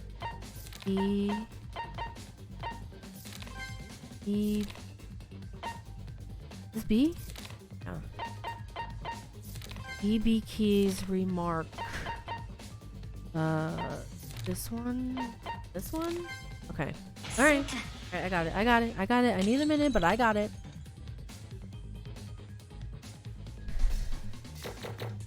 Okay, yeah, wrong match penalty. I needed to do that. To know what the heck's going on. I'm getting tired. I think I'm gonna do one more. Then I'm gonna stop. I'm getting really tired. Oh yeah, there is proof. It might have been possible to throw the corpse into the chimney for Kanade. What? Really? What was that? What happened to my voice? Hibiki? Hibiki, listen to me. Huh? What? You told me on the first day on the third island, at the casino, remember? That Kanade's accuracy is impeccable. She always hits her target. That one time, she even scored a goal from the school rooftop onto the sports grounds basketball rim. I doubt the casino is the best place to make a profit out of. I know. That's why Kanade's throwing the darts. What does that have to do with anything? Lo and behold, Kanade here is actually the semi-ultimate thrower. Darts are child's play to her. Huh. Never knew she had such a talent. Kanade's amazing. One time she even scored a goal from the basketball rooftop onto the sports ground basketball rim. Oh. Is that even possible? Wait, if it is... S. Throwing a corpse into the chimney while on a monorail should be a piece of cake. I knew that Kanade... I never knew that Kanade had such an ability. Is that really true, Hibiki? Well, it is true. Kanade is always... Shut up, Hibiki! You should just kept quiet. What are you getting all flustered for? Your reaction just gave credibility to what your sister just said. Come to think of it, Kanade looks a little absurd with that remark. I'm up with Hibiki's pace, but thinking back now, she might have already thought of this plan way back then.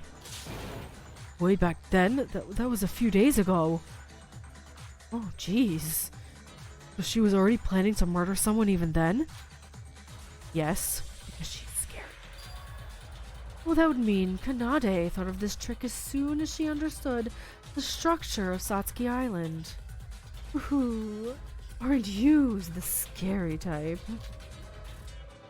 If that's true, then it's actually possible for Kanade to commit the murder. Actually, the only one who has those abilities amongst us is Kanade. So the murder would be impossible for anyone other than Kanade. Kanade? Stupid sister. Well, sure, I'll let it pass. Doesn't matter, really.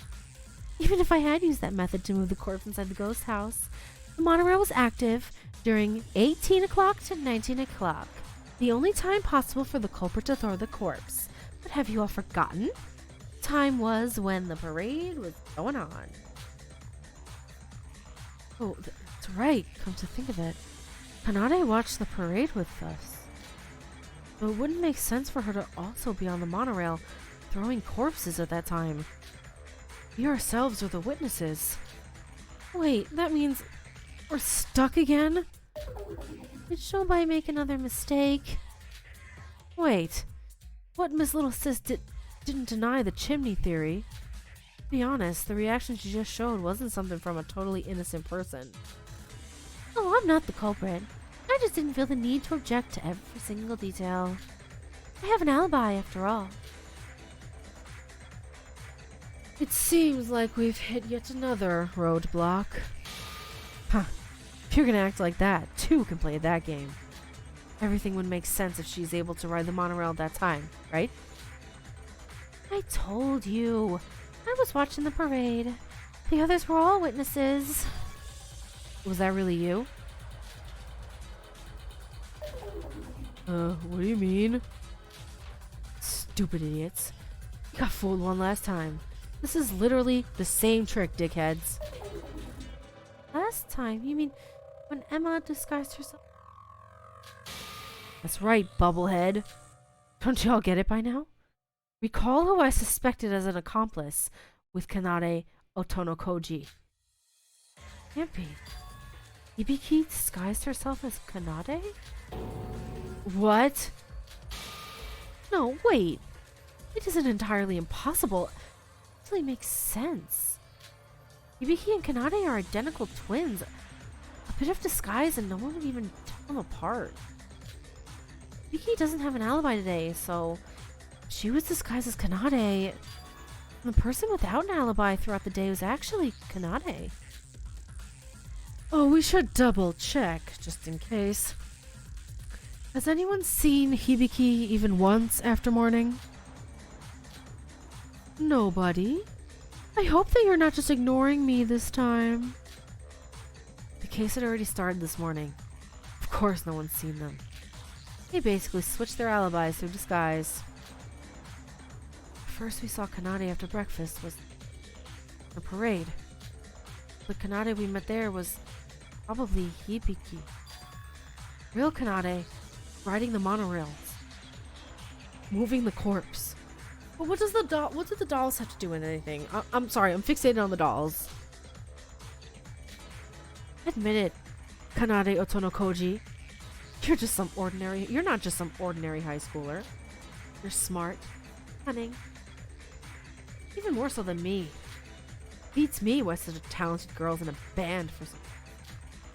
But you let your guard down. Sure, you put up a pretty high wall, but you've left some holes. Well, my turn's over. It's your turn now. Any rebuttals? I haven't had such a battle like that in ages that it was honestly a bit fun. Though it hurts my pride that I had to get some help from the likes of you all along the way. Oh, you're admitting that? I thought you would try to take all the credit. Told you, I'm a calculative guy. We all die a happy death if I make a mistake while I stubbornly press on and on with my theory. Much more efficient to give up your pride and put your brains together in these cases. To think you'd be on the same wavelength as us. I think this is the first time you've spoken this much. Doesn't change the fact that you were all hopeless as hell until I took over the stage. Rub it in.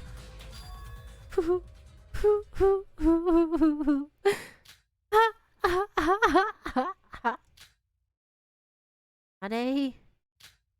So, let me get this straight. The one watching the parade was actually Sis? And I was actually on the monorails, yes. And while the monorail went past the ghost house, I threw a corpse into the chimney. Congratulations. You've gotten everything wrong. Another rebuttal. Please, would you give me a break? You're definitely the culprit here. If you lack the brains to think, then don't talk at all. People like you are the reason the term trash journalism exists. What did you just... Finally, someone who knows how to put up a real fight. Come at me. Oh, now I'm gonna start with the throwing corpse part. Go through everything from there. Setsuka's dismembered body consisted of the head, the torso, each hand, arms, legs, and the feet. So 10 pieces altogether. Now, here's a simple question. How many times does the monorail go past the ghost house during its 1-hour run? What? You're not seriously suggesting that I threw all 10 pieces at one go, are you? The monorail's quite slow, but it's still as fast as a speeding bike. To summarize it, you can only throw one piece at a time each time you go past the ghost house. According to Shobai's theory, the culprit starts off at Block C to ride the one heading to Block A, right? They throw the first piece in there, and after 15 minutes, or it takes a round trip, they throw the next one. Throw each piece at each round trip at the 30, 45, 60-minute mark. Wait, who would have guessed it? Our precious hour is already passed with 4 round trips, and the monorail isn't active for the next hour. What are we to do with the remaining 6 pieces? How are we to explain this? Well, she definitely makes a point. The idea of throwing a corpse into the chimney was remarkable, but the number of throws needed was far too much. We have a much bigger problem at hand, really. Throwing the corpse inside the chimney is actually impossible for a different reason. Sure, the legs, arms, hands, and feet are small enough to fit inside the passageway.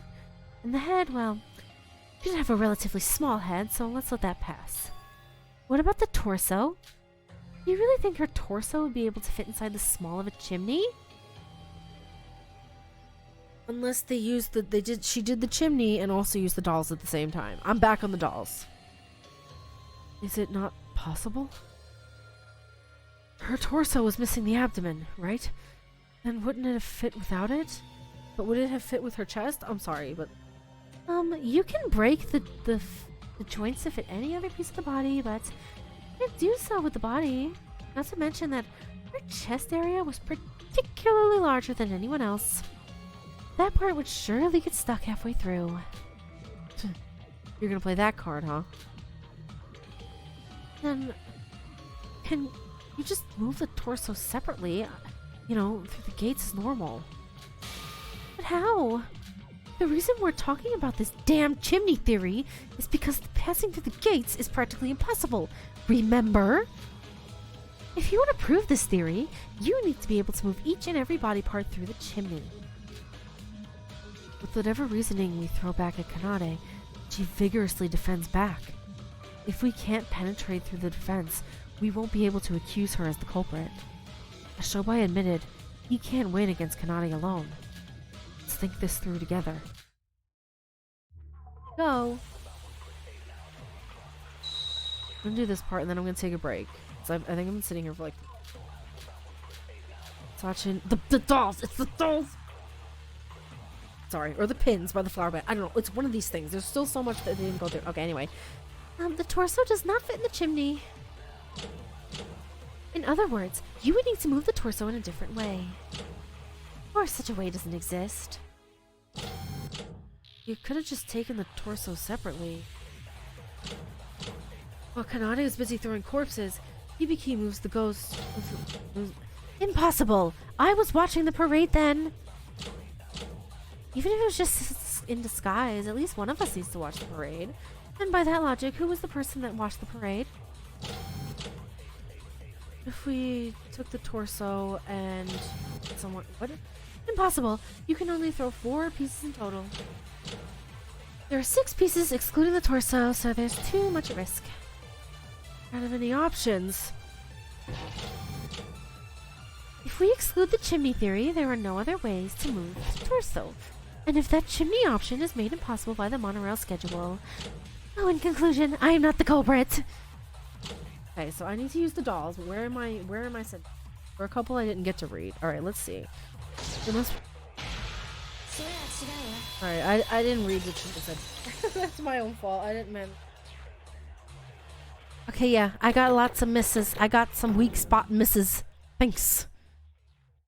Okay, I'm gonna save the game and take a break. I'll be right back. Alright, we're back. It's the next day. For me. But yeah. I'm gonna go right back in. I'm determined to finish this trial. I am pretty much 98% sure it was Kanade who did this. I think the evidence we just gave was the dolls, because literally for the last how many hours I've been like, it's the dolls, it's the dolls, it's the dolls. And it is. So let's go back in and see what happens. That's how they transported the bigger people. No, Kanade. There is a way to move the torso without throwing it into the chimney. Moreover, by doing this, you could also move the torso from block C to A without getting caught. Does such a way really exist? Impossible. There's no such way. Well, there is. It's by using the parade dolls. Parade dolls? This was just a spark of an idea. But the dolls move on their own, and they're empty inside. So if you put the torso inside the dolls at the storehouse at Block C before the parade, the torso will automatically get sent with the parade, without gathering suspicion. Look at her creepy face. I'm impressed, Whitey. That was what I was gonna say. In addition to what she said, the torso would inevitably arrive at Block A storehouse after the parade, which was exactly the place Kanade Otonokoji was supposed to investigate during her search. Oh, she had a way of retrieving it back. Then the torso was hiding inside the storehouse. And in the 6-minute gap between 1936, when Sora left, and 1942, she went inside the ghost house during that time to retrieve the torso. Yeah. In addition to that, Hibiki Otonokoji was probably hiding in the storehouse as well. When the white hair gang started search Block A, that girl head straight to the storehouse and switched places with the real Kanade Otonokoji. But listen, why? This is irrelevant to everything going on. Why is he constantly commenting on the fact that Sora has white hair when he's literally gray? He also has white hair. I mean, just saying. You projecting? After that, little crap confirms that Albino left the ghost house and signals this to her sister using the handbook. And the little crap, who was standing by with the torso in the storehouse, heads straight to the ghost house. Meanwhile, the littler crap returns to the white hair gang. We previously thought that 6 minutes would be too short of a time to move the corpse between the storehouse and the ghost house. However, that was because we considered moving all the body pieces. If it was just the torso, it would have definitely been possible. Amazing, Sora. And so what? As previously mentioned, the monorail only passes through the ghost house 4 times in the span of an hour. We have 5 more body pieces to take care of, even excluding the torso. How are we to move this? Well, yeah, about your crap about the monorails. You mean 7 times, not 4, you lying little crap. I'm sorry. I'm reading it, but like, 'cause I don't like to swear. I'm reading it, but I'm saying something else, so I got a little bit. What? How come? It takes 15 minutes for a round trip, and the monorail becomes inactive after 1 hour. There are 2 different kinds of the monorail, one for each direction. To go past the ghost house, you need to take the track between Block A and C. Simply said, if you transfer between the 2 monorails to ride only the track between Block A and C, there is no need for a full round trip.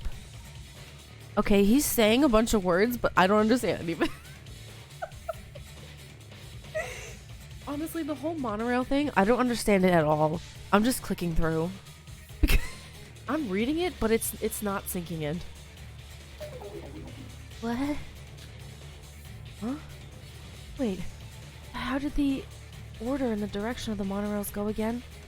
Yuki, I don't know. I feel like a Roha right now. I have no idea what's going on. Hold on a second. I had it written down just in case. Here it is. At every other hour, the monorail starts at the block and goes along the path of BAC. And 5 minutes later, the monorail takes its departure towards the other direction. Hold on. So if we draw out the timetable... Quit wasting time. Here, give me that. I'll draw it for you. Okay, here we go. Now you get what I mean? No. I don't understand it at all. I don't... Am I supposed to understand what this means?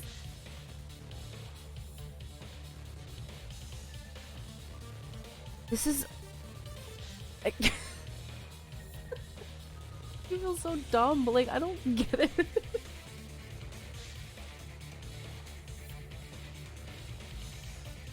Okay. There's... Taking into account the 2 trains, I suppose. Listen, you need to dumb it down for me, Shobai. You need to dumb it down for me. The focal point here, starting from 18 o'clock? 6 o'clock. The culprit was standing by with the corpse of the Block C station. When the train heading to Block A at 18:10, she rides this to Block A. Here she will go past the ghost house for the first time, and she throws one of the pieces in there. One down. She arrives at Block A at 18:15 and waits 5 minutes on the platform for the train heading to the opposite direction. When the train eventually arrives, she rides it back to Block C. During that time, she passes through the ghost house again. 2 down. Okay, I see. So she's taking the separate trains. That's what she's not just taking one train back and forth. She's 2. I suppose. Listen. This is all just like, huh? I think that, Block C again at 18:25, but this time, the train she'll transfer at has already arrived. She transfers right away to head to Block A. 3 down. If you repeat this process... Well, do I need to go any further? Y'all got it by now, right? No, Shobai, please help me. I'll just trust you because I have no idea.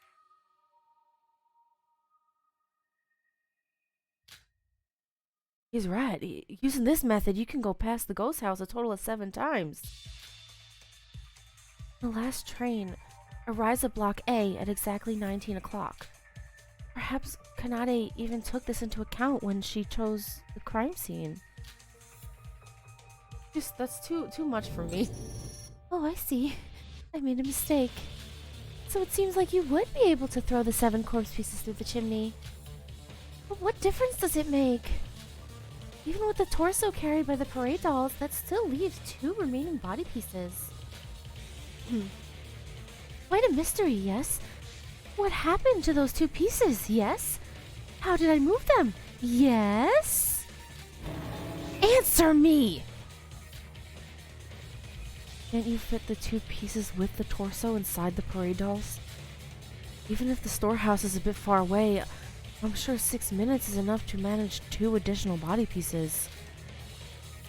I doubt it. Her torso is quite large and heavy, after all. Well, what about the small parts of the body, like the hands and feet? They seem pretty possible. Hands. Yeah, that's it! The 2 remaining pieces should definitely be hands. What do you mean? Think about it. Iroha saw Hibiki entering the ghost house between 1755 and 1757. That means she used Setsuka's handbook, which means that she had Setsuka's hand, needed to turn the handbook on. So the remaining 2 hands were carried by Miss Older Sis herself? Hold on. That's right before the parade. Hibiki was disguised as Kanade. She would have to meet up with us right after, so she wouldn't even have time to hide the hands. Girl, she had them on her the whole time? Where did she have them inside? Her... I'm sorry, literally my first thought was that she put them in her bra. That's disturbing. But like, listen. Kanade is much more well endowed than Hibiki, right? So she would have to disguise it, and she had... I'm gonna stop talking. That means that she had the hands with her when she was with us. That's exactly the problem, bro. If she had them, we would have definitely noticed them. Unless they were in her bra. It's so disturbing. I'm laughing, but like... I'm so disturbed. Oh, finally, some sensible logic. You're most absolutely right. Even if it was my sister that was with you during the parade, no one knows the whereabouts of those hands during the time. Do you finally see the contradictions? No.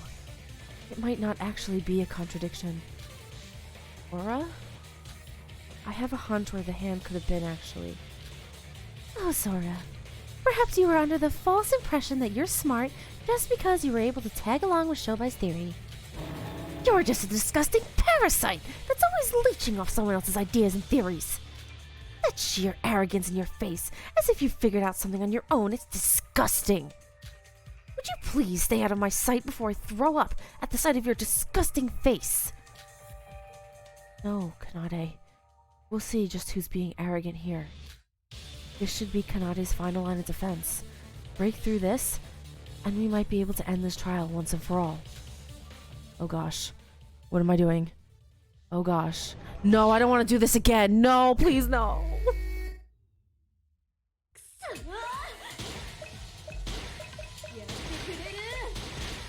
I don't want to do this again. Are you serious? I thought I only had to do one.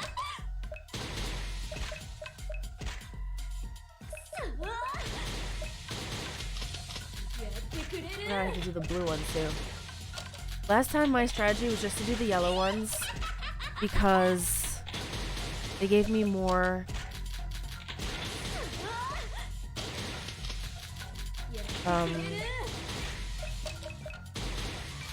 maybe I'll just do the green ones.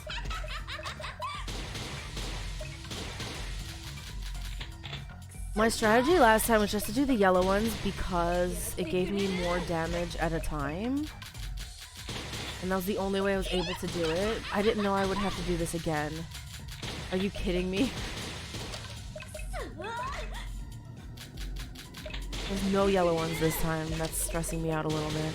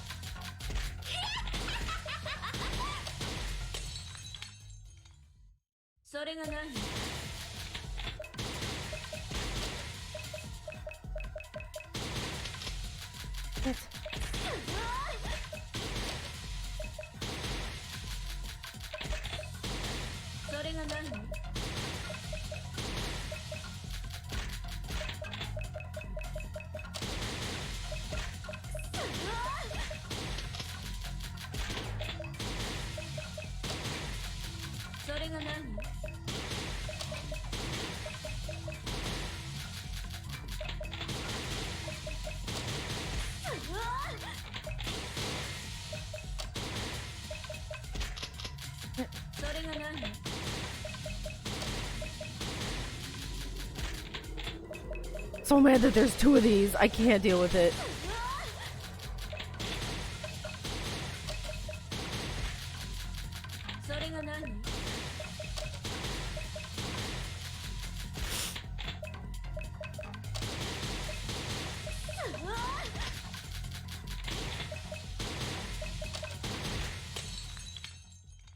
Okay, I'm not doing too bad.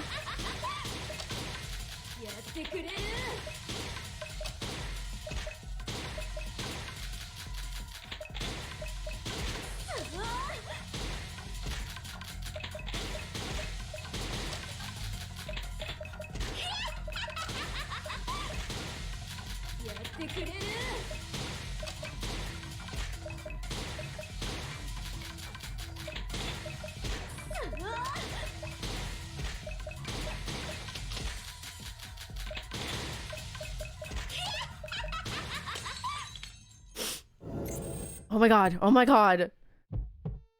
Using hands to correct body shape. Oh my god, I actually did it the first time. Get out. Why was Kanade so much easier to break than Hibiki's? Can I genuinely? Why was Hibiki's so difficult, but Kanade's I did it in one try? Maybe because now I have the strategy. I'm like, I'm not going after the blue ones. I'm going after the yellow ones and the green ones if they're there. That's it. The ones that use the less bullets. That's the only way I can do it. Anyway, saving. Thank goodness. That I was genuinely afraid that this would take me another hour. I was gonna cry.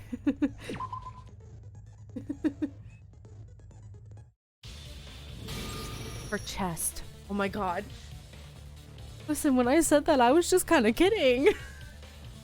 Actually, I mean, you can kind of tell that Hibiki and Kanade are a little bit different in that area. God. She must have hidden Setsuka's hands inside her clothes. Or should I say, on her chest. Oh, that is so disturbing. I can't even... Thinking about it is giving me the chills, and it's not just because it's cold in this room. That's disgusting. Oh, what the heck? A chest? Even if Hibiki looks identical to Kanade, they're not completely the same. Particularly, their body shape is different.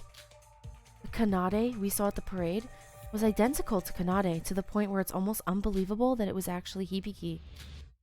Then we can assume that she probably used some object to correct her body shape. And you're saying that the objects used were Setsuka's hands? Yes. Considering the black plastic bags near the fireplace, they probably used those to carry the corpse pieces. If you wrap the hands with multiple plastic bags and hold it inside your clothes, you could not only carry the hands without suspicion, but also correcting your body shape. You could even make a small hole in the bag, but the fingerprints would be exposed, so you can open the handbook just by putting it inside your clothes. Ew. That is so disturbing. Why would they do that to Setsuka? What did Setsuka ever do to them? She was literally the nicest to those two. Nicer than any of all these other people. Why did they do that to her? I don't... Why? I'm sorry, I'm like... Ugh. Using this method, you could even freely use Setsuka's handbook and manipulate the ghost house gate records. Oh, I see. If she didn't use the hands to correct her size, there must have been evidence of some other object being used, which there wasn't. But how in the world did you come up with that idea? What Kanade said a while ago gave me an inspiration.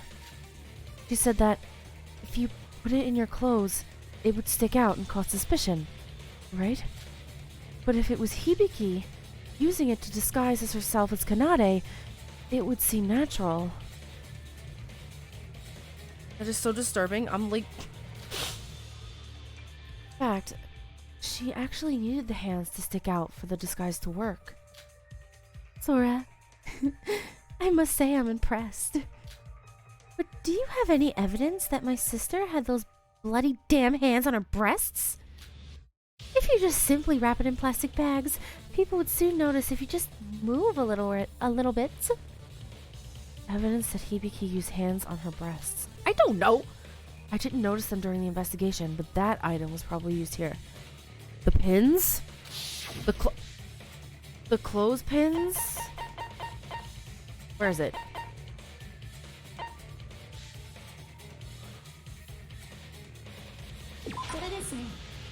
Girl!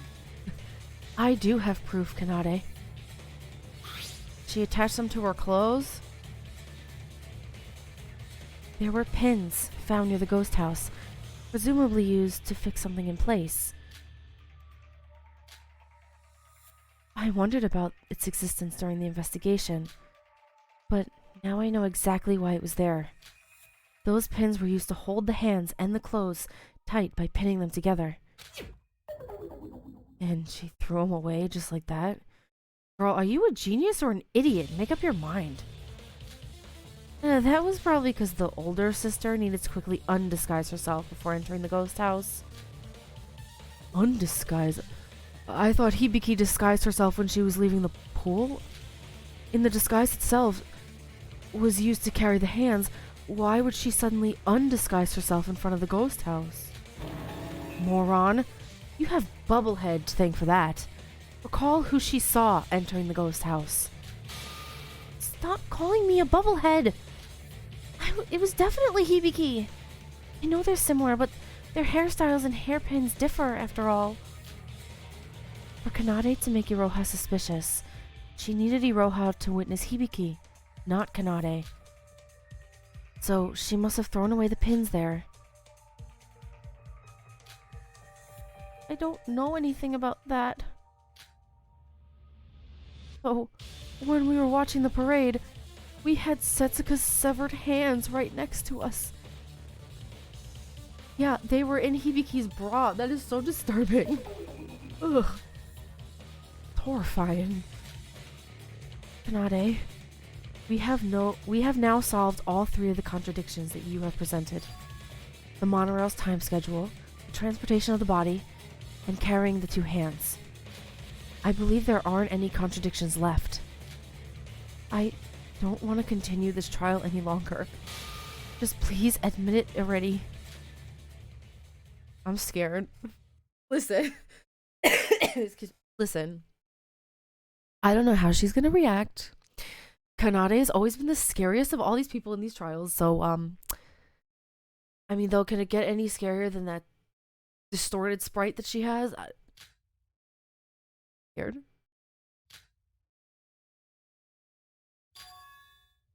Oh, stupid sister. Ruined it all. Giving out a conclusive testimony, throwing away the pins. Could almost laugh at her stupidity. Alright. Yes, I am the culprit. Oh, it really was Kanade. So you finally admit to it. If it was just me, it would have been the perfect crime. But trying to use Sis as an accomplice ended up getting me caught.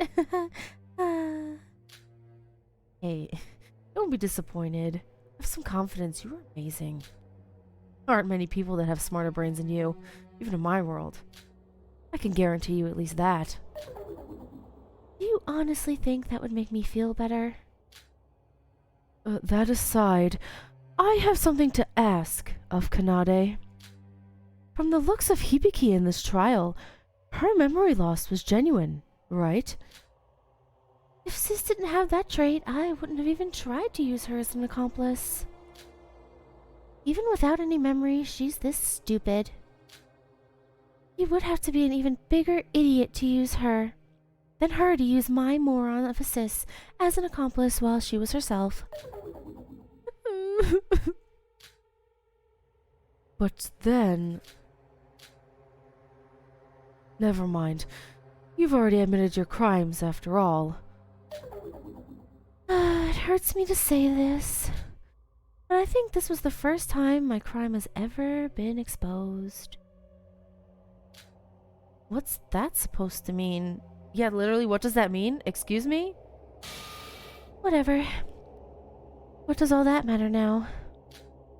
Let's end this now, with our votes. Wait. Wait, what does she mean by that? Can we back it up a second? What does she mean, her other crimes? What does she do? What's happening? Is also no one gonna explain Setsuka's eye? There's still so much I don't understand.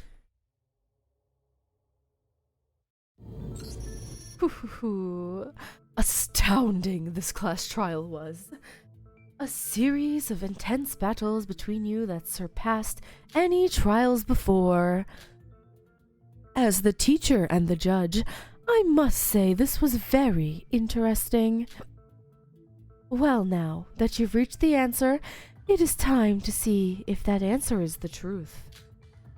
Nevermore would there be a trial like this, but it's time to reach out to the truth. Now then, vote for the culprit with the switch in front of you. Will that answer be truth or not? Wait, but I didn't do the closing argument yet. Now! Nade is the culprit. What's happening? Wait. Something's wrong. Wait. Everyone, wait a minute. Don't vote just yet. Whoa, you startled me, Sora. Oh, not this again. What now? What's the matter, Sora? I was about to push the button. Well, what is the matter indeed? Kanade herself admitted it. The case had been solved. There shouldn't be anything wrong. But we didn't do the closing argument. That's what's wrong. But what is this feeling? I can't shave off this feeling that I shouldn't let the trial end like this. Like as if some unknown force is behind me. What is this unsettling feeling? What's going on? Genuinely, what? Shobai? What? I want to ask you, as the person who almost single-handedly solved this case, are you sure we're going to be fine ending the trial with Kanade as the culprit? What? I have no reasons. I don't even know myself why I'm doing this. But I'm not just saying this. I'm serious more than ever right now. Sora, are you alright? You seem a bit weird right now. I don't think Kanade is the culprit. What? Girl, what? I'm sorry. I'm like, huh? What in tarnation? I feel like Terria's accent's coming out. Sora, what are you on about? Even I'm confused right now. Well, thing is, I'm sorry. I don't know what I was on about. Sora, perhaps the long trial has taken a toll on you. You look tired after all. Yes, this is a very long trial. I have been doing this trial over the course of like 8 days, 10 days even. Alright, I mean, the case is basically over right now. Please, just once more. Let's discuss this just once more. Missed something. I feel like we've missed something very important. What? But there's literally nothing more to talk about. Although I can't give a good reason, please believe me. I beg of you. Even if you say so. No. Do what the girl says. Well, why? I thought it was over as well. But there's something left. We need to discuss that something. I mean, for me, you're basically extending my life a bit, so I don't mind. But as the culprit, I don't know what there's left to do. So see, is Kanade really not the culprit? I don't know. But I know I shouldn't let the trial end this way. Then I'm gonna trust Osi. Honestly, I cannot grasp the reality of the situation. I don't have any memory of today. Kanade killing Sukad. And I helped that? I don't want to believe any of that. So even if I'm terrified, I'm gonna trust Kanade once more. Kanade is my sister after all. What? Seriously, what is going on with this trial? Shinji, same. What is going on? I'm so what? Sora, you know what? I don't know what's going on, but I'm on Sora's side. Yeah, of course you are, because you follow her around like a puppy, let's be honest. Me too. I'm gonna trust Sora. A little more discussion isn't gonna hurt anyone after all. I'm telling you, it's a waste of time. I honestly can't understand the logic behind all this. I don't know what I have done, nor do I know if it was the right thing to do. It was as if some force other than my own conscience was controlling my action. Is it the real Sora? Because, you know, like, she's empty back. I still think she's Akane. I don't know how, because she died last time, but... Is that what it is? There's the real her is kind of pushing her a bit? I might be troubling everyone with a random thought that had no basis. But still, I cannot go against this force. All that's left for me is to follow it. Scrum debate? What's the scrum debate again? Oh, it's this one. Okay. Alright. I can do this because I have the... What's it? Nikkei skill, which gives me... Who says what? It's for parts like this one that I wish it could have been dubbed. Only because, like, then I could actually hear what they say instead of having to read it and also, like, combine the right tooth bullet thing, you know? I'm gonna see if I can read all of it, because I don't want to miss anything, you know? We'll try. Alright, I know how to do this. And is no one gonna talk about Setsuka's eye? I'm still waiting for that.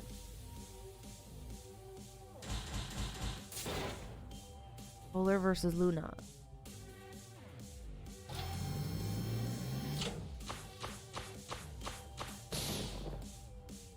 Okay.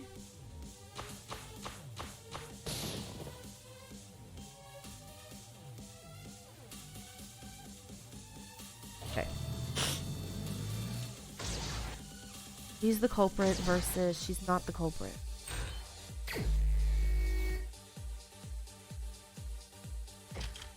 The culprit? What more should we discuss? Kanade's not the culprit. We must have made a mistake somewhere. We've solved every trick. Can't we just let this end? There may be some unsolved tricks left. I believe in Sora. There's nothing left to discuss about. What's wrong with you guys? We won't know for sure unless we actually discuss the matter. It's not like we have any other theories, just a waste of time. Sora isn't just trying to suggest new theories. She's trying to discuss more about the case. Are you suggesting the involvement of a third party? Third party my ass. Quit your nonsense. Are you saying that there is no other suspect? There are no other suspects. However, we cannot end the trial like this. Trust me. Oh god, what do I do? Oh god, Z!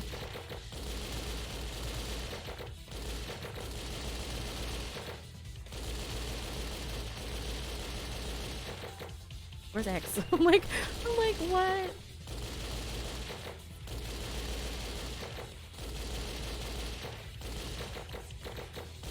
That's not the right letter I'm pushing.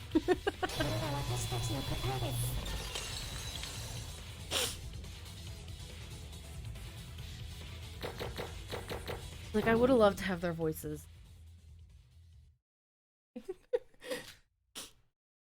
So it is easier now with the skill that I have. We're gonna go back in, because I'm like major confusion over here. So what are we gonna do about this? We should listen to what Sora has to say. You know she's not the type to do this without any reason. About that, I don't know the reason myself. But we should talk about this more. Then maybe we'll get rid of this unnerving feeling. But the culprit has already been exposed. Is there anything left to talk about? Ooh, why do we have a small chat? Like the friends we are. You know why I agreed with that girl? I also felt something was off. Thought I didn't notice it till she mentioned it. We definitely solved all the tricks. The culprit is Kanade Otonokoji. But is that truly all there is to it? Feels like there should be more to this. That kind of feeling. Exactly, Shobai. Felt that too. Like we've missed one last thing. Would you stop sharing that just between yourselves and let us in? Thora said she doesn't know why she felt like that, but Shobai, do you know the reason why? There are two things that I felt suspicious about. First, what happened to the missing abdomen of Setsuka Chiebukuro? Secondly, why did Hibiki Otonokoji help her sister with this whole affair? The missing abdomen, the reason for the cooperation? Let's talk about the first one. I mentioned about the victim's missing abdomen during my theory a while ago, remember? You said it was because of a difference the wound marks would make based on which hand they used. Kanade was left-handed, and to hide the stab wounds, she threw away the torso. Thanks to that info, we were able to suspect her. But where is the abdomen, really? They would have gotten rid of the abdomen as well as some of the intestines. Ew. I'm sorry. I don't know, intestines are just very to me. Not my thing. You can drain the flesh a bit. You can drain the flesh bit by bit down the drain, but that's not the important part. The important part is, was that really the only reason? Since you've oh so kindly admitted your crime, I want to ask you, did you really get rid of it just for that? Of course. It's what you've deduced, remember? For my inspection, the only lefties here are Aroha and me. If I didn't take care of it, it would have come back later to bite me. I did try to abuse this to frame Aroha, but that plan also failed. How could you? Really? Huh? I'm not the type to brag, but got an eye for talent. You, a person with that big of a brain, of all people, wouldn't have done things this sloppily. You say that, but in the end, Kanade did choose this method, right? She herself admitted it. If this was done by spur of the moment, she might have taken this route. But from dragging Bubblehead to rigging the gate records, she definitely planned this way ahead of time. A double-layered trap of framing her own sister as the culprit, and as plan B, framing Bubblehead. And even after she was busted, she calmly pointed out the contradictions to the theory of her being the culprit. And that same person forgot about the stab wounds. What? I'm sorry. Maybe I can't read. Precipitately? What? What? Is that the right word? Is that the right translation, or am I just dumb? She used her left hand, then only took care of it? She might not have known about the difference between stab wounds beforehand. Have you even been listening? By the looks of her dismemberment skills, she's used to this kind of business. I can guarantee that there was no way that a person of that level didn't know about the stab wounds. But she's the ultimate guitarist. Considering her profession, isn't it unlikely that she would have reached that kind of level? If she really did murder Setsuka, she's probably a Void. The Void is a criminal syndicate, so that might be entirely possible. Shobai does have a point. The fact that she got rid of the abdomen means that she would have known she would be caught by the left-handed stab wound. If she knew that, she could have just stabbed Setsuka with her right hand. Why would she have gone through all the hassle of getting rid of the evidence? I mean, that's true. It's just that I only realized it after I stabbed her. As you might have already guessed. The knife used to stab Setsuka was the folding one that is in everyone's room. I stabbed her with my left hand without much thought, and only then I realized the potential danger of leaving that kind of evidence. I never imagined that there would actually be someone who'd suspect me because of it, but maybe that turned into a reality by you, Shobai. That's all there is to it. You, who planned this whole craziness, stabbed her without much thought? Okay, now I know you're hiding something. You would have definitely found another method. Even I can think of many options off the top of my head right now. Using your right hand to create more stab wounds. Stab wounds won't be visible. And repeatedly stabbing her with both of your hands, so we won't be able to tell which one was the first blow. Are we really continuing this? Do you know how much I hate the most? Repeating useless stuff that's already over. Just execute me already. Wait. Nobody, enough about that. What about the second suspicious thing? The reason Hibiki cooperated. We really didn't go over this in detail during the trial. But why do you think Hibiki Otonokoji cooperated with her sister in the first place? Huh? I don't know. Why did she? Didn't Kanade mention something about the altar? That she believed that sacrificing Setsuka's body would grant her wishes. Excuse me. That's right. The motive video. Kanade said that her video featured her parents, right? She helped kill Setsuka to save her parents, even if it meant she bloodied her own hands. But listen, I need some water. Sorry. Listen. Isn't it? They said the thing with the altar was that sacrifice your most precious one. Wouldn't Hibiki's most precious one, or wouldn't it be each other? It would be Kanade, the sister. Why would they sacrifice Setsuka? That. I'm going, like, my words can't keep up with my brain. Wait, is that really how it went? Yuki? Even if she really believed that concept and put her body on the altar, that definitely is possible, but it's not all she did, right? She disguised herself, rigged the gate records together with Kanade. Isn't that weird? All she had to do to grant her wish was to put each body part on the altar. There was no reason for her to follow the rest of Kanade's plans. You're right.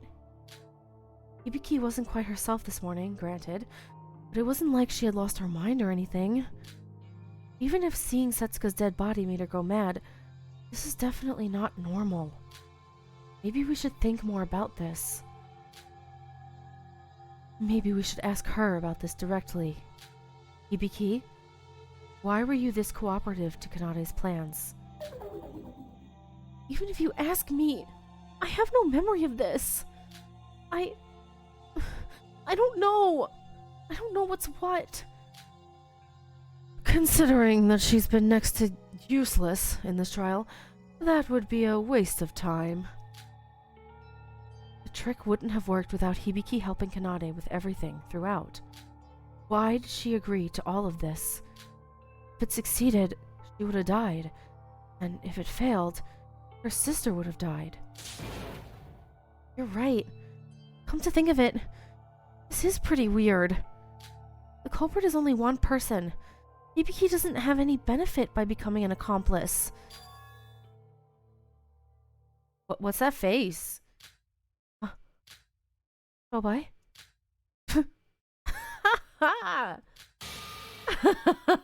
So that's it.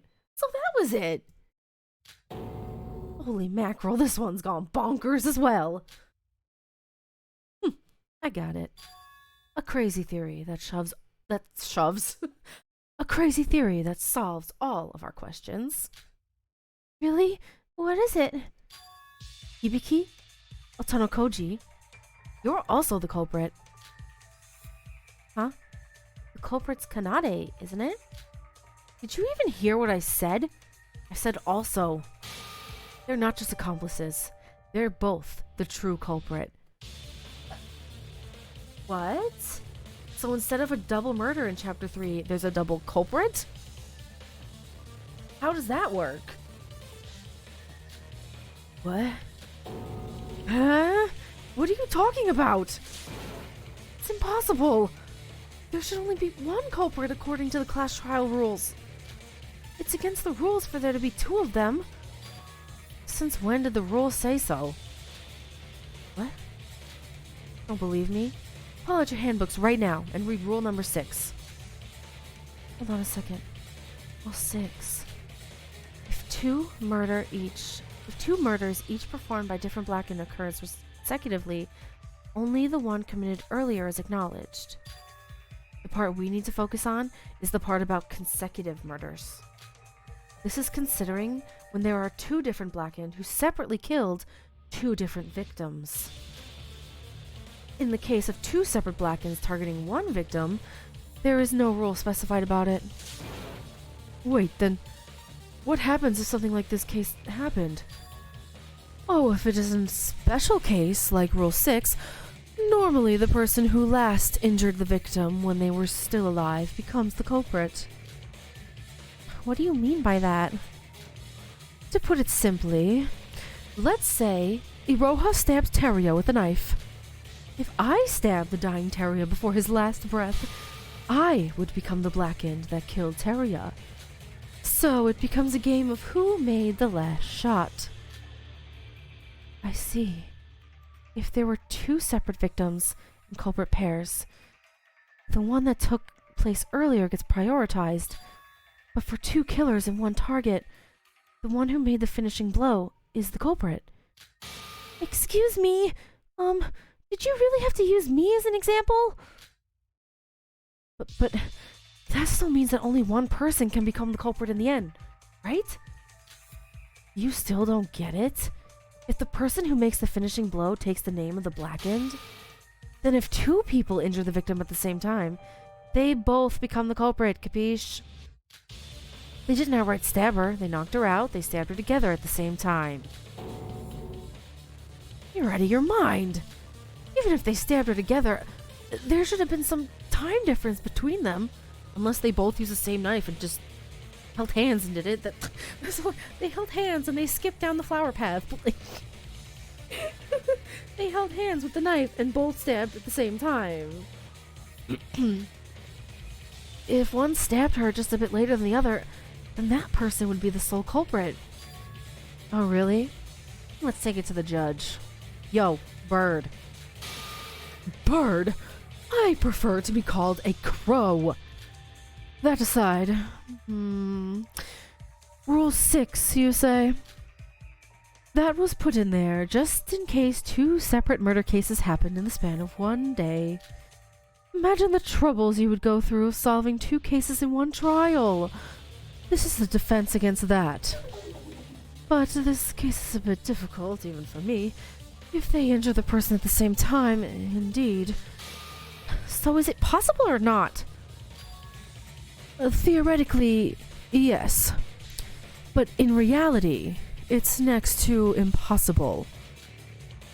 If a murder occurs anywhere, the high-tech sensors of Utsuroshima detect who hit last down to the 0.001 seconds. If anyone was even a little late, they would be the official culprit by the records, unless they held hands and they both held the same knife and did it at the same time. Correct? Am I wrong? You see, it's impossible.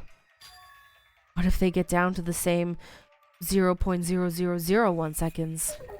Huh? Well, we'll measure it down to the 0.000001 seconds. And if they do it within the same 0.00001 seconds... Yo, Shobai, what are you leading up to? If the time difference was next to zero, according to the records, you're saying? Well, if it was that pinpoint, then I admit it. They both become the Blackened. Frickin' bingo. Wait. That's only theoretically possible, remember? Even if they thought they did it at the same time, there's naturally bound to be some difference between them. Unless they were machines or something. Nikkei's right. I mean, I am capable of doing everything right. But for my sister? Oh, it would be impossible. Why the sudden passivity? Are you hiding something from us? What did you say? It would have been possible for you twins. If my theory is correct, then that was exactly why you couldn't have let the torso be. Of course, I'm not saying this without any basis. The proof that you two can do it with the exact timing was ironically provided by Newsy over there. Huh? Me? What do you mean by that? Do you guys remember the interview that Nisi did on the twins back on the second island? How on earth would you remember such a minor thing? How rude! My interviews are never something minor. Of course, I always remember every detail of my interviews. I even have it written down. But why do you remember that? That isn't the focus here. Just shut up and listen. If you have it written down, then that's better. Read the part about the secret behind their synergy. Let's see here. So, you two have shown us fantastic performance, especially the unbelievable synergy between you two. What is your secret behind the synergy? Well, we do practice every day and night, but we aren't like any other twins. We are two as one. For a beat, we can play within the margin of error of less than 0.000001 seconds. Isn't that right, Kanade? Huh? Yeah. I see. So the fact that you're twins is a crucial factor. Oh, this is a scoop in itself. He is unstoppable. Well, as Shin said, we better get going before it's too late. You gotta be joking. How would he remember that? Tobai? Listen. Tobai's smart. He's trash, but like, I like him. He's becoming one of my favorites, which is maybe a little weird.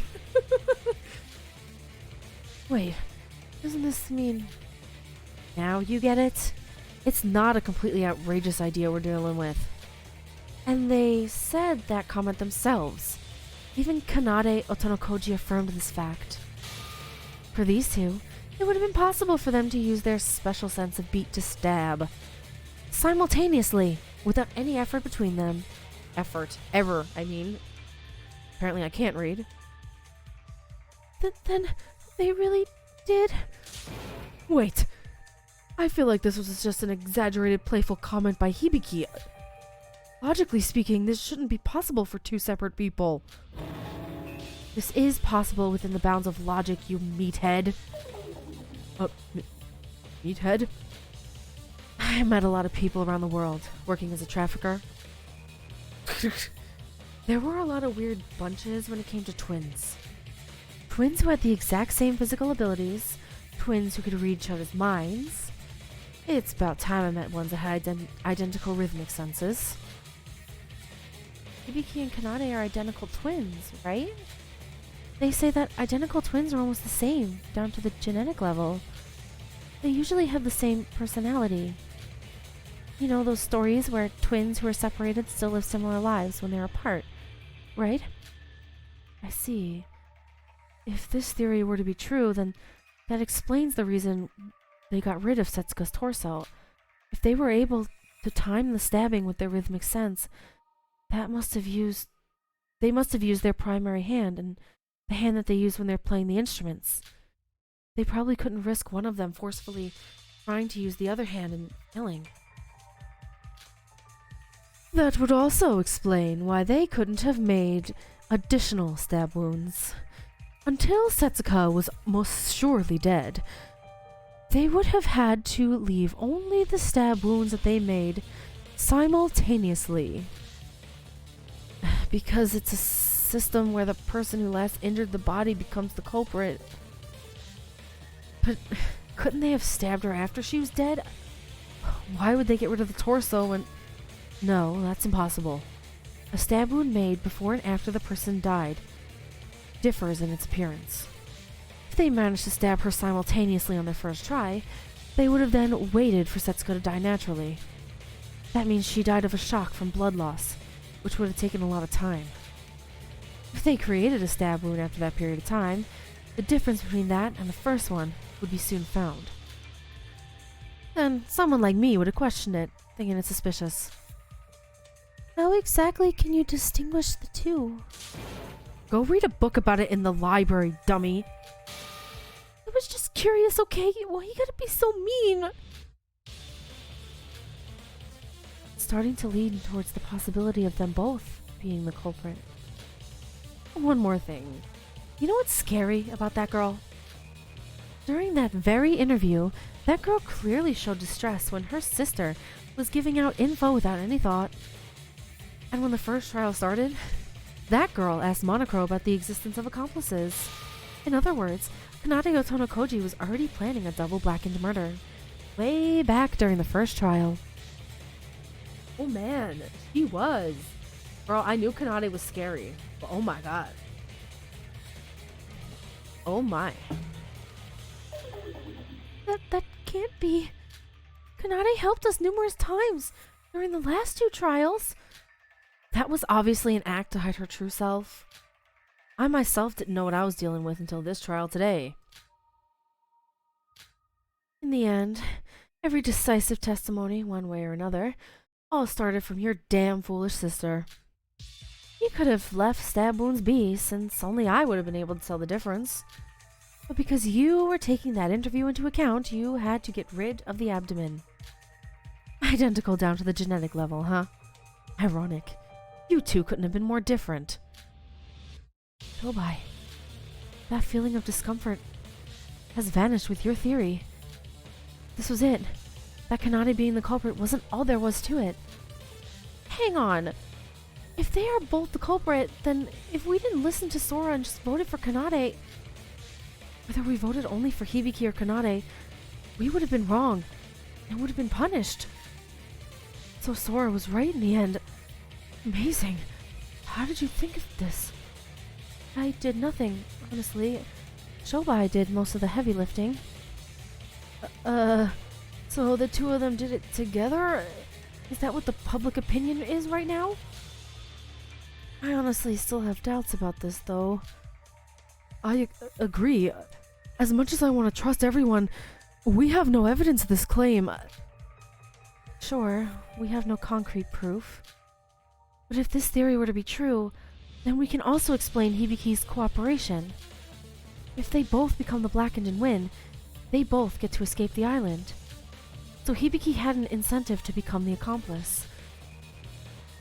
What? This is the true ending of this trial. The Otonokoji twins were the true culprits of this case. Okay, she's scary. Oh, Sora! Do you really think that makes sense, yes?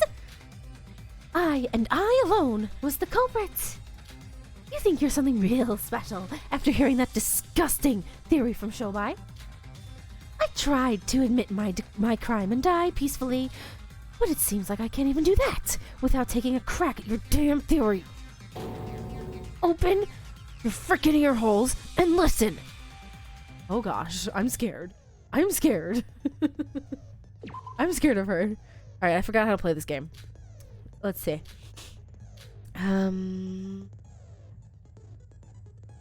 Okay, but then I have to click shift, right, to make it the truth bullet. Excuse me, I'm sorry. Do Swift. Do Swift? Swift? To switch arrows. Oh my gosh. Okay. I think I know what to do. Oh god, look at her. She's terrifying. I also wish I could, there was a voice for this too. Unused antibiotics. That has to be the unused antibiotics, right?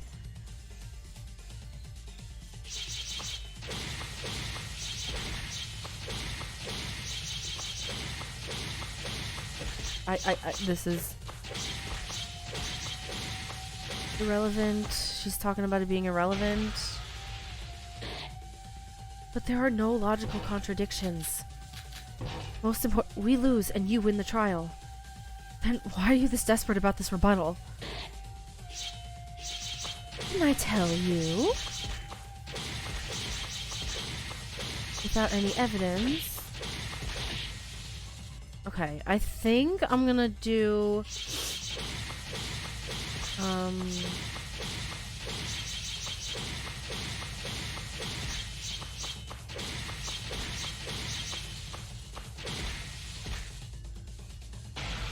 I'm gonna do there are no logical contradictions. Most importantly, if you're the culprit in the double it goes too fast, I can't read it. I'm a slow reader, I'm sorry.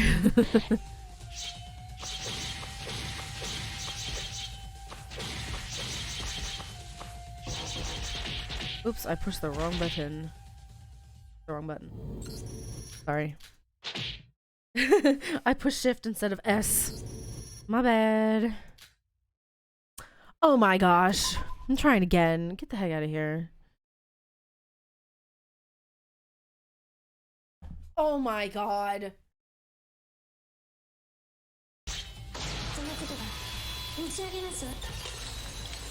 There we go. I just had to skip through everything because of the... Ugh, I don't want to talk about it. I don't want to talk about it. Save, please, so I don't have to go back and skip through like an hour dialogue. Proof. You say there's no proof? Obviously. It was impossible from the start. Oops, I clicked it. I got too excited. Let me ask Shoba himself. Do you have any proof, yes? And you claim to say you know something that even Shobai is unaware of? Of course not. In the end, this was all just a baseless theory. No. I do have proof. What? After hearing what Shobai said, I looked through every evidence I found once more. And there was one single evidence that didn't have a place anywhere in this theory. Yet nobody knew what it was for. The bottle of antibiotics near the pool. Antibiotics? I don't recall ever seeing that by the pool. But antibiotics in the pool? It's a pretty weird combination. What's it doing there? We can deduce its use if we combine it with Terria's testimony. Teria, when you testified about the blood packs, didn't you mention another chance in the infirmary? Infirmary? Oh yeah, the medical kit disappeared for a while and somebody put it back. Are you talking about that? Medical kit? So, was that bottle from that kit? Well, I check the inventory of each room 3 times a day. Morning, lunchtime, and evening. And the medical kit was definitely there yesterday evening and had disappeared when I checked the room this morning. I was gonna tell you guys, but it wasn't like it was a murder weapon, and I just assumed somebody needed it as an emergency. And I saw it sitting back in its place at lunchtime as if nothing had happened. So it fell out, the biotic, since it was unused? So that means somebody used the medical kit this morning, right? What does that have to do with the theory we're dealing with? It's unrelated to me. As Teria said, a medical kit can't be used to kill someone. And since we're dealing with a murder, a medical kit used to save someone seems far off from the evidence we're looking for. However, I don't think that's the case. This was an insurance used by the culprit to create a double blackened situation. Insurance? You said that they used their primary hands to stab Setsuka simultaneously, without any error, right? But as Shobai called it out, Kanade is an extreme perfectionist. What if they managed to fail the timing? Oh no, they didn't. They were gonna use it to heal Setsuka back up if it failed? Oh, they were? Oh, that's dark. Exactly. Kanade had taken the medical kit with her for that exact reason. Preposterous! How could you know if you had succeeded or not in the first place? Dude, Monochrome exists for a reason, you know. So, they stabbed Setsuka together and called Monochrome to check if it would be accepted as a double blackened murder? Is Monochrome even allowed to tell them that? I mean, there's no reason not to. Telling the Blackened that they are the Blackened shouldn't be a problem, right? That aside, that bottle was decisive evidence. I never saw that during the investigation. Where the hell did you find that? I just kind of saw it rolling around near the pool. Nonsense! I never even opened the damn thing! There's no way that I dropped it!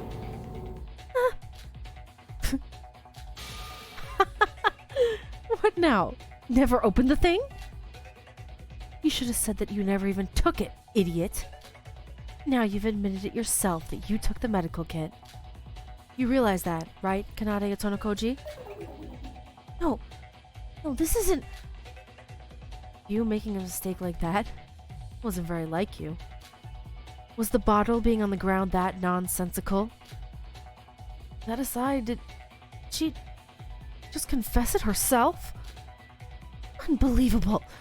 Even if I had dropped it, I would have heard it dropping, considering its size. Or, at the theory at least, I would have noticed the weight decrease from the medical kit. I didn't even leave it to Hibiki. I did this part myself, just in case stuff like this happened. Unbelievable.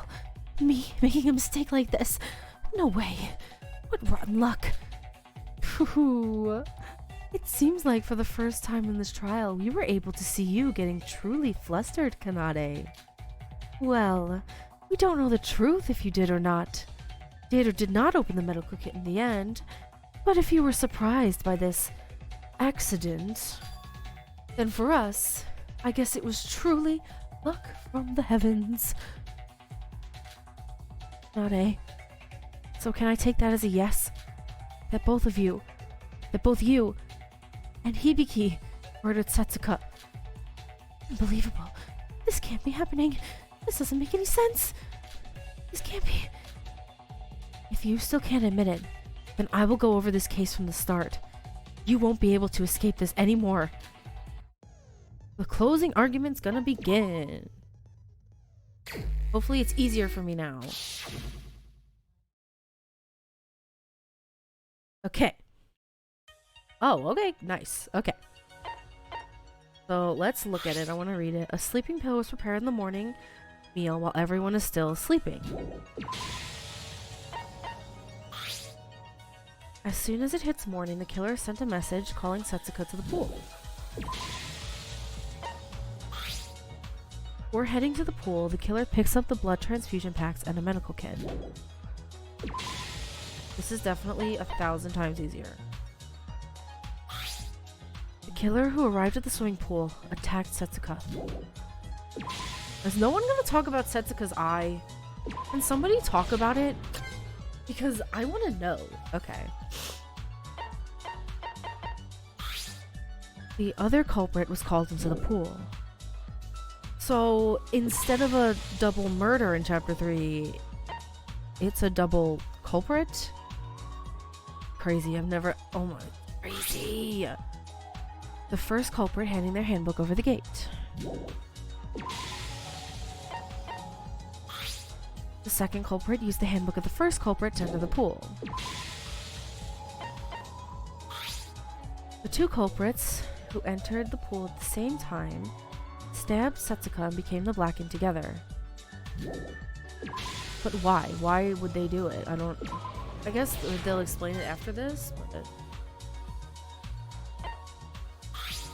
After leaving the pool to get the necessary tools, a no-entry sign was placed at the gate.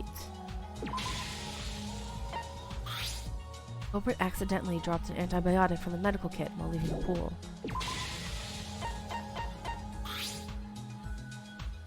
Culprit returns to the pool with their tools and started cutting Setsuka's body into 10 pieces. Ugh. See, look, is no one gonna talk about her eyeball? I'm not gonna rest till someone mentions it. The second killer disguises herself as the first killer after the dissolution is over. Okay.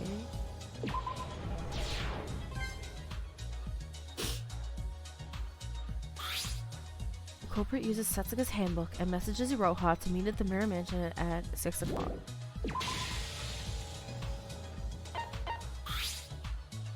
After calling Iroha, the second killer maintained their disguise and was on the move. Iroha notices the second killer entering the ghost house. I clicked the wrong button. After entering the ghost house, the culprit broke the breaker wire and did power outage. Okay.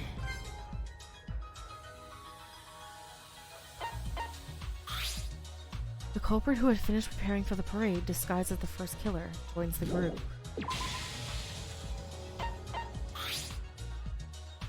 same time, the train moved to the monorail station in C. The culprit waited there. The culprit took the monorail and put the body in the chimney of the ghost house. The culprit performed an extraordinary method by throwing them piece by piece. Dum dum. Dum. The monorail goes the same way back and forth. Okay, that's the monorail stuff that's still I don't understand. Even through the whole trial, I still don't understand the monorail nonsense. The first killer who safely moved the body to the ghost house off the monorail in hidden block A. Their house? A? Meanwhile, Setsuko doesn't arrive at the parade, so the group decide to look for her. Second culprit, who entered the Block A warehouse pretending to find Setsuka, passed the baton with the first culprit. The first culprit, who confirmed the ghost house was empty, signaled to the second killer.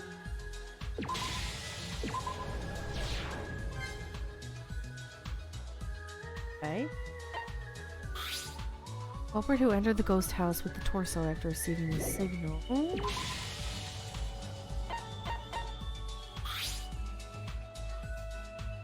The whole torso had been previously removed or placed on the altar.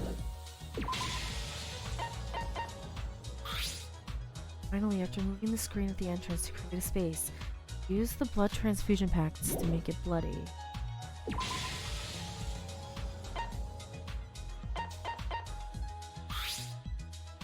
It is ready to hide behind the screen, waited for the body to be found.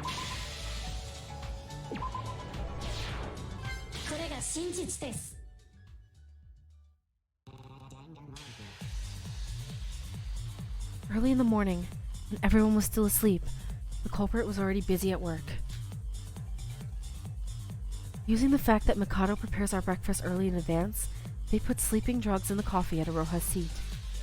This was to eliminate any alibi Iroha might have in the afternoon. And when the day broke, the case began for real as the culprit called Setsuka out to the pool. Before they headed to the pool, the culprit took large quantities of blood packs and a medical from the infirmary. Since it was already gone by the time Teruya checked it this morning, this was the only chance they had to take them. Then, they arrived at the pool and attacked Setsuka. They didn't quite kill her just yet, but only knocked her unconscious. Immediately after this, the culprit signaled another culprit to this case to the pool. Yes, this was the first time that two people were both the culprit of one murder. Here, the first culprit handed their handbook to the other culprit over the gate. This was to manipulate the gate records, a crucial trick used throughout this case. The second culprit entered the pool using the handbook they were given. The in records of the first culprit and Setsuka already existed in the gate record database. So when the second culprit entered through the gates, the results showed an out record for the first culprit. The second culprit was able to enter the pool without using their own handbook and leaving a record. Next, the two stabbed the unconscious Setsuka simultaneously with a knife. Originally, the one who stabbed later would become the real culprit, even if it was a matter of milliseconds. However, our killers had an extreme sense of rhythm with each other, enough to a point that its difference was undetectable. This was because they were twins, and had ultimate talents related to rhythm. After confirming the fact that they stabbed her at the same time, the first culprit left the pool. Here, they used Setsuka's handbook to make it seem like there was nobody in the pool according to the records. As she was leaving, she also put up a sign that said "Pool sanitation time. Please do not enter," in front of the pool. This way, no one else would enter the pool while they took care of the body. However, the culprit made a huge mistake here. The medical kit that was prepared as an insurance to heal Setsuka in case if they mistimed stabbing her simultaneously, while they were leaving with the newly useless medical kit, a bottle of antibiotics had dropped from it. We're not sure how the culprit didn't notice this, but we were able to prove the double blackened theory using this evidence. After the culprit left, she re-enters the pool after 3 hours with the tools she needed.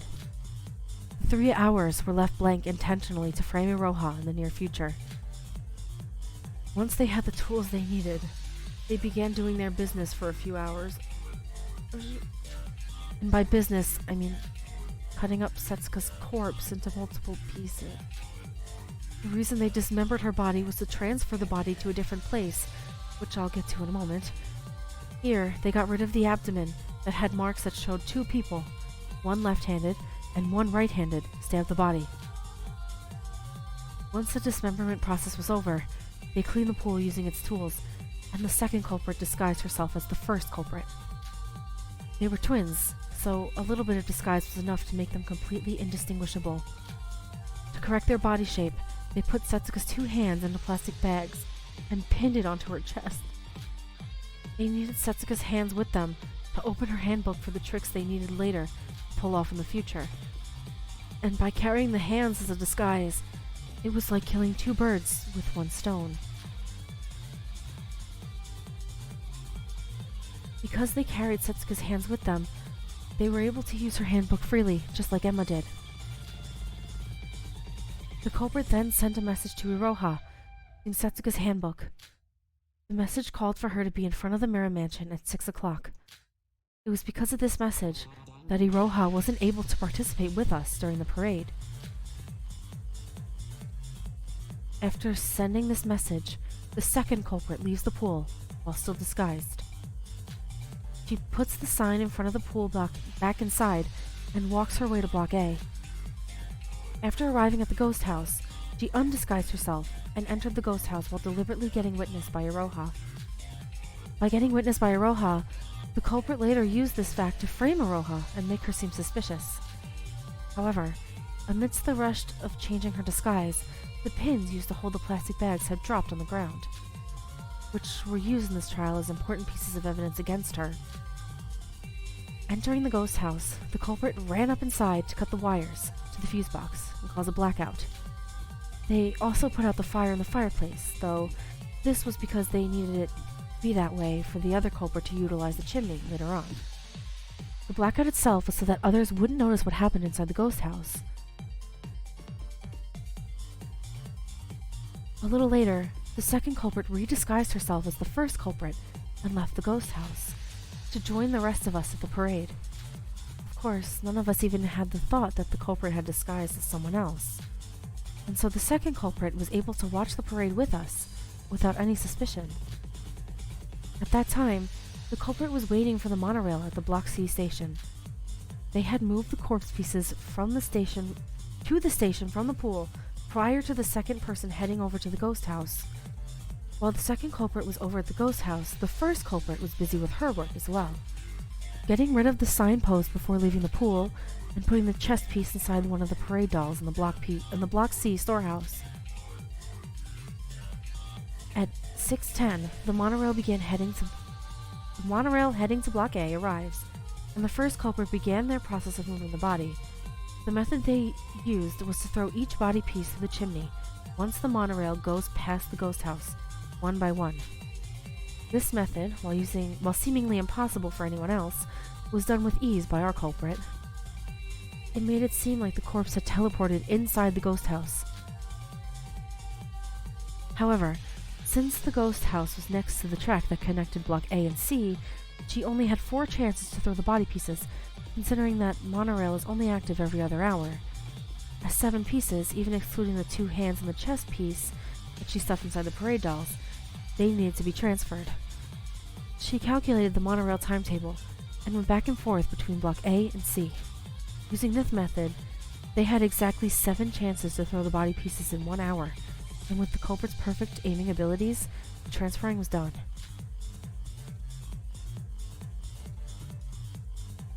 After all the body pieces had been safely thrown inside the chimney, she leaves empty-handed and heads to the storehouse. The parade was almost over, and the chess pieces had been delivered to the Block A by then. Meanwhile, the second culprit and the crew were becoming anxious about Setsuka's absence, and they began a search. Pretending to look for her and heading to Block A storehouse, 2 Blackens meet up and switch places. The reason the second culprit disguised in the first place was to create an alibi, where the first culprit was busy throwing corpses on the monorail. And since that was finished, there was no reason for the disguise from then on. I had just finished investigating the ghost house and was leaving without any results. And after confirming that I left, the first culprit signals the second culprit, who was still hiding inside the storehouse. The second culprit swiftly enters the ghost house with the chess pieces they hid inside the storehouse. Here, she uses Setsuka's handbook. There would be an ID without an out record at the ghost house. After this, they put all the body pieces, including the two hands used for the disguise, and placed the pieces inside the fireplace on the altar. Once the setting was complete, they moved to the folding screen in front of the entrance to create a space and start to flood the place with blood, using the blood packs they prepared. This was to create the illusion that the crime scene was the ghost house, and the culprit dismembered the corpse behind the folding screen. They created a huge trail of blood leading up to the altar, and spread some on the altar as well for good measure. After all this was done, the culprit deliberately dropped her hairpin near the altar, and sent everyone a message in Setsuka's handbook. The message had to vaguely remind everyone of the ghost house, and was used to call everyone to that place. Then, they hid in the space behind the folding screen, waiting for the others to arrive. As we arrived, we followed the trail of blood up to the altar without any suspicion, and ultimately entered the altar, where we found the body of Setsuka. And this was how the two culprits managed to move the body and fool everyone. The cruel killer, no, killers, who didn't just murder Setsuka, but cut up her body into pieces. Yes, the culprits who committed this atrocity of a crime.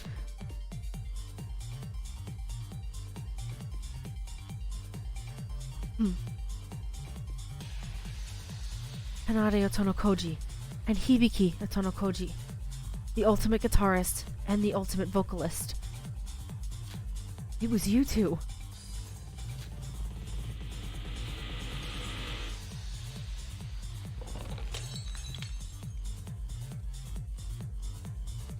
Wow. Wow. That was crazy. So they're not voids, right? Like this is a case where it wasn't a void doing it.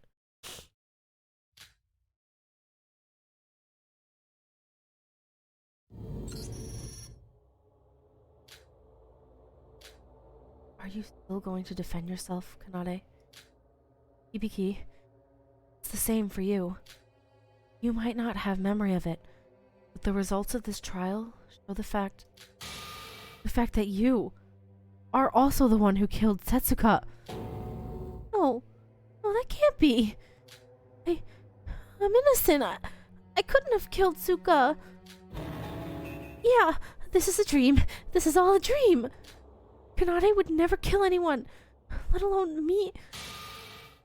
Wake up, Hibiki Otonokoji. Hibiki. Oh, Hibiki, darling, I am afraid this is not a dream. Whether you remember it or not, you have committed a murder and lost the class trial. If the answer we've deduced is true, you will soon be dead. What? Die? Me? Ha ha ha ha ha ha. That's a bit weird. I haven't done anything. Come on, guys. Kanade, say something to them. We could never actually kill someone, right? Kanade, don't just stand there, please. Help me. Like you've always done when we were young. Sis, when something bad happened, you were always there for me to take care of it. I'm sorry. I was being harsh to you. I apologize for everything. Just help me. Nade ultimately lost the trial. Even she can't help you in this situation.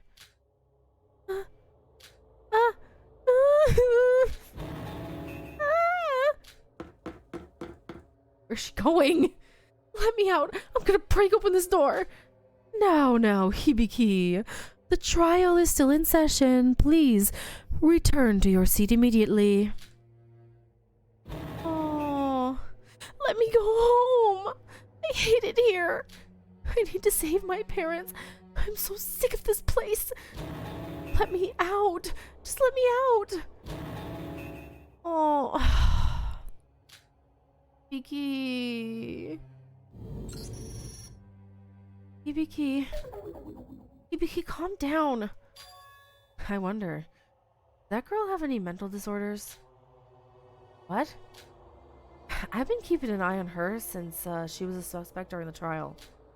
But something's off with that girl. I mean, the younger sister is a crazy witch for sure, but older sister isn't far off as far as I can tell. This is a warning. If you do not return to your seat, you will be severely punished. Shut up! Kanade?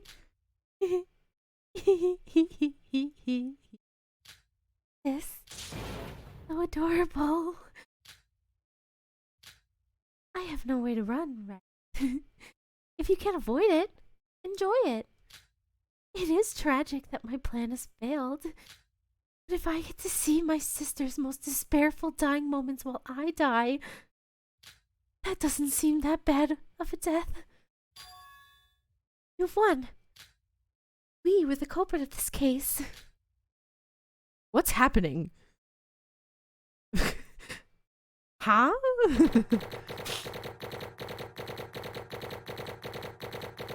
I'm gonna guess that the one where I only got 20 points was the first, I got a D, was the first, what is it? Hibiki's Terminate Talk Show, because that took me forever. Forrest reached level 12. I got 2 skill points, yay. And I got money so I can talk to Shobai.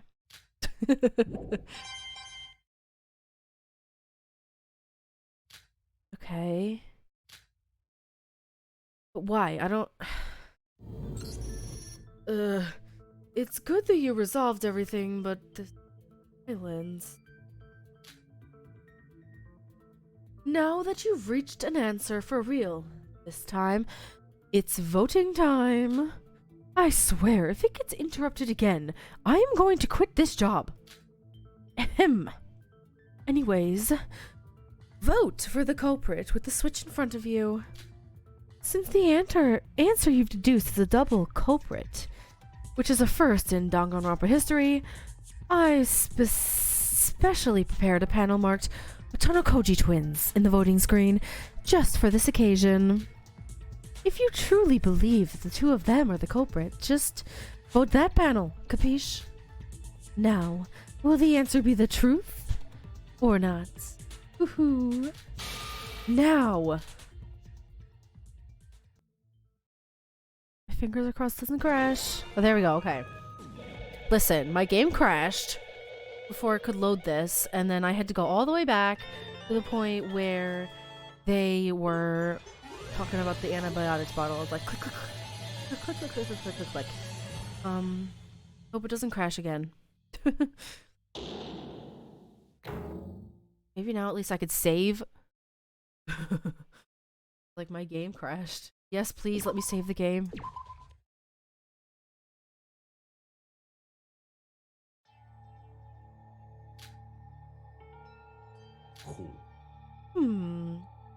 The real culprit who murdered Setsuka Chiabukuro was Hibiki Otonokoji and Kanade Otonokoji. Correct.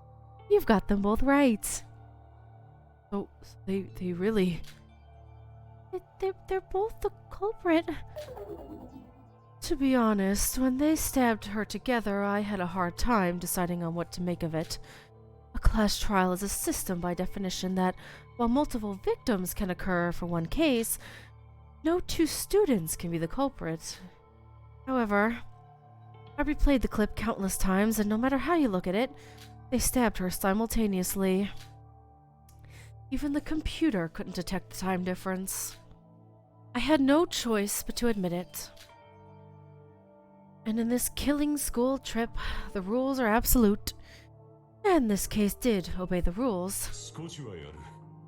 My most honorable praise for the twins, as they found a loophole in the rules and used their talents to pull off a feat truly impossible. I was confident I would win this trial. You would have lost if you'd voted for my sister, and so would it if you voted for me. Whoever you had voted for, I was going to be safe. And I even had a backup plan framing Aroha. For this plan to fail, really did not expect. Seems like I underestimated both Shobai and Sora. Right. You contributed nothing to this trial. If it wasn't for those two... Honestly, I was mentally prepared for Shobai. I can estimate the threat level of a person immediately at first glance. And ever since our first encounter, I always have been cautious of you. But Sora, what are you? You have nothing special to boot, and you can't even remember your own talent. How was someone like you able to win against someone like me? Sora, what really is your talent? That's what I want to know. Twins, answer me! Why in the world did you murder Setsuka? Hey. Oh, what's wrong? I thought you didn't care about whether we died or not. Well, I do have an idea why you're acting like that. What's that supposed to... Oh, forget it. It's not like I'm gonna tell you anyway. That aside, you asked why we killed Setsuka, yes? Kanade, I can understand maybe... But Hibiki was very intimate with Setsuka. Why did Hibiki help murder Setsuka? Don't you get it, bro? They're voids. Both of them. I don't think... I don't think they're voids. I think this is the first time a murder happened not by a void. Obviously, that's the only logical reason. It happened last time, and the one before. We're trying our best to harmonize and survive, and they're trying to ruin it. Then, the two twins were both voids? No? Is that really how it is? Speak up, Hibiki. Kanade.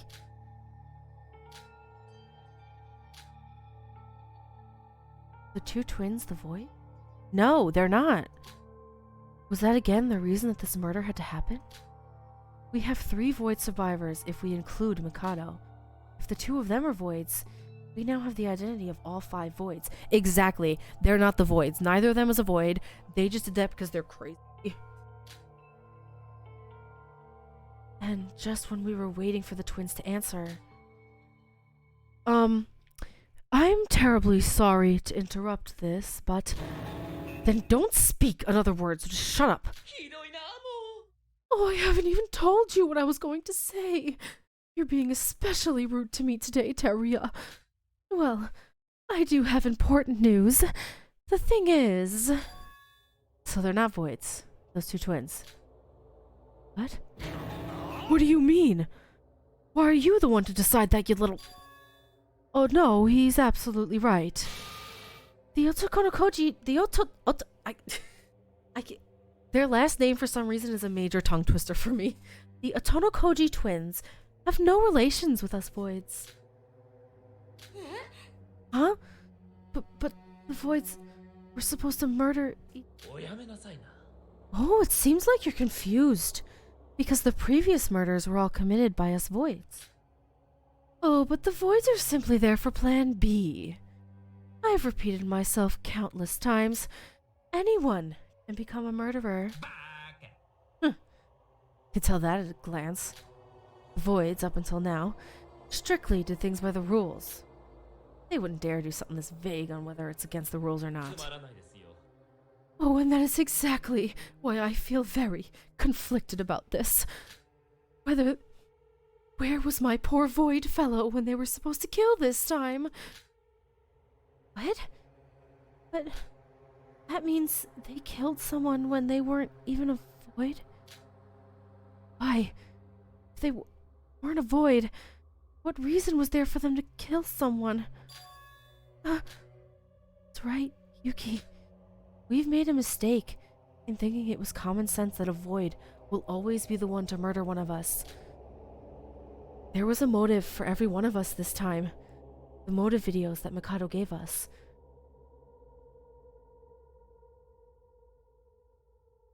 That's right. Even I had forgotten about it. The black end of this case gets to not only escape this island if they win, but they also get to know the ending of their motive video. The motive video I saw didn't affect me in any way. The others were different.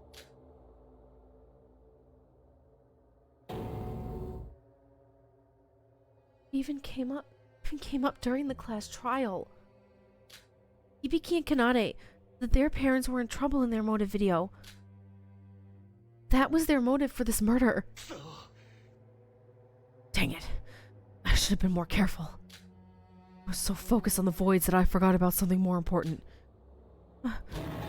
Mikado, you. This is all because of you. Forcing us to murder each other with motives or whatever. Never forgive you. Excuse me. It wasn't really like that. What? I said I didn't do it necessarily for those stupid videos. My sister could have done it for her parents, but to be honest with you, I couldn't care less about those things. Is she a psychopath? Those things? But they're your family. My sister is the only family I've got. And you said it yourselves during the trial. I've been planning a double blackened murder ever since I heard about the rules of the class trial. The motive videos were distributed just yesterday, so how could those be the motives for our murder?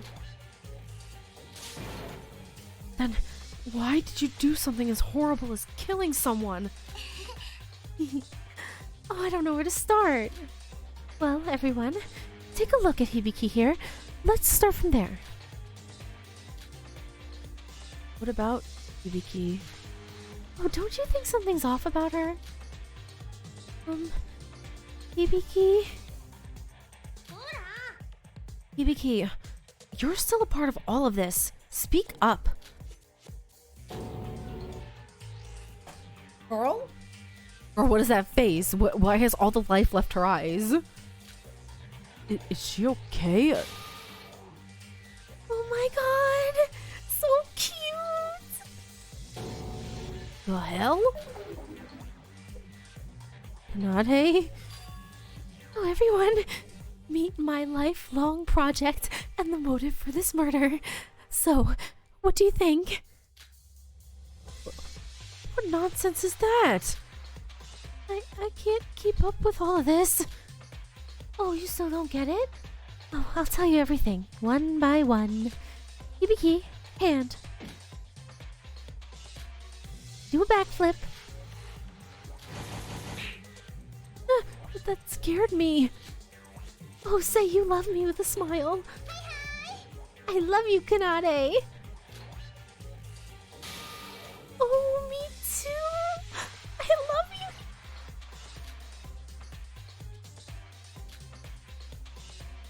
What is this? What's going on? Hibiki? Hibiki! Wake up! Hibiki! Oh, it's no use. Hibiki in this state can only listen and react to me. How did you do it? Hypnosis? Mind control? So that was what you meant by that. No wonder the little crap's actions didn't make any sense. Nobody, do you know what's going on? How can I put this? The culprit of this case wasn't Kanade Otonokoji and Hibiki Otonokoji. More like Kanade Otonokoji and also Kanade Otonokoji. Can we stop saying her last name because it's twisting my tongue? You mean? Speak some sense. Why the hell are you always shouting at me? Trial's over. I'm not gonna give two craps about you. Ask the girl herself. So, Would you all agree that my precious toy is adorable? Nade, would you please kindly explain what's going on here? Oh, it's my pleasure. We two are gonna die anyways, after all. If we're gonna talk about this, everything started way back when we were young. We were identical twins, 10 seconds apart from each other. I can't remember if I knew it instinctively when I was born, but I realized something when I was around 3 or 4. That I was better than Hibiki in every way. Are you talking about your talents? Oh, everything. Talent, personality, skills, or whatever. But as I realized that, Hibiki must have also realized that she was the lesser of the two. And ever since she acknowledged that when we were young, she had been abusive towards me. As I was too young at that age, I didn't object to her actions, and ended up giving in to her. Then one day, our mother told my sister to play with me for a change. But Hibiki back then loved Shiro so much that she replied she loved Shiro much more than me. Those words hurt a lot, especially as a kid. Shiro? That? Oh, a puppy we used to have as children. Oh no. What happened to the poor puppy? What did you do to the puppy? I knew Kanade was terrifying. A small, kind, white teacup poodle who was really friendly with people. Even when I was being abused by Hibiki, I still loved Hibiki. I thought of her as family, and I wanted to get along with her. When I heard that Hibiki liked some puppy more than me, I felt an uncontrollable wave of jealousy. As long as Shiro was alive, I was never going to get closer with Hibiki. Girl? You have all the makings of a serial killer. Does that explain? That was when I decided to get rid of it. Rid of it? What do you mean by that? Oh, what do I mean by that? I literally got rid of it. The next day, when I was alone at home, I butchered Shiro with a kitchen knife and threw it away down the drain. What? You're kidding me, right? Oh, as small and wretched that thing was, it was still a creature of life. That meant I had to cover up a lot of things to not get found out, but somehow it all seemed easy. Probably because I was a genius. After a while, poor little sis was frantically searching for Shiro, but alas, she wasn't able to find it. Of course, she wasn't able to. What remained of it was probably indistinguishable from sewer sludge by then. Oh, you killed your sister's favorite dog to get friendly with her? Like how that would work? You're out of your mind. Oh, I know. As soon as I realized I did something wrong, I did feel a bit guilty. But the reaction Hibiki showed afterwards soon got rid of any afterthoughts I had. Instead of bullying me again for the loss of her puppy as I expected, she started to cry in my arms. "Nade, help me. What should I do?" she cried. And that face of hers back then, the face of an angel, more precious and adorable than anything I had ever seen. Since then, Hibiki turned into an extremely passive-aggressive and weak state whenever she was mentally backed into a corner. Each and every time that happened, she cried to me for help and depended solely on me. That was when I started to train my little Hibiki. Train? Unbeknownst to Hibiki, I had schemed multiple mental shocks for her in secret, all high and mighty, abusing her little sis by the day. But in reality, she was being mentally tortured by her very own sister. Being mentally weak Hibiki, in her shocked state, cannot even remember what happened afterwards. Now, even the innocent ignorance of her abusing her little sister without knowing anything about what happens offstage is so lovely that it drives me insane. What is happening? Oh, and that's how I slowly but surely modified Hibiki to my tastes ever since I was young. Huh? Girl? Oh my god. Oh, I've tried out numerous methods, but the best one is to eradicate Hibiki's most precious person. Like with Shiro, every time Hibiki made a close relationship with someone, I got rid of them one by one. Ayumi, her best friend during grade school, got kicked from the top of the stairs, and now she's stuck in the hospital, paralyzed for the rest of her life. The nerve of that girl. Your sister feels sorta creepy, so we should keep away from her.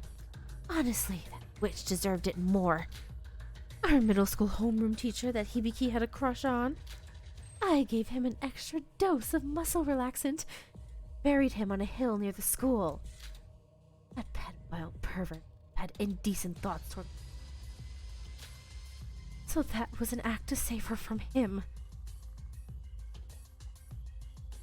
He's a serial killer. Oh my god. Oh, even after we started our band, there was our recording engineer, makeup coordinator, our manager. I got rid of each and every person connected to Hibiki. Now even the slightest of hardships will cause Hibiki to turn weak. He's more dependent on me than ever.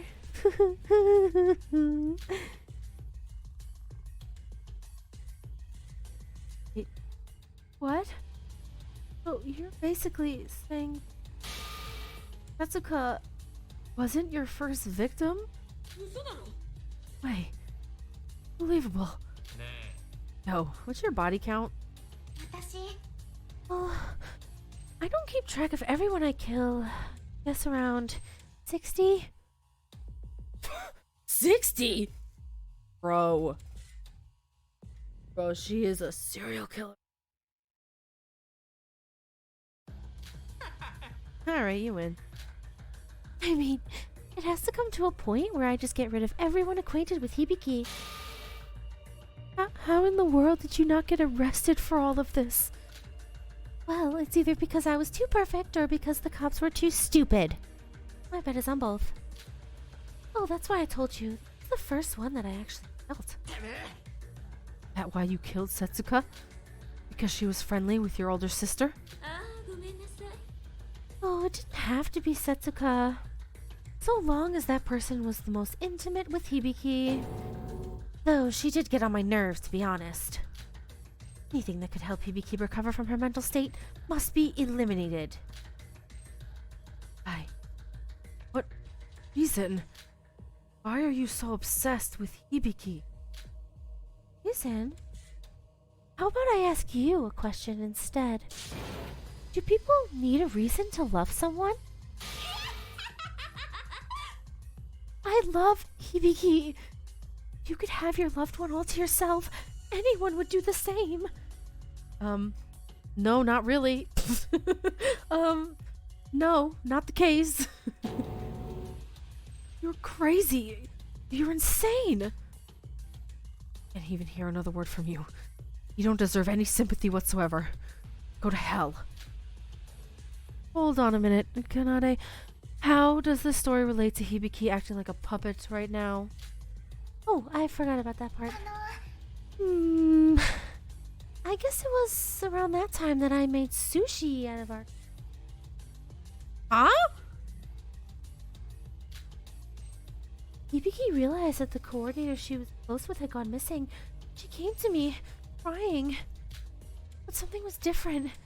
She was bawling like usual when suddenly her eyes lost focus. She didn't show any human reaction.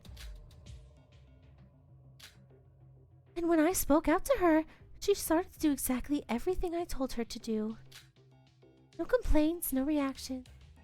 Like as if I was controlling a game avatar. That might have been one of the happiest moments of my entire life. Sis being controlled by my words. Ah, just thinking about it makes me... Ah. God. This is some intense stuff. Like, listen, I know that these games can get kind of intense, but I've never seen anything like this. This is crazy. Afterwards, whenever Hibiki's mental state took a certain amount of damage, she turned into a puppet like this. It only lasted for a short time the first time around, but in time it lasted longer and longer. Till now, I can just switch it on and off whenever I order her to.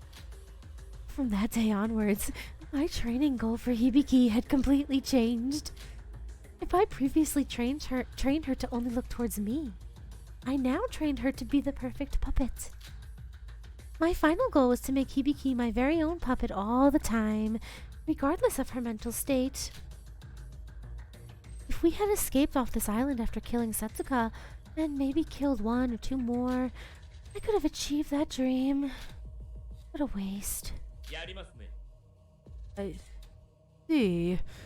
So that's why Shobai said the culprit was Kanade and Kanade again. Kanade did this to Hibiki so that her sister could act as her duplicate and commit the ultimate perfect crime. When did it all start? When did Hibiki start acting like this? Was she already in this state when we met her this morning? Oh no, she still retained herself back then. Throughout this killing school trip, I was looking for the perfect opportunity. The point where Hibiki's mentality reached the threshold. And I thought the motive video of our parents getting attacked, I knew it was time. So I just executed my plan that I had prepared. Your plan? Oh, now that I've already been revealed, there's actually one more place that I use the blood packs for. What? As you have deduced, I woke up early and called Setsuka to the pool. Then I ambushed her from behind and knocked her out. And then I poured blood all over her unconscious body to make it look like she was dead. Why do such a gross thing? Because that was the trigger that would turn Hibiki into a puppet. I immediately called Hibiki out to the pool and made her enter the place using my handbook. Our innocent Hibiki entered the pool and soon witnessed the fake crime scene.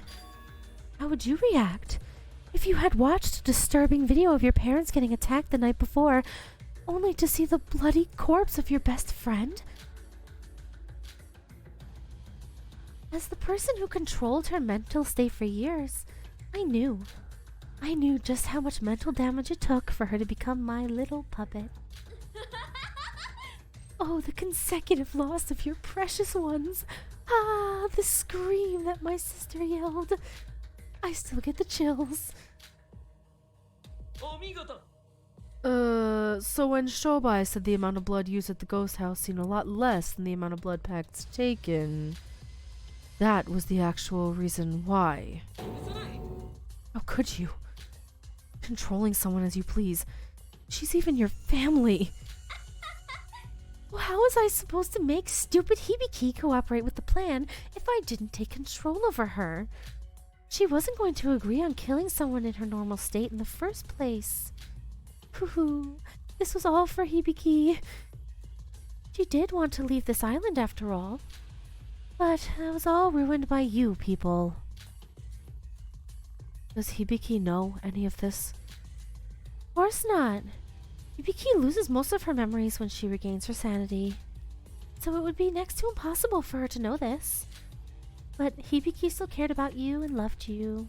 Oh wait, no, that's... Sorry. That's not Kanade. That's Sora. I'm getting too into it. I'm getting too into being Kanade's voice. But Hibiki still cared about you. Loved you more than anyone. Kanade Otonokoji, the human being, his family, really are the worst. Oh, call me whatever you want. People come in different shapes and sizes after all. I didn't really expect you to understand me anyway. Yo, crazy girl. Not that it matters, but let me ask you. You admitted to your crimes toward the end of the trial, right? Wouldn't someone as smart as you have been able to find another way out back then? Oh, what nonsense is he on about?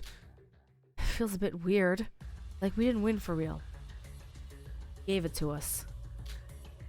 I wouldn't have been able to guess the double blackened part without albino girl. You might have still had a shot at winning the trial. Oh, I'd rather keep my dignity than struggle till I went down ugly. When the double blackened murder had surfaced, it was already game over for me. Moreover, I wanted to see Hibiki despair. Fair. I honestly don't have any regrets with my life. I already played with my sister to my heart's content. Of course, escaping this island and being together with a completely puppetified Hibiki sound tempting. Oh, but nothing beats my desire to watch Hibiki's face full of despair. Not just any despair. The one moments before death. The one just before her life ends. The one that she'll take to her deathbed.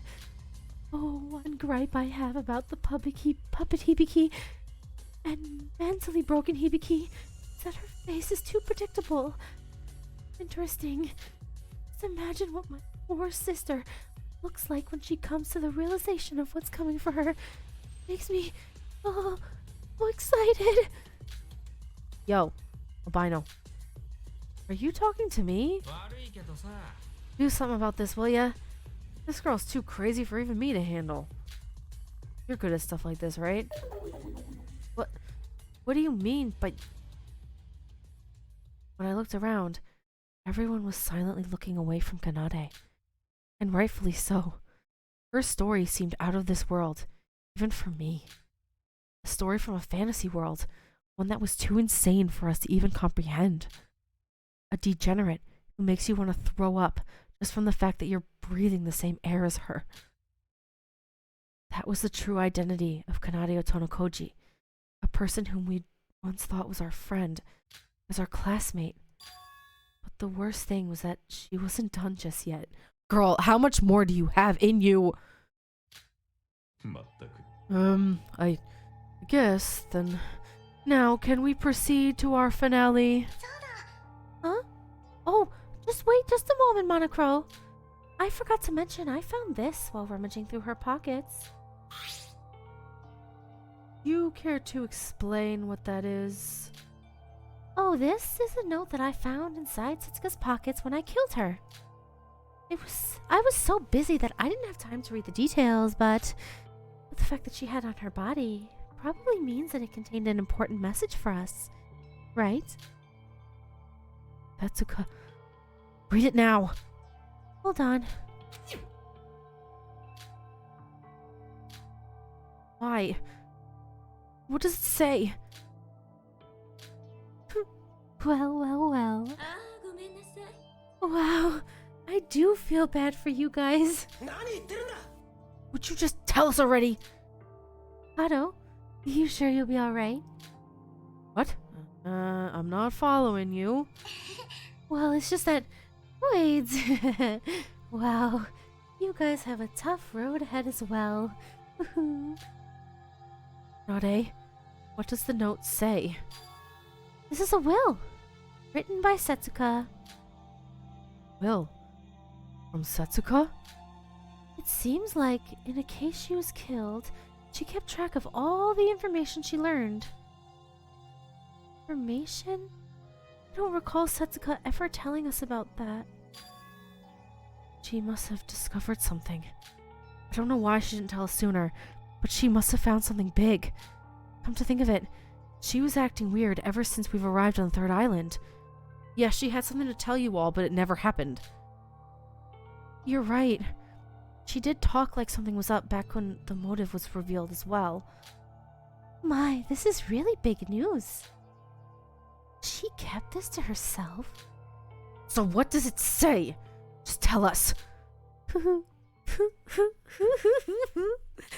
I'm so sorry for this, but No!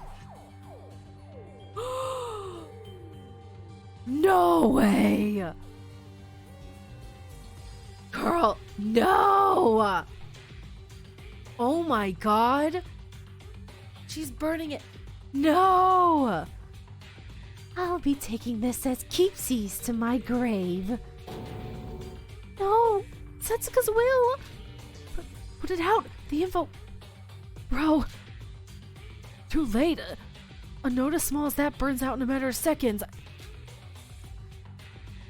Oh. What the hell do you think you're doing? Oh, this note contains incredible information. Amazing scoops that could be really damaging for Mikado. What does that have to do with me? I'm about to die, after all. I leave this and everything up to you. Were you expecting a silly dramatic ending like this? Unfortunately, I'm not that good of a person. Rather, I despise each and every one of you. You ruined my perfect plans of escaping this island with Hibiki. Oh yes, this is my petty revenge for losing the class trial. An adorable tantrum by me, if you will. Oh, turn to ash. Please. Oh, you're being awfully persistent, Nikkei. Boy, do I wonder why you're acting like that. You little... Yoriko, calm down. Violence is against the rules. Oh, now I can finally die without any regrets. Let's go, Monogro. I'm sure you have prepared a wonderful and fitting execution for Hibiki and I. No, now hold on. I appreciate your enthusiasm, but there's still some things left to do. Have you all forgotten? The Blackened of this class trial had the right to know the ending of their motive video regardless of the results. The execution comes after that. Honestly, I couldn't care any less. Let's just skip to the good part and start the execution. You may feel that way, but Hibiki begs to differ, don't you think? This class trial acknowledges both of you as Blackens. Though obviously, she has the right to see her video's ending. Coincidentally, you two have the same motive video, so I'll just have to play one. Oh, I see. Poor sis. I guess it wouldn't hurt to let her know what happened to her parents before her death. Sis, wake up. Come on. Look up and focus your eyes on me. You're returning to your own self again. Now. Tsunade? Is this trial grounds? Did I... Oh, sis, we're going to be executed. But before that, they're gonna let us see the ending of our motive video. As a prize for being the Blackened. Oh, come on, why don't you watch it before we die? Die? Me? Oh, don't you remember? You and I killed Setsuka, and we lost the class trial. No. Can't be. I would never. Why would I get executed when I did nothing wrong? No, please don't. I don't want to die. Hibiki, come on, don't cry. You're not a baby now, are you? Now come on, look at the screen. As procedure, it is required that you watch this video. Wait, why am I the one consoling her? Sis, aren't you curious about who really attacked Mom and Dad? At least we get the chance to know who did it. Or would you rather just die without knowing what happened? Well, she doesn't seem like she's fine, does she? Well then, I'll start the video.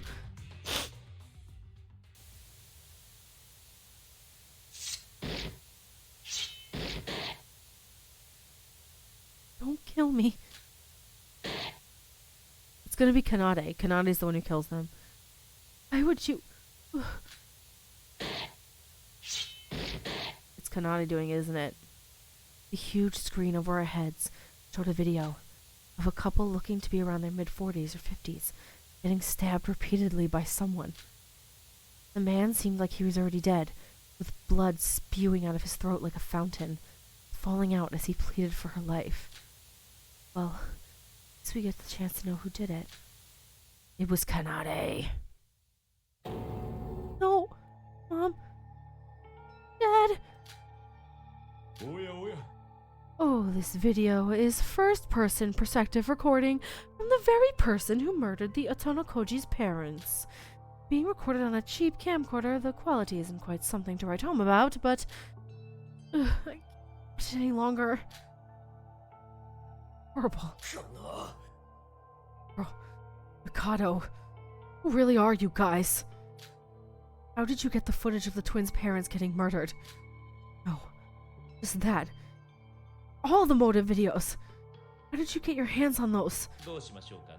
Well, do I really need to answer that? Wait a minute. Now for the climax. The identity of the assailant will now be revealed. I'm sure you're more curious than ever, dear Kanade and Hibiki. So let's find out who done it.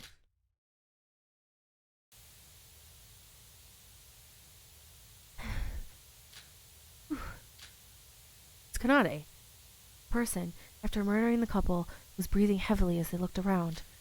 It was as if they were looking for something. The video wandered from place to place until it stopped at a full-body mirror at the corner of the dark room. In front of that mirror, the reflection showed who the mystery assailant was. Yeah, it was Kanade. I knew it.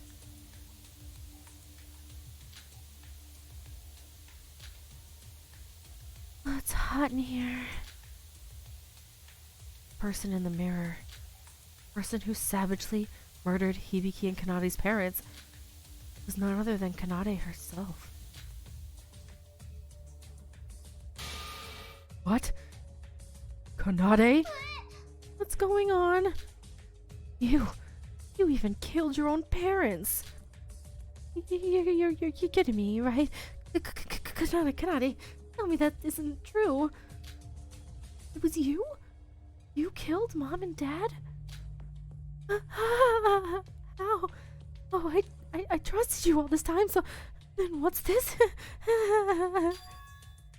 Mikado, would you care to explain this video? I never murdered my parents. Sure, that is definitely our house, but I never did such a thing.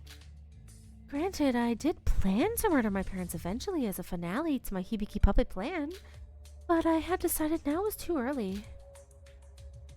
Oh, I don't know the exact details, as Monocro is the one who's controlling most of the Skilling Cool school trip, but I can say for sure that both this video and the videos that everyone received are certainly not made up in any way, shape, or form. They lose some of their memories too? See, like, now I'm thinking back on Auras, which was under the water. The island exploded where and Ane were. They end up under the water. I swear it's true on my magician's oath. Nobody gives a crap about your oath. That doesn't sound that convincing. Oh, I get that you're angry. Stepping on my pride like that. A minute.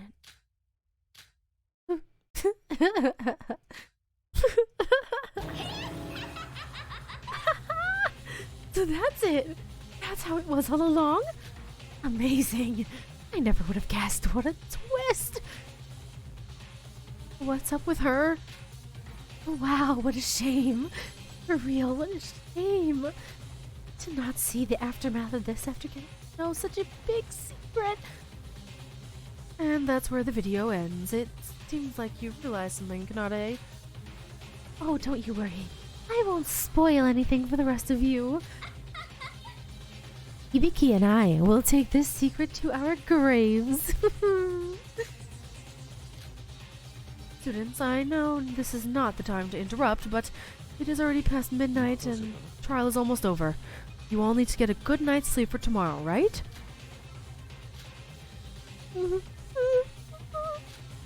Oh, come on, sis. It's finally time for the finale.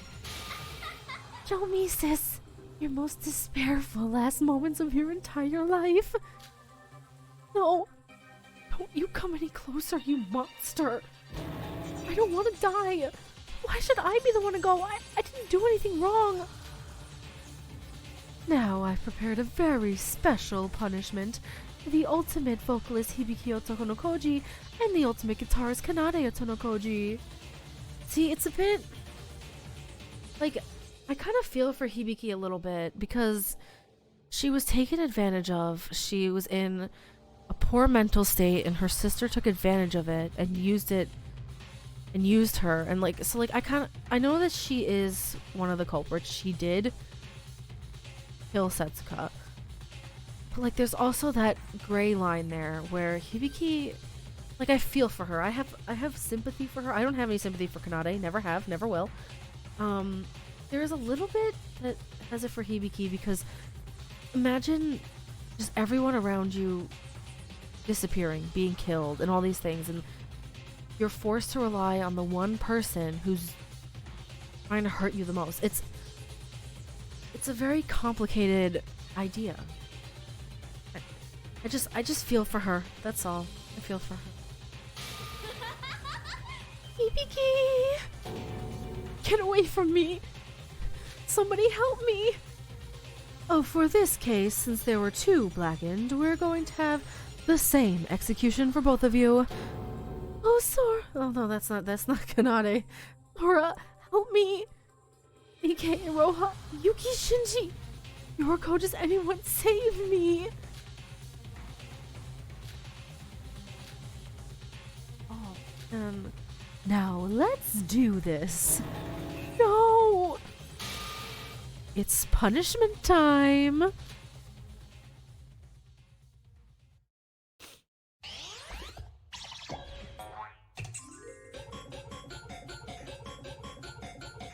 Oh, man.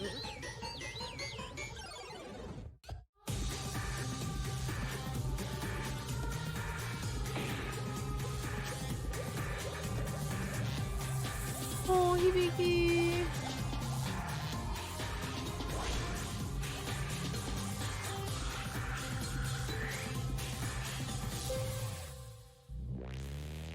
Melody Rhythm Final Concert. Death Concert.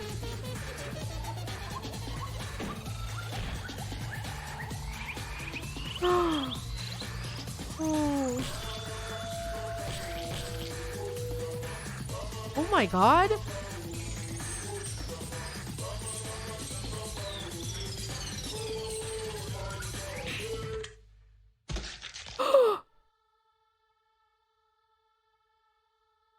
Oh my god. I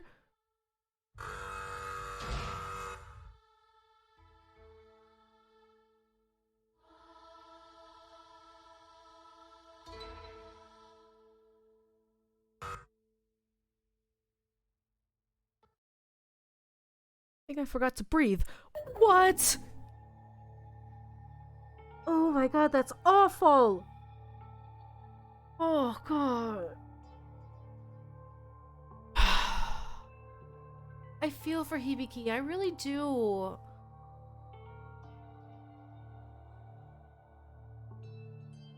She was taken advantage of.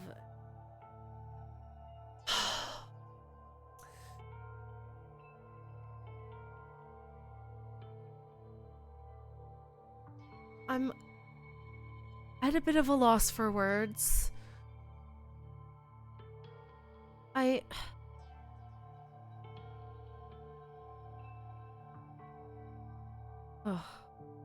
That was intense. That one was intense. I think that might have been the most intense of the executions so far in this game.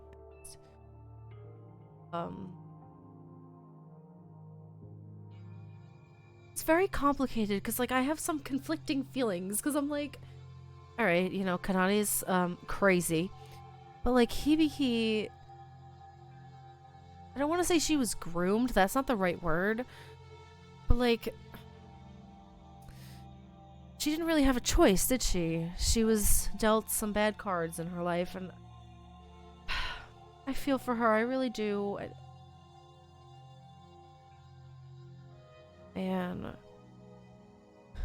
that girl died laughing.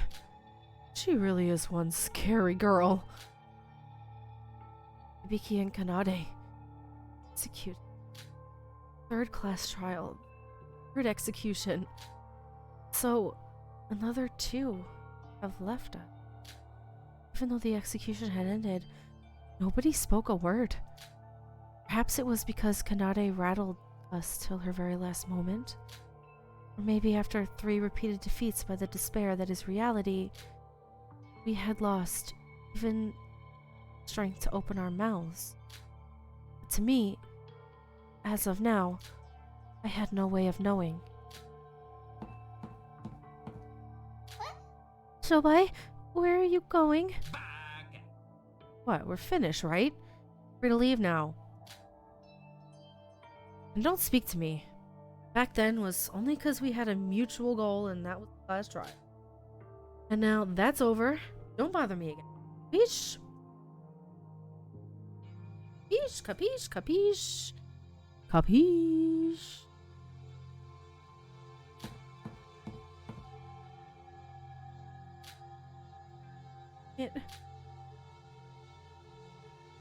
A degenerate that deserved to die. Hibiki. Kanade said is true. That Hibiki was merely used in this case by Kanade. Should have done something. Anything. But this wouldn't have happened in the first place. Damn it! But, Nikkei. Kanade. Was. Now, that's a person I call worthy of being a void. I really do hope that the other remaining 2 learn a thing or 2 from her. I honestly don't have the strength to yell at you. Leave us be. Oh dear, did I hurt your feelings? Well, I'm terribly sorry.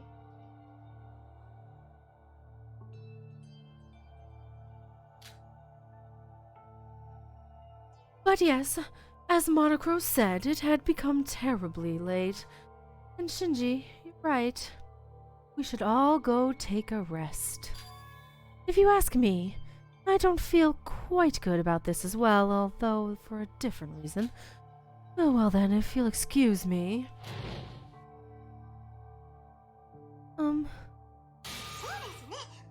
Let's think positively, everyone. Terio's right. We're better off not having someone like Kanade among us. I mean, really, living together with a criminal like that, no thank you.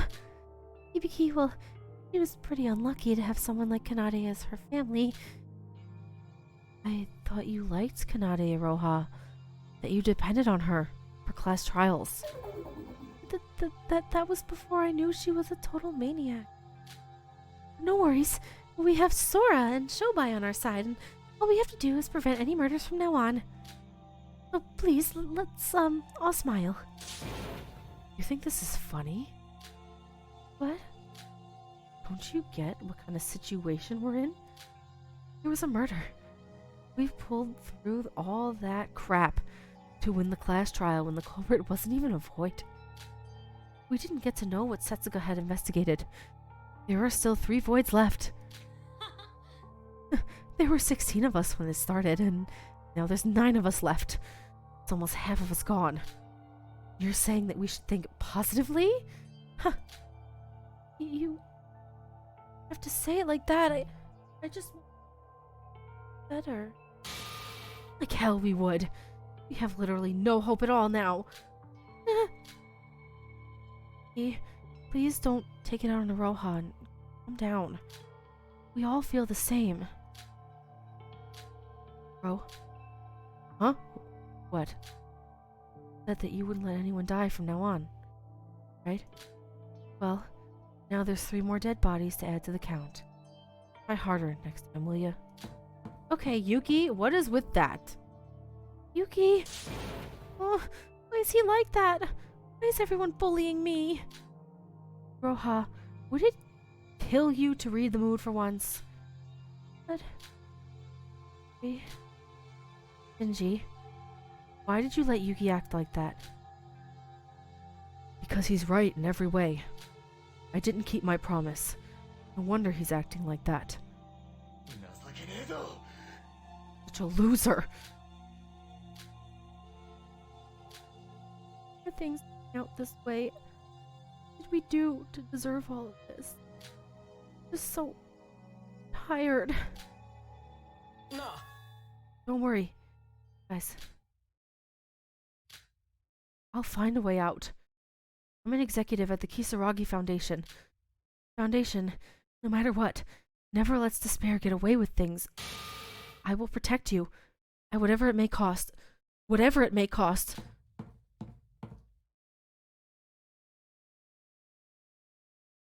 After Teria left, those of us remaining, one by one, managed to drag our bodies out of the trial ground. Yoriko couldn't stop her tears. Iroha, who looked so nervous. Shinji thought. No one spoke a word in the elevator back to the monocruise. This was a class trial more tiresome than ever. It looked like it was going to only get harder from now on. What were we supposed to do?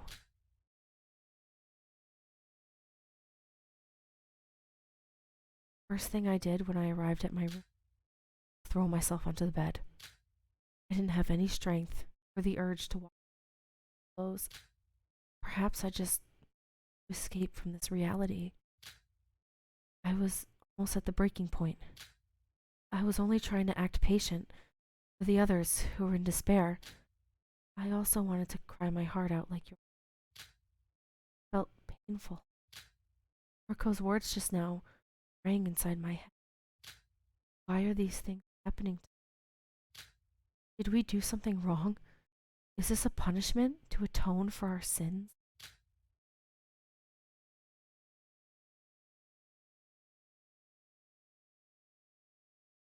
I had no idea. Now, my tiresome body had given up on everything. I decided to give in to the sleep. Chapter was great. Roha? Excuse me? Why are you there by yourself? You there? We're here. Why are you so startled? Do you have something to confess? Otto. What's up? Why did you call me so late at night? Ooh, what's up? What is up? I will tell you what's up, you little stupid brat. Okay, that's terrifying. Iroha. Iroha needs you away. Are you even aware of the fact that you're a void? Huh? It was your turn last time.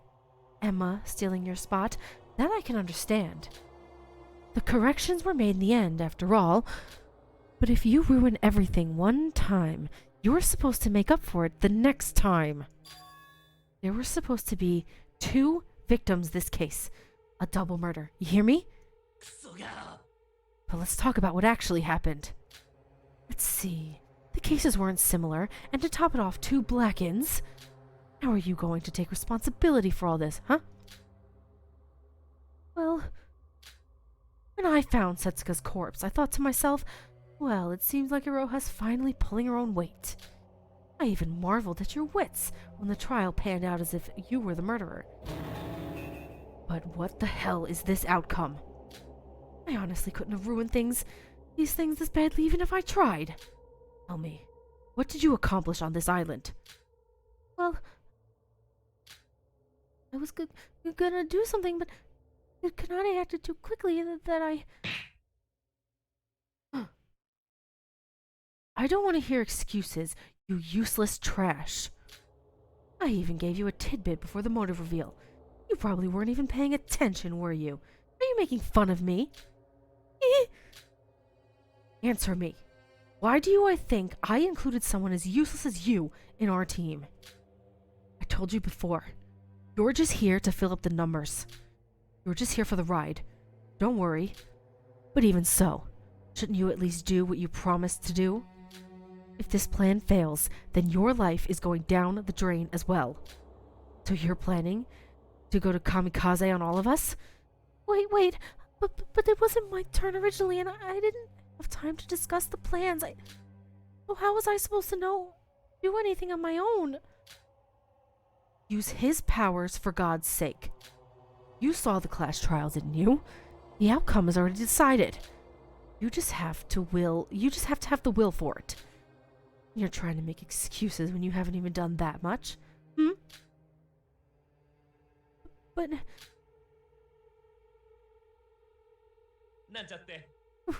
very well. As much as I'm disappointed in you, things didn't completely go south. Still not too late, so I'm giving you another chance. Think of it as an act of mercy, for I am very forgiving. Next island. You're in charge of the murder there. what? But Relax. Nothing to worry about. Everything will go as planned under his protection. You just gotta wish for it. But the next island, it's that person's turn, so I think I'll just... That person? You really think they're still on our side? Just how stupid can you get? What do you mean? Damn brat betrayed us long ago. Didn't you notice something was off ever since we arrived on this island? Trying to ruin everything. I've already noticed it. I'm wondering what punishment I should give out. I'm not doing this to you without any reason. Believe me, if that person was on our side, of course I'll ditch you and leave everything to them. Stats-wise, they are far superior to an idiot like you. So, it's just me and you. Now you get why things are getting serious. If you understood, follow my orders. You do so, you, me, and every one of us will regain happiness. Well then, I have high expectations for your marvelous murder case. Don't let me down. But What's the matter? Wait, don't tell me. You wouldn't dare think of backstabbing me like that brat, would you? No, I would never. Just do it. Isn't that hard? You'll only have to wait just a bit longer. After all, the day of his resurrection is almost here. Okay, so I'm like 99% convinced they're trying to resurrect Utsuro. That's why Yuki's here. They're trying to recreate all the stuff in the first trial to bring him back. Apparently Iroha's a void. There is another one that seems to have betrayed them. And I guess she's gonna be the culprit for the next case? I don't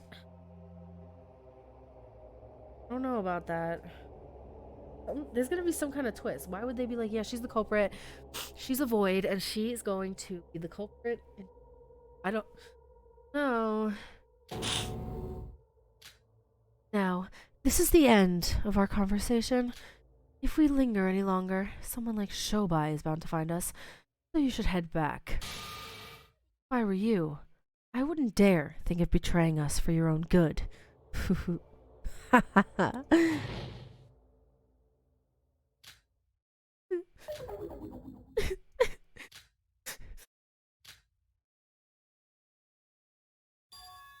Oh, Roha is the void.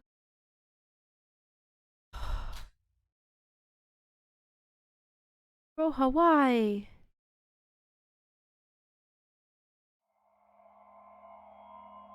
No one talked about Setsuka's eyeball. Why did no one talk about it?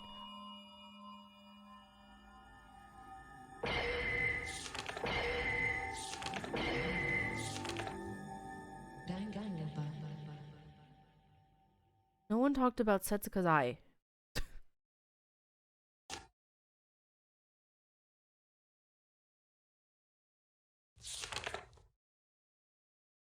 Who's the other one?